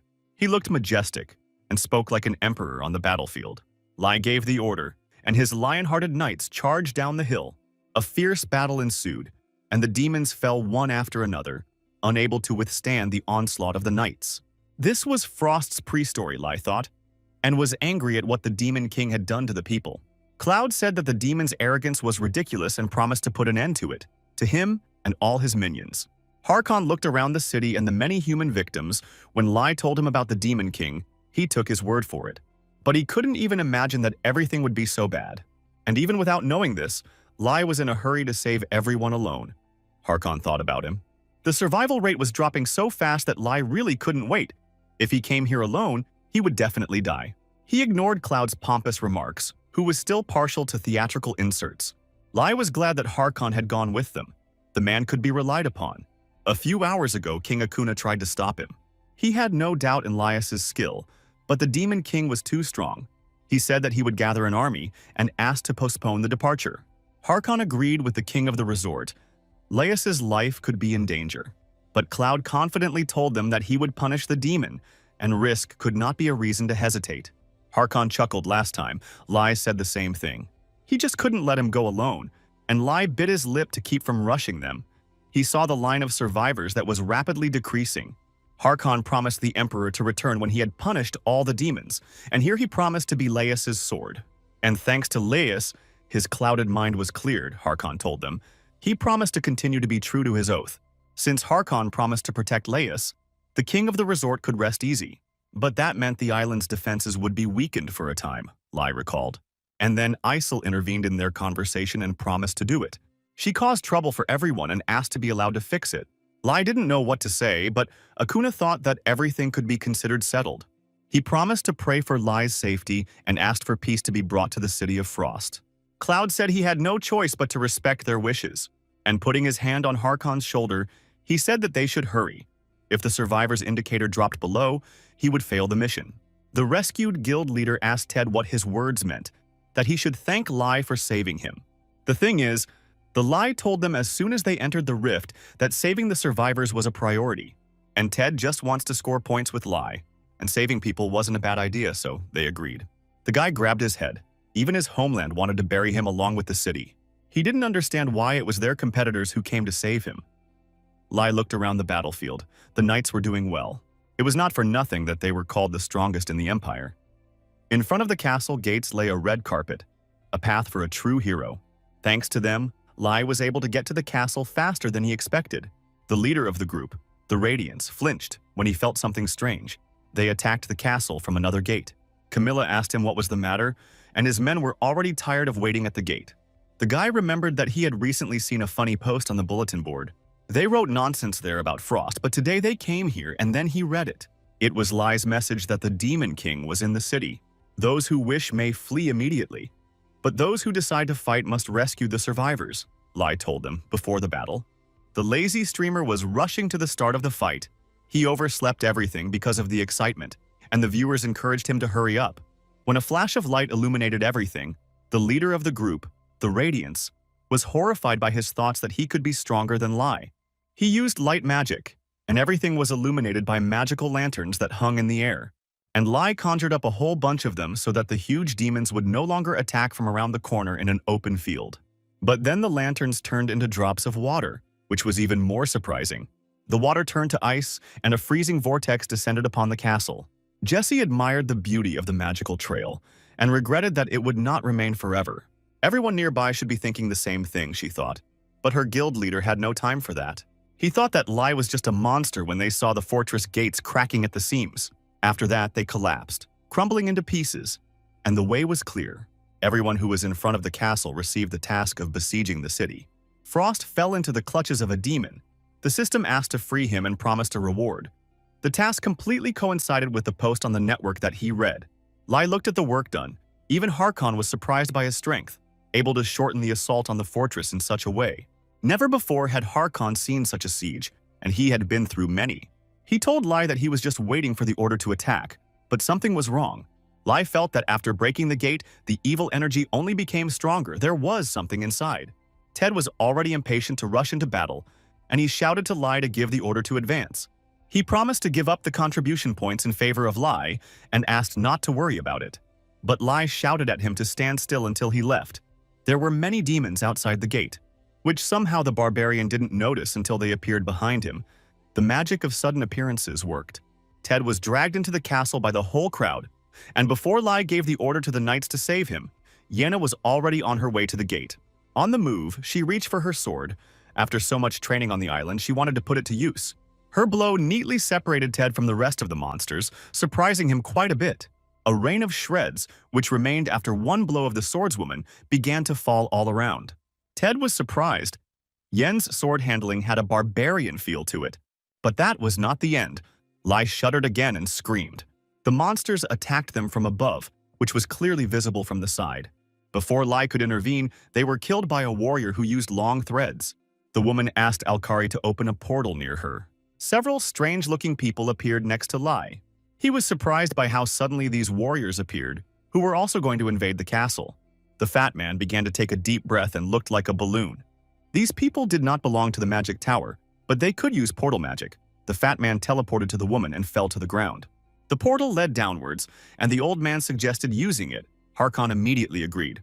Cloud ordered the knights to follow Harkon. Lai decided to go on foot so as not to crash after exiting the portal. Harkon quickly joined the battle, next to Ted. The shadow mercenaries had ceded their contribution to Lai, and he didn't understand why.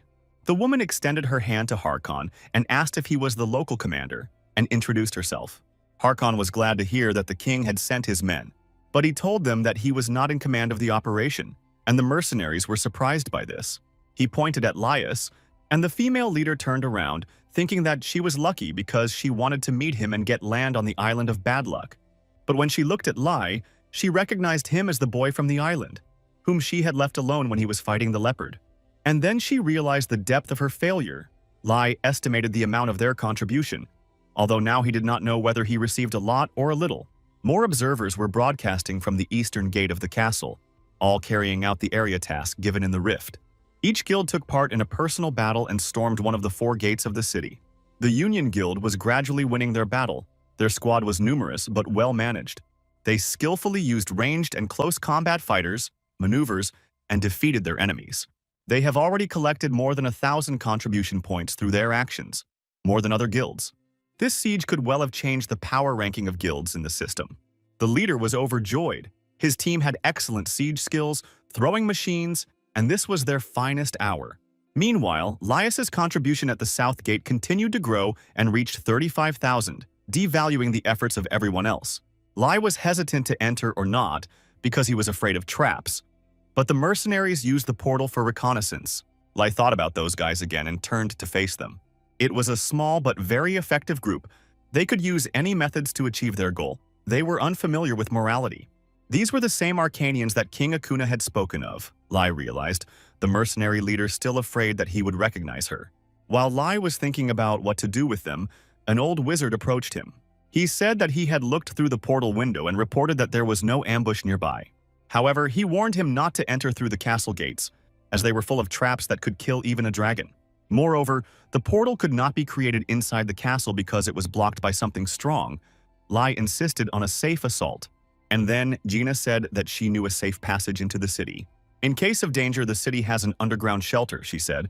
This is the passage through which water is supplied to the main castle. One of the exits was located nearby by the wall, and most of the survivors are in the shelter. Ted immediately exclaimed. Now he understood why her skills were familiar to him. The City of Frost was her home. Ted only knew the closest entrance. He didn't know about the tunnel that led straight into the castle, and Gina said they could get there quickly. Ted reassured him and said that all the residents knew what to do in case of war, and the dungeon could be compared to catacombs. He was sure that all the survivors were there and encouraged Lai, but Yenna didn't look so optimistic. On his survivor meter, Lai saw the number of victims growing as they reached the gates. Ted said that there was magic on the passage that made him invisible to everyone except the barbarians. The magic seemed stable, and he thought that everything was fine. But when he looked inside, his heart turned into a block of ice. Lai already knew what he would see here. There were traces of a demon summoning on the walls. There were bloody seals everywhere. It was a sign of betrayal. Someone knew about the passage and summoned demons right here. He put his hand on the shoulder of the barbarian, who was beside himself with anger and was about to lose his mind. The knights laid out the bodies and cleared the passage to pay their respects to the dead inhabitants. The mercenary leader was outraged that they were caring for the dead in such a situation when the demon lord could ambush them. The old man from her squad objected that this was precisely why they were standing on the Karakul. But she was worried that the king of the resort had expressed his contempt for them by giving them under Lai's leadership. But the wizard said that she did not see magic and did not understand. He said that she just needed to wait a little while, and when the time came she would understand everything. He was very interested to know what the man in the black suit was thinking, but he was terrified. A zombie in armor and holding a sword appeared in front of Lai. It was the dead guard who had protected the dairy, and he died like that, his fate bringing horror to Laius. Then Yenna came up to him. It was good that Cloud always kept his cool. She was grateful that he let them collect the bodies. Many of the knights were from Frost. She wanted to know how to repay this favor, and Lai thought about how to support the girl who returned to her hometown. Cloud said that even if a person ignores the soldiers who died defending, no matter whose city, he will lose his pride. And Cloud said that he was simply protecting his pride and was drowning under its weight. He said theatrical lines again. But Jaina liked this romanticism. After all, people of the Middle Ages were simpler. Lai looked at him with shame for such consolation. Meanwhile, his contribution grew again, and already reached 40,000, although he did nothing. He thought it was the mercenaries outside fighting, but they would have given the signal when the knight came running and reported that they had found a passage. The knight led them, and Lai and Gina hurried after him. They found themselves in a hall that was completely filled with crosses. The knight said that in other passages things were the same. Everywhere there were crucifixes with people. Lai understood why there was a summoning circle made of blood and corpses. Just as a sacrifice was needed for the exorcism ritual, so too was it for summoning the Demon King. This entire place, the entire city with its population, was sacrificed to summon the Demon King. Thus, the contribution increases when they simply collect the bodies as a return of the offered sacrifice to the Demon King. But suddenly an earthquake began, and they froze, fearing a collapse.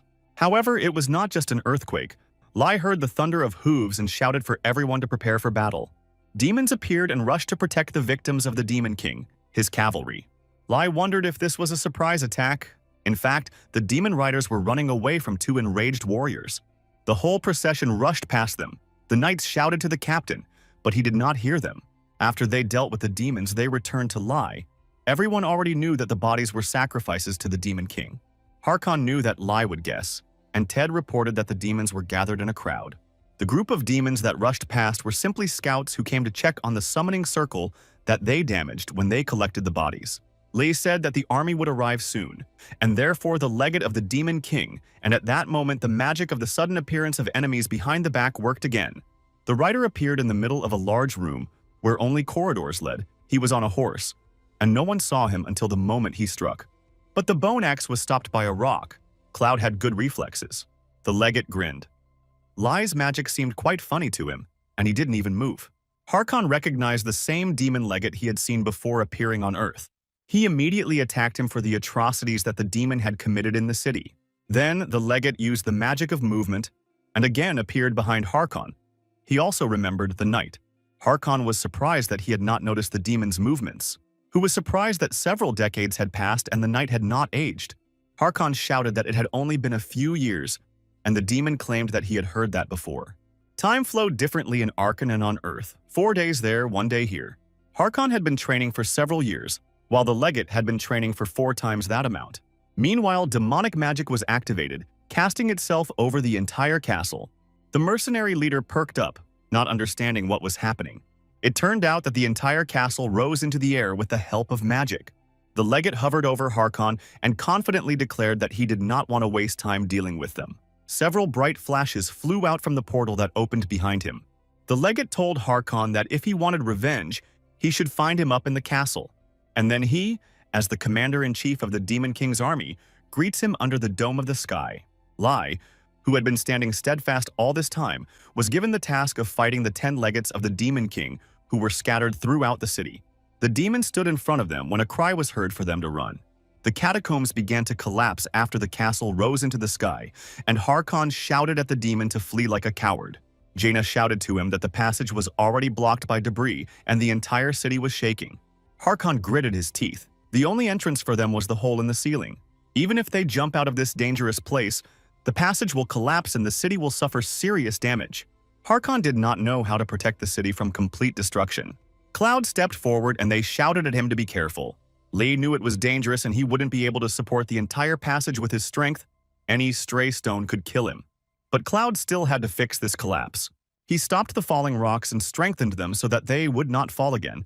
The city was illuminated by a bright flash of his magic. The guild leader of Radiance was once again shocked by Lai's power. The little girl saw the light and her mother shouted at her to close the window, fearing that the demons would notice them. But then a bright light penetrated their shelter, where all the survivors in the city had gathered. A warrior entered their shelters and told another warrior that she saw that all the demons at the southern gate were dead. Seekers, she said, and the warrior opened his mouth in surprise. He no longer expected salvation. The missing seekers returned. Ted did not believe that this was possible. He looked up. Cloud knew it would take a lot of effort, but he couldn't escape, and then his aesthetic stat activated. The pride of those who wanted to protect their city. The stones themselves transformed into a huge statue that supported the vault of the shelter. This is how Count Cloud saw their pride. Now he will carry the pride of those who defended their city to the end. He also turned the debris into columns in the form of guards with swords, which now supported the dungeon. Lai was terribly tired and no longer wanted to bear his pride. He had used up all his mana to build these columns. He was lucky that the Emperor's brooch restored 10% of his mana, otherwise the spell would have been interrupted. He realized that the columns took their form because of his new characteristic, the aesthetic. So far it only affected the appearance and increased the mana costs and complexity of the item. But he hoped that this would give him the opportunity to change the suit in the future. Harkon thought about the demon's words, about the difference in the flow of time in their worlds. If he had dealt with the legate a few years ago, Frost would not have suffered so much now, but now he had let him go again. A shadow hung over the ruins. At first everyone thought it was a cloud, but it was bats. They all flew in because they were lured by the light of Lai's spell. The knights prepared for battle. The knights understood that the mice were weak, but there were dozens of them, and they hoped to kill them all one after another. And then Lai saw, out of nowhere, a huge, bulging-eyed freak appear. Lai's natural enemy ability was activated. The monster was also a legate of the Demon King. It still tried to speak, but it came out as disgusting as it looked. The demon opened its toothy beak to swallow Lai, and he had no mana at all to defend himself. But then the demon was engulfed in blue light and lightning bolts. The sweet sorceress Jessie came to save him. She said that no matter how hard she tried, she still couldn't leave the same magical mark as his. And yet she asked him how he liked her magic, and smiled welcomingly. Lai was grateful to be saved, but Cloud could only give out a poor assessment. And in all seriousness, he began to tell what magic should be like without excesses. But Jessie took it all well, and decided to write it down. Meanwhile, the mercenaries continued to sit in the backyard. There was no more news from those who were inside. Their leader thought that perhaps they had simply been forgotten, and the old man told her not to interfere. He was sketching a magical trace that he had just seen. The fat man pouted and silently listened as the leader became indignant about what was happening. When the watchful guard interrupted them and said that they were already surrounded. When their enemies were out of sight, the leader told them to prepare for battle. Shadows with red eyes quickly attacked their small group. But then it turned out that these attackers were not at all like demons. In the fog of war, the two squads did not see each other and mistook each other for demons. The barbarians living in a huge medieval city asked if they were responsible for the next world. Jessie looked at the statues that Lai had created while they waited for news. She killed one of the 10 legates in one fell swoop, which meant that it was not necessary to personally eliminate them all, thought Lai, seeing the notification. Ted reported that they had recovered almost all of the bodies of the sacrificed people. But he didn't think that the survivors Lai spoke of were in this place. Guyun's intelligence had checked everything, but they weren't very useful underground. Lai saw in his mission window that there were still survivors. But then a wizard from the portal appeared between them, and was finally able to teleport here. He wanted to report the situation outside to Laius, but then the barbarian appeared and asked if the chief was there. He was looking for the one who created the light over the city, which surprised Ted. He immediately recognized those to whom he owed his abilities, because his character was a barbarian.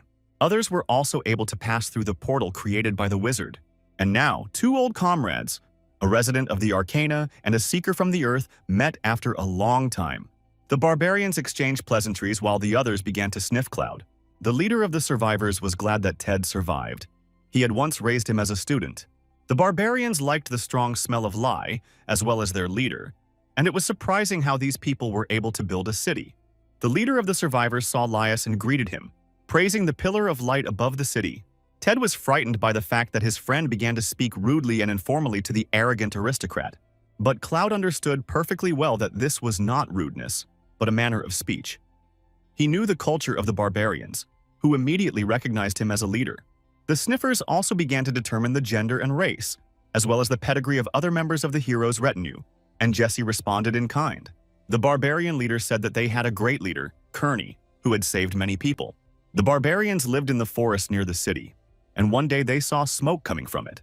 The wind carried a foul smell, an ominous moon hung in the air, and Kern led them into the city. But what they saw when they ran to the city made them tremble. Legates of demons circled in the sky, and on the ground demons crucified people.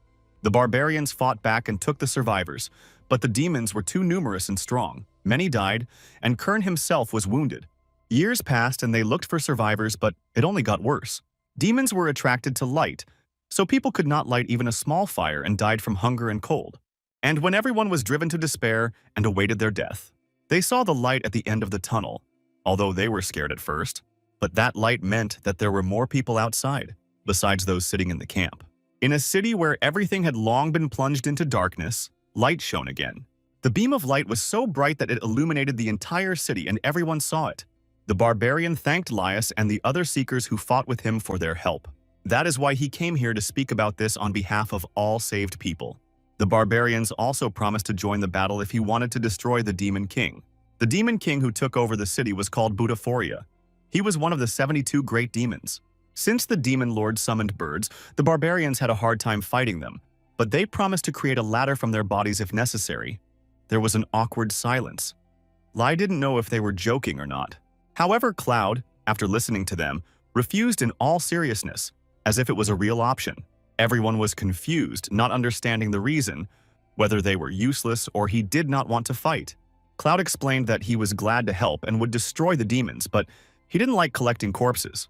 Moreover, it was necessary to set priorities correctly, he said, and turned to the wizard. He ordered him to send all the survivors to the Kingdom of Bad Luck and to give them shelter and food. With portal magic, it was easy. The wizard muttered that he would try, estimating how much it would cost to open the portal several hundred times. Lei then told Ted to go to the survivors and be with them. He wanted his guild to protect the people during the evacuation.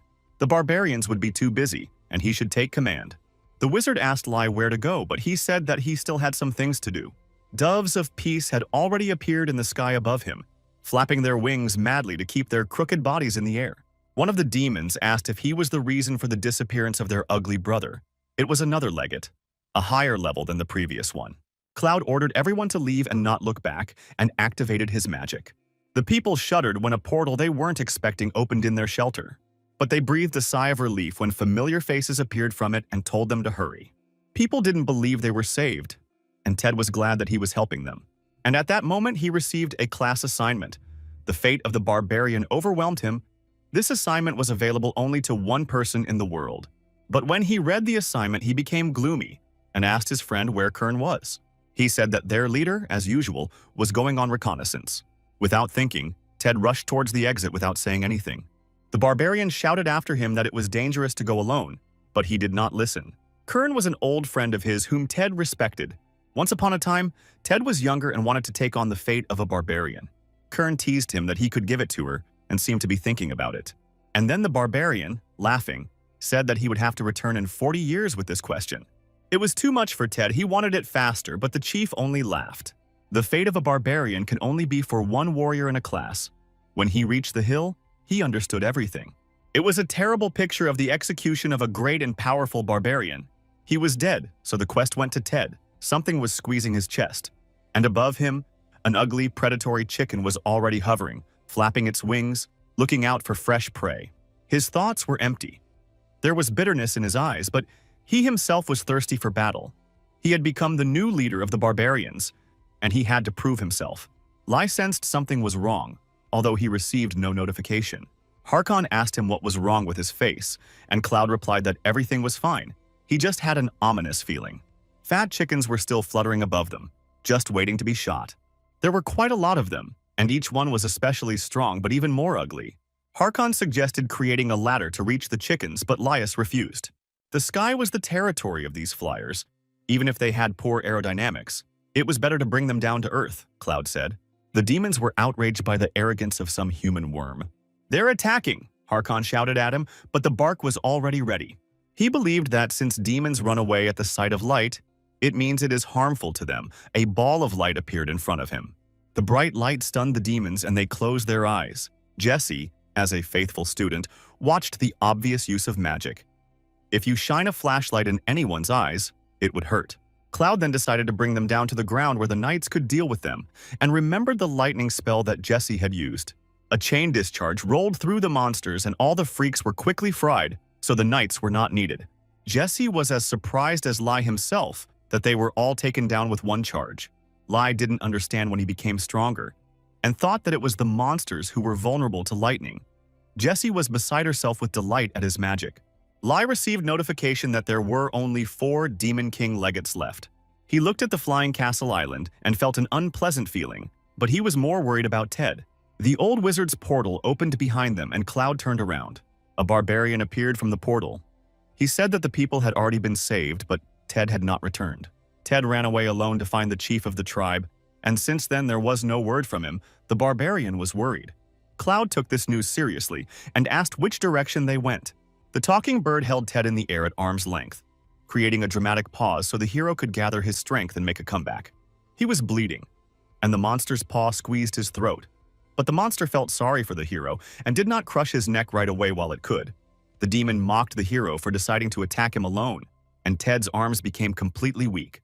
The legate's level turned out to be higher than he thought, and the monster waited until Ted began to beg him for mercy, according to the code of all villains. "You can't kill the hero unless it's necessary to advance the plot," he said, "and be sure to wait for the hero to recover." That's why the best student of the School of Villains did everything according to the book, and stalled for time, with ridicule, so that someone would have time to come to the rescue, or something else. He had to work hard and remind Ted of Kren, who had died ingloriously before, so that the viewer would believe in the danger. Demona said that the barbarian stupidly rushed into an attack in which there was no chance of success and squealed like a pig while doing so, and he found Ted's weak spot. He could tolerate ridicule towards himself, but not towards his old friend. He bit his lips until it hurt to force himself to move, because the demon was slandering Kern's name. In the end, Kren told the demon that he was in trouble because an impenetrable boar would soon arrive. Kern smelled a scent on the wind he hadn't smelled in a long time. He had chosen Ted from the start, and then a new leader will be born who cannot be compared to him, Kern said at last, and the demon swung. Ted seemed to hear his last will and the last words of the barbarian leader. He remembered his constant whining about the fate of the barbarians, and imagined how Kren would ask him now, and how he liked it. The demon waited impatiently for this man, but it occurred to him that it could be Ted. He laughed at the fact that such a weakling could cause admiration, and did not even sense the return of the hero. Somehow, Ted broke free from the demon's grip and grabbed it with his own teeth. He began to bite viciously at the thick skin covered with small feathers. The angry demon threw him down to the ground like an insect that had stung him. But somehow his arm above the forearm also flew away along with the barbarian. The demon began to writhe in pain right in the air, without stopping flapping his wings. And Ted, who tore off the demon's hand with his teeth, with his mouth full, reminded him that he had told him not to mock Kern. The demon laughed nervously. He never understood why the villain textbook said to give the hero a chance, but he always did. Ted realized that Kern knew he was coming. Now all the conditions for the class were met, and the power to overcome was available to him. The demon told Ted not to worry because he would soon be in his stomach. But Ted activated a unique class skill, Call of the Wild, which had the word nature in its description 3 times. It was not clear how it worked. The hero's magic awakened. Ted became faster and stronger. He hit the monster with his hand, like a paw, right in the air and landed.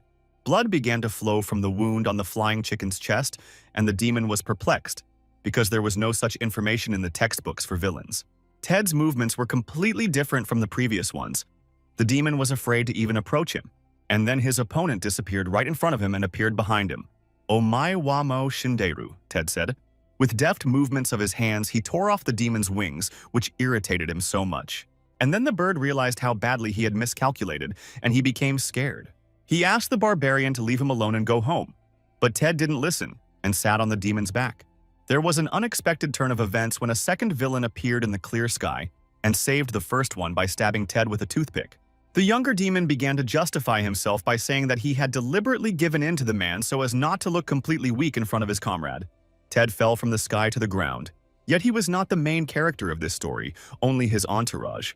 The last drops of fighting spirit and strength of the barbarians left his body.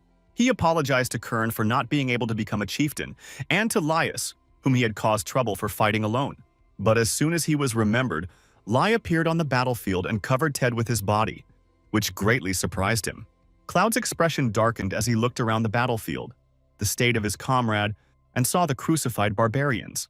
Ted himself was worried that he was fighting like an animal in front of a man who valued manners above all else. Harkon and other knights joined their gathering. Lai told Ted that he had roughly grasped the gist of the conversation. The demons did not understand who appeared in front of him. There was nothing in the textbooks about someone coming and saving the hero. Cloud ordered them to be silent, and there was power in his voice. The demonic chicken yelped something and immediately got hit in the face with magic. His one-armed comrade became worried about him, but at that very moment he lost his second wing, which was completely pointless since he could fly with just one. But even on Earth, the demon did not understand the real state of affairs. Cloud told him not to waste his breath and headed straight for the chicken. He told him that he would first teach him the concepts of who the beast is here. At this time, another chicken was causing problems for players from other guilds. She attacked, turning altitude into speed and then soared again. While the demon was in the sky, they couldn't hit him properly.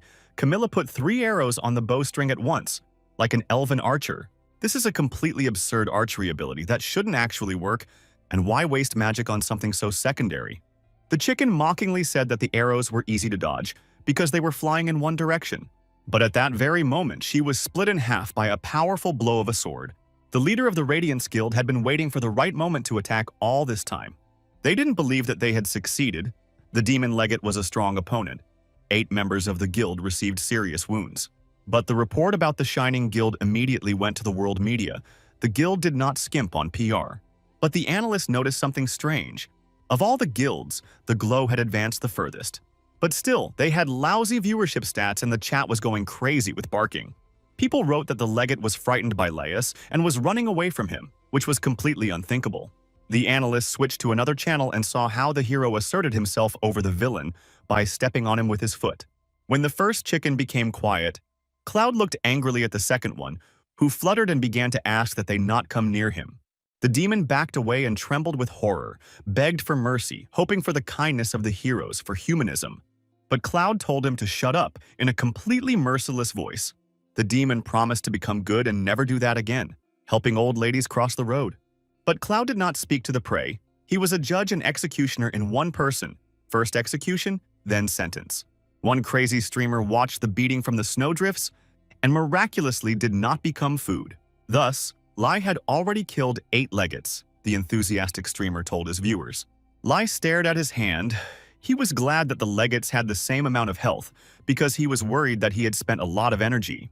An enthusiastic Jesse approached him again, admiring the fact that he used one type of magic as several spells. The wounded Ted approached them. He walked on his own, but Harkon kept holding the barbarian back. Ted began to apologize for abandoning the protection of the survivors and going off alone, and for ending up in this state. Cloud replied that he did not hate people who fought to defend their pride. He told everyone to go back to the shelter with the rest of the knights while Jesse wrote down his every word. But at this time, all players received a notification from the system. The last legate of the demons was defeated. The leader of the guild union was overjoyed after defeating the demon. He hoped that he would become the lord of the liberated city of Frost and everyone should be ready for his coronation. Lai realized that the others had killed the 2 remaining legates without him. As usual, his participation devalued the contribution of the other players. A wounded man approached them, and Harkon recognized him as Count Syrian. He was glad to see that he was alive, and the Count pretended to be happy about being saved. The Count said that the Empire had not forgotten about them, since Harkon had come here. He added that he was impressed by the actions of the searchers and looked at Lai. Lord Frost extended his hand to Cloud, introduced himself, and thanked him for saving him. Ted was surprised, because despite the fact that he practically lived in Frost, he had never met the Lord. Cloud chuckled and told him to stop acting. His natural enemy ability had worked again.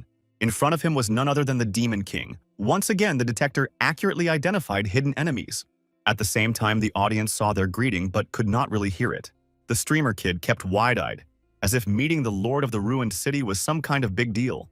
Besides, he was just a feudal lord who did not have any special power.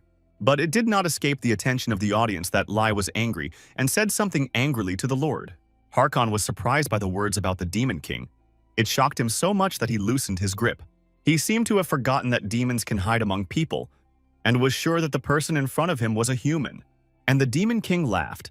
Since he was exposed, there was nothing more he could do. However, he continued to play the fool and pretended to understand their mistrust, since the Lord of the City remained alive when almost everyone was killed. But Cloud didn't listen to this bad acting and hit the demon with stone spikes. The streamer almost lost his eyes when he saw the swift execution before Lai's sentence. Everyone who watched his broadcast had exactly the same faces. Harkon moved towards the wounded Lord of the City. He still saw him as a man. That's why he asked Laius why he did this to the Lord, who was crushed by stones like a frog. Jessie was the first to notice that the man was alive and well, and she smiled. She never doubted Lai's words for a second. Harkon was surprised by these words, and only then did he feel the ominous energy. The demon laughed. His resistance to the earth attribute was great, so he was not harmed at all. The demon asked if the hero had gone too far, and Lai thought about it. An ominous shadow crawled forward and covered them. The demon's voice became eerie. He told them to take a closer look, for he was the Lord of Frost City they were looking for. Lai's face twisted at such a disgusting sight. It was then that Harkon realized that there was a demon in front of him, although he should have cut off his head as soon as he heard Laius's words. He pierced the monster with his sword, and the eyed shadow spread out to the sides. Ted asked if this was the end. Lai thought that he should never say that phrase. After it, the enemies always resurrect.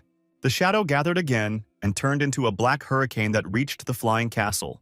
At this point, Ted's eyes widened at how huge the demon had become, and Lai thought that was what he was talking about. A black shadow was absorbed into the bottom of the rock on which the castle was built, and Harkon noted with alarm that the demon lord, whatever he was blending into the city. The knights and surviving barbarians stared at this terrible sight. It was the beginning of the final battle. The knights looked at the horror they had never seen before. The barbarians were also worried about whether everything would be okay with that seeker and Ted. Leia, meanwhile, furiously tore demons to pieces, justifying her berserker class. Her fighters did not understand why there were so many demons around and why they did not become less, no matter how much they chopped them down. They needed to conserve their strength, as the magic was quickly running out. Suddenly, the creepy monster froze, without even striking with the lamp. The girl on the ground heard the monster moan that the Demon King was calling him, and he flew away, leaving the puzzled players on the ground.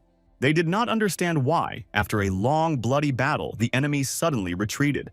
When they looked at the sky, they saw that it was all covered with doves of peace. All players received a message that the Demon King Buddhaphoria has revealed his identity. Demons from all over the region flocked to become the meat carcass, body and blood of the Demon King. It was such a terrible sight that it could be seen from distant cities.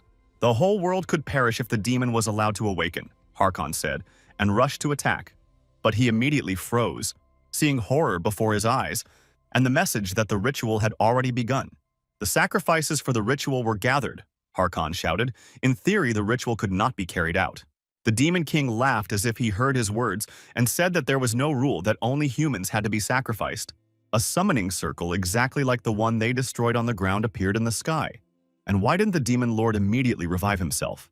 The demons fell victim and completed the summoning pentagram, an option that had been available to him all along. Lai got angry. Again, these plot twists that try to put you on a swing of excitement between overcoming and bending. But just as he was thinking about breaking the pentagram, a terrible, ugly shadow appeared before him. The demon struck him in the stomach and Lai was unable to do anything. Harkon froze in place, his feet drowning in the blood of the slain soldiers. The dead hung on him and began to beg him to save them.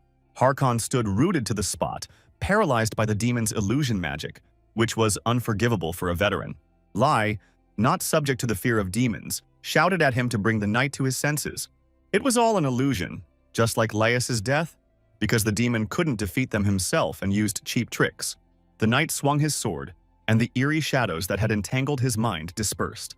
They returned to the general mass that was hanging between the ground and the castle and was performing a ritual. Harkon was still worried, having seen the demon pierce Laius, but Laius told him it was just fear. The formless cloud of demonic energy noted Lai's talent for avoiding illusions. But it was too late. The sacrifice had been made, and soon his body would be reborn. There was not a single demon body left. They all merged to form a giant egg. Then this egg began to absorb the summoning circle, absorbing its magic. An ugly chick with 3 eyes was maturing in the egg. In the center of the island where they were, panic began.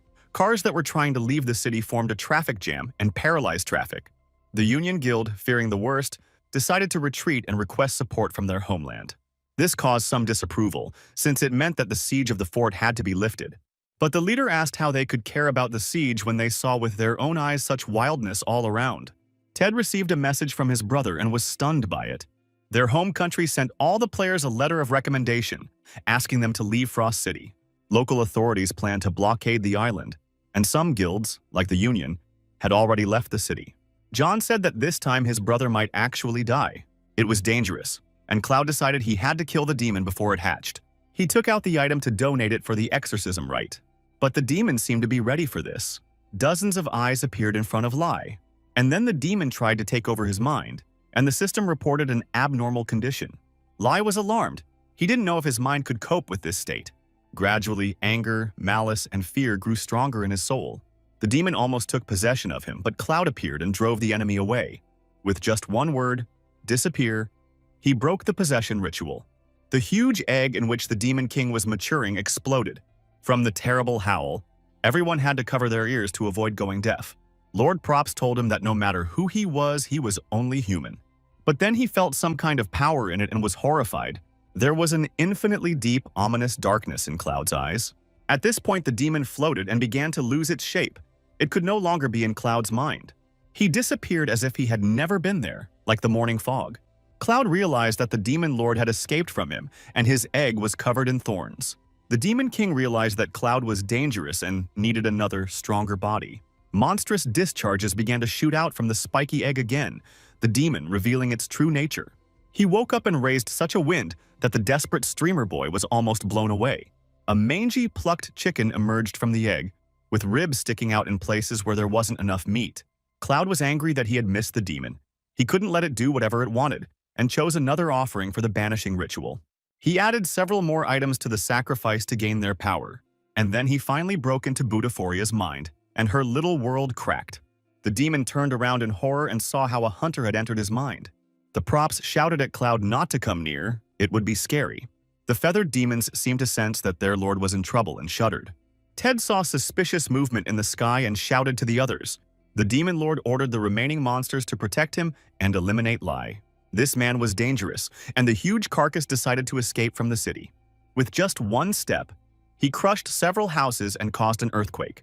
The shockwave even reached the support camp on the outskirts of the territory.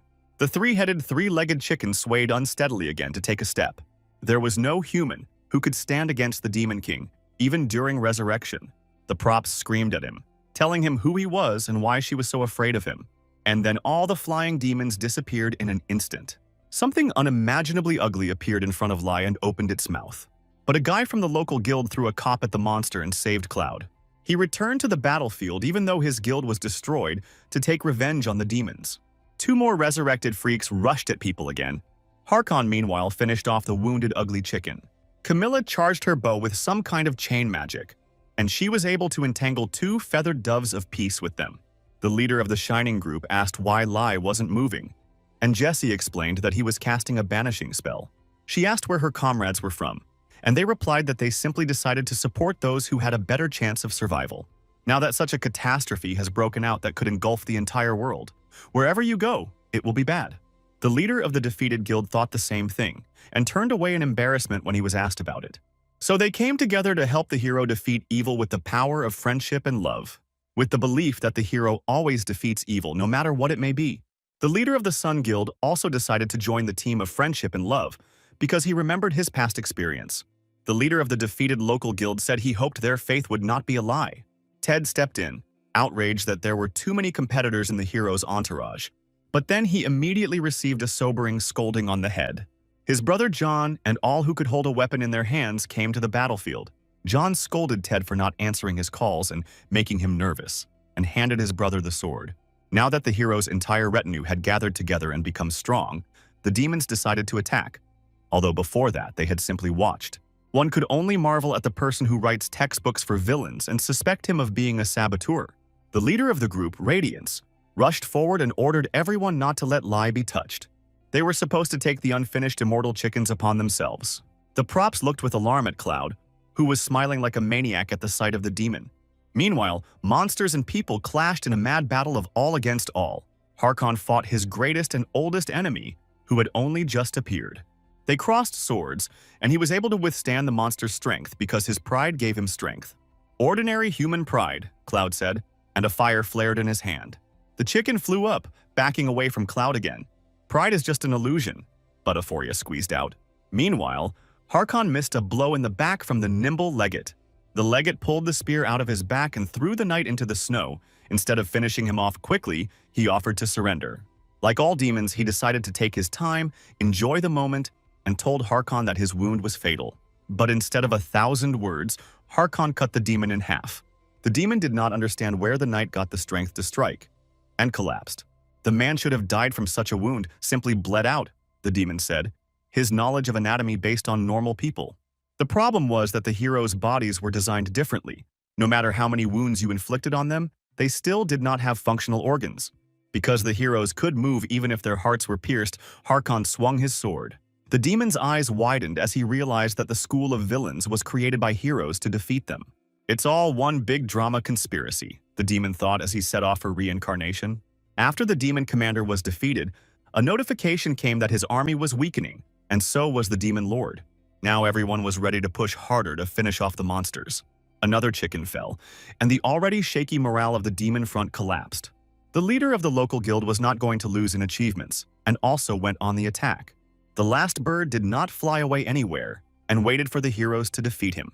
He, too, fell under the onslaught of a crowd of dummies who simply needed an example to follow in order to start winning. There was another bird that flapped its wings uselessly instead of rising higher. He asked a stupid thing, why people don't run away even after seeing what the demons did to Frost. Maybe because they were peaceful people and not warriors. "The worthless people can't defeat him again," said the chicken, and Ted thought of his fallen friend Kern. He himself awakened the power of the beast within himself and tore the monster apart with his claws. The main hen, Butterforia, felt weak and dizzy as her troops melted away. She grabbed her head and insisted that this couldn't be happening. The common people killed all her dear feathered legates. Laius received notice for each one. The Demon King's strength weakened, and his enormous body began to crumble under its own weight. The first to fall off were the useless wings, destroying several blocks along the way. The mental image of Butterforia was also losing blood and limbs. Lai winced, the demon still resisting his consciousness too much. In addition, before this, Lai had spent too much mana and could no longer maintain the banishment ritual. The ugly demon stared at Lai. He was scared and angry at the same time. The freak's body bent, and its huge beak began to squeak terribly throughout the entire area. The demon began to thrash about hysterically and wave his tail, raising a column of dust, and then everyone saw how a huge carcass was trying to escape from the city. Then it dawned on Laya that it was all because of the exorcism ritual. The demon tried to hide from his mind to break the distance and unknowingly ran away. The reporters screamed in horror, and they did not understand where the giant monster was heading. There was an entire city in the monster's path that saw its shadow from behind the hills. Lei realized that allowing the monster to move would result in disaster, and he focused more on the ritual. But at that moment, he reached his limit. He no longer had enough mana. Due to lack of strength, the exorcism ceremony could be interrupted. Cloud's voice said that he had magical power. Lai remembered Mantis's words about black magic using a different source. Lai's hands were filled with darkness. He immediately felt this dark energy. There was so much of it that it instantly enveloped the monster's huge body. The monster writhed, and the black force turned into fire, and now he was completely covered in this flame. Ted once again had to stand there with his mouth open and realized that he was just part of a real hero's retinue. The Berserker Guild watched everything from a hill at a respectful distance. She kept an eye on Lai, ready to grab him and drag him away if things got too dangerous. But as expected, it was in vain. The demon fell, the city was cleared, Lai received the appropriate notifications. Of course, discussions and debates soon began about the rights to the new city and its reconstruction. It has become a hot topic for young experts in foreign policy and everything else. Lai was sitting in his room watching videos, tired. He put his phone down and stretched. Finally, he could come home and collapse on his bed. But something kept bothering him. When he burned the demon, smoke continued to pour out from under the rubble for a long time. At that moment, his quest updated, requiring him to restore the legacy lost to the demons, the demon hunter's camp. He tried to figure out what this had to do with Cloud, whom he had encountered in the subconscious. Now in his head were stuck the last words of Butaphoria, that a person cannot possess such darkness. A few days later on the island of Bad Luck, the doctor and Isol went into Harkon's room to check on him. But when they saw the captain of the knights, the doctor turned blue with horror. Despite his mortal wounds, the knight captain practiced push-ups. They began to complain that he was overexerting himself, but Harkon denied it. Isol was worried that if she couldn't treat Harkon properly with her doctors, she would lose face in front of Lai. The king of the resort appeared behind her and said that he was glad to see Harkon in good health, which scared Isol. They began to bow and scrape at him, but Akuna said that everything was fine. He said that he came to leave one thing that their benefactor had given him. There was a trophy in place of the fallen demon commander, and Akuna took out the feather, for it was Harkon who had killed the demon. The next time he met the emperor, Harkon would need a trophy to prove he had carried out his orders. The knight was amazed that Laius could understand his feelings so well. He was undoubtedly a man with a deep soul. The knight pressed the feather to his cheek, and an awkward silence reigned. No one knew where Laius himself had gone. The world quickly returned to normal. The news died down and returned to the old gossip and constant topics. But for some, everything changed. The director of a foreign guild scolded its leader for expressing gratitude for his salvation. He couldn't play the main role in his homeland, and he also bowed to players from another country. The old man wouldn't stop. But the boy objected with steel in his voice and asked whether he should have allowed the inhabitants of the neighboring towns to die. He broke the unfortunate office desk out of anger. The warrior said that if the ban on entering the rift had been in place longer, things could have gotten much worse. The director turned pale with horror. It was a mystery how people without abilities could control those who possessed power. The guy was beside himself with rage, a player capable of killing monsters that ordinary weapons cannot take. As a result, his entire guild left the country and its rude government. His men asked him what he intended to do now, as wherever they went, they would be looked at strangely. And the guy thought about what it would take to emigrate to the island of Bad Luck. And now he lives there. The boy streamer achieved his goal and attracted the attention of the whole world. Many now wanted to work with him.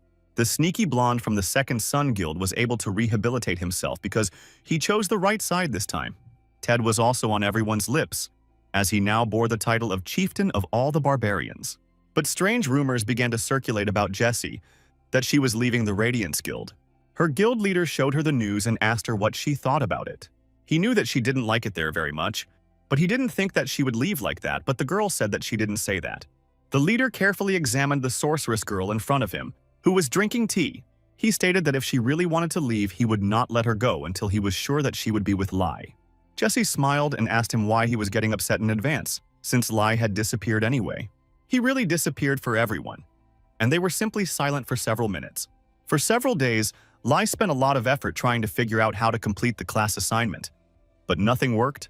He simply didn't know where Akshan's legacy was, or if it even existed. Moreover, he was constantly being called by everyone and anyone, and Lai was already thinking about turning off his phone. He wanted to read books in the Magic Tower, but was afraid to go out. No progress on class quest, no reward for Frost Siege.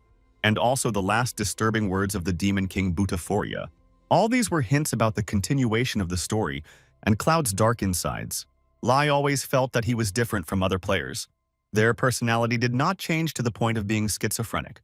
In addition, during the exorcism, he saw Cloud himself. This was no longer just a split in consciousness. This character lived inside him as a separate person. Lai didn't find anything about other players seeing their characters from the game. This could be a unique characteristic of hunters. But the mystery was that he saw Cloud's past, which he himself wrote, but there were no clues. And then, out of the blue, Lai received a message about the reward. He was given a beating for the Frost Siege and the death of Butaphoria, and the levels immediately began to creep up. In one fell swoop, he jumped by 30, and also a lot of items. It was a reward worthy of the Demon King. Lai also received powers in Frost. As relations reached their peak, it was already the second land in the possession of the future Padishah Emperor. But there was something else. For a large number of siege points, he received a special reward and was given the task to attend the ceremony of the new Lord Frost. Ted received the same notification as everyone else. The leader of the guild, Radiance, winced again. He had a bad feeling about such antics of the system. The dummy from the Union Guild believed that he would be crowned without warning. The system informed Lai that he was now simply Lord Frost. Only Cloud took it for granted. Lai's cry resounded throughout the entire area of the deserted but already miraculously restored city.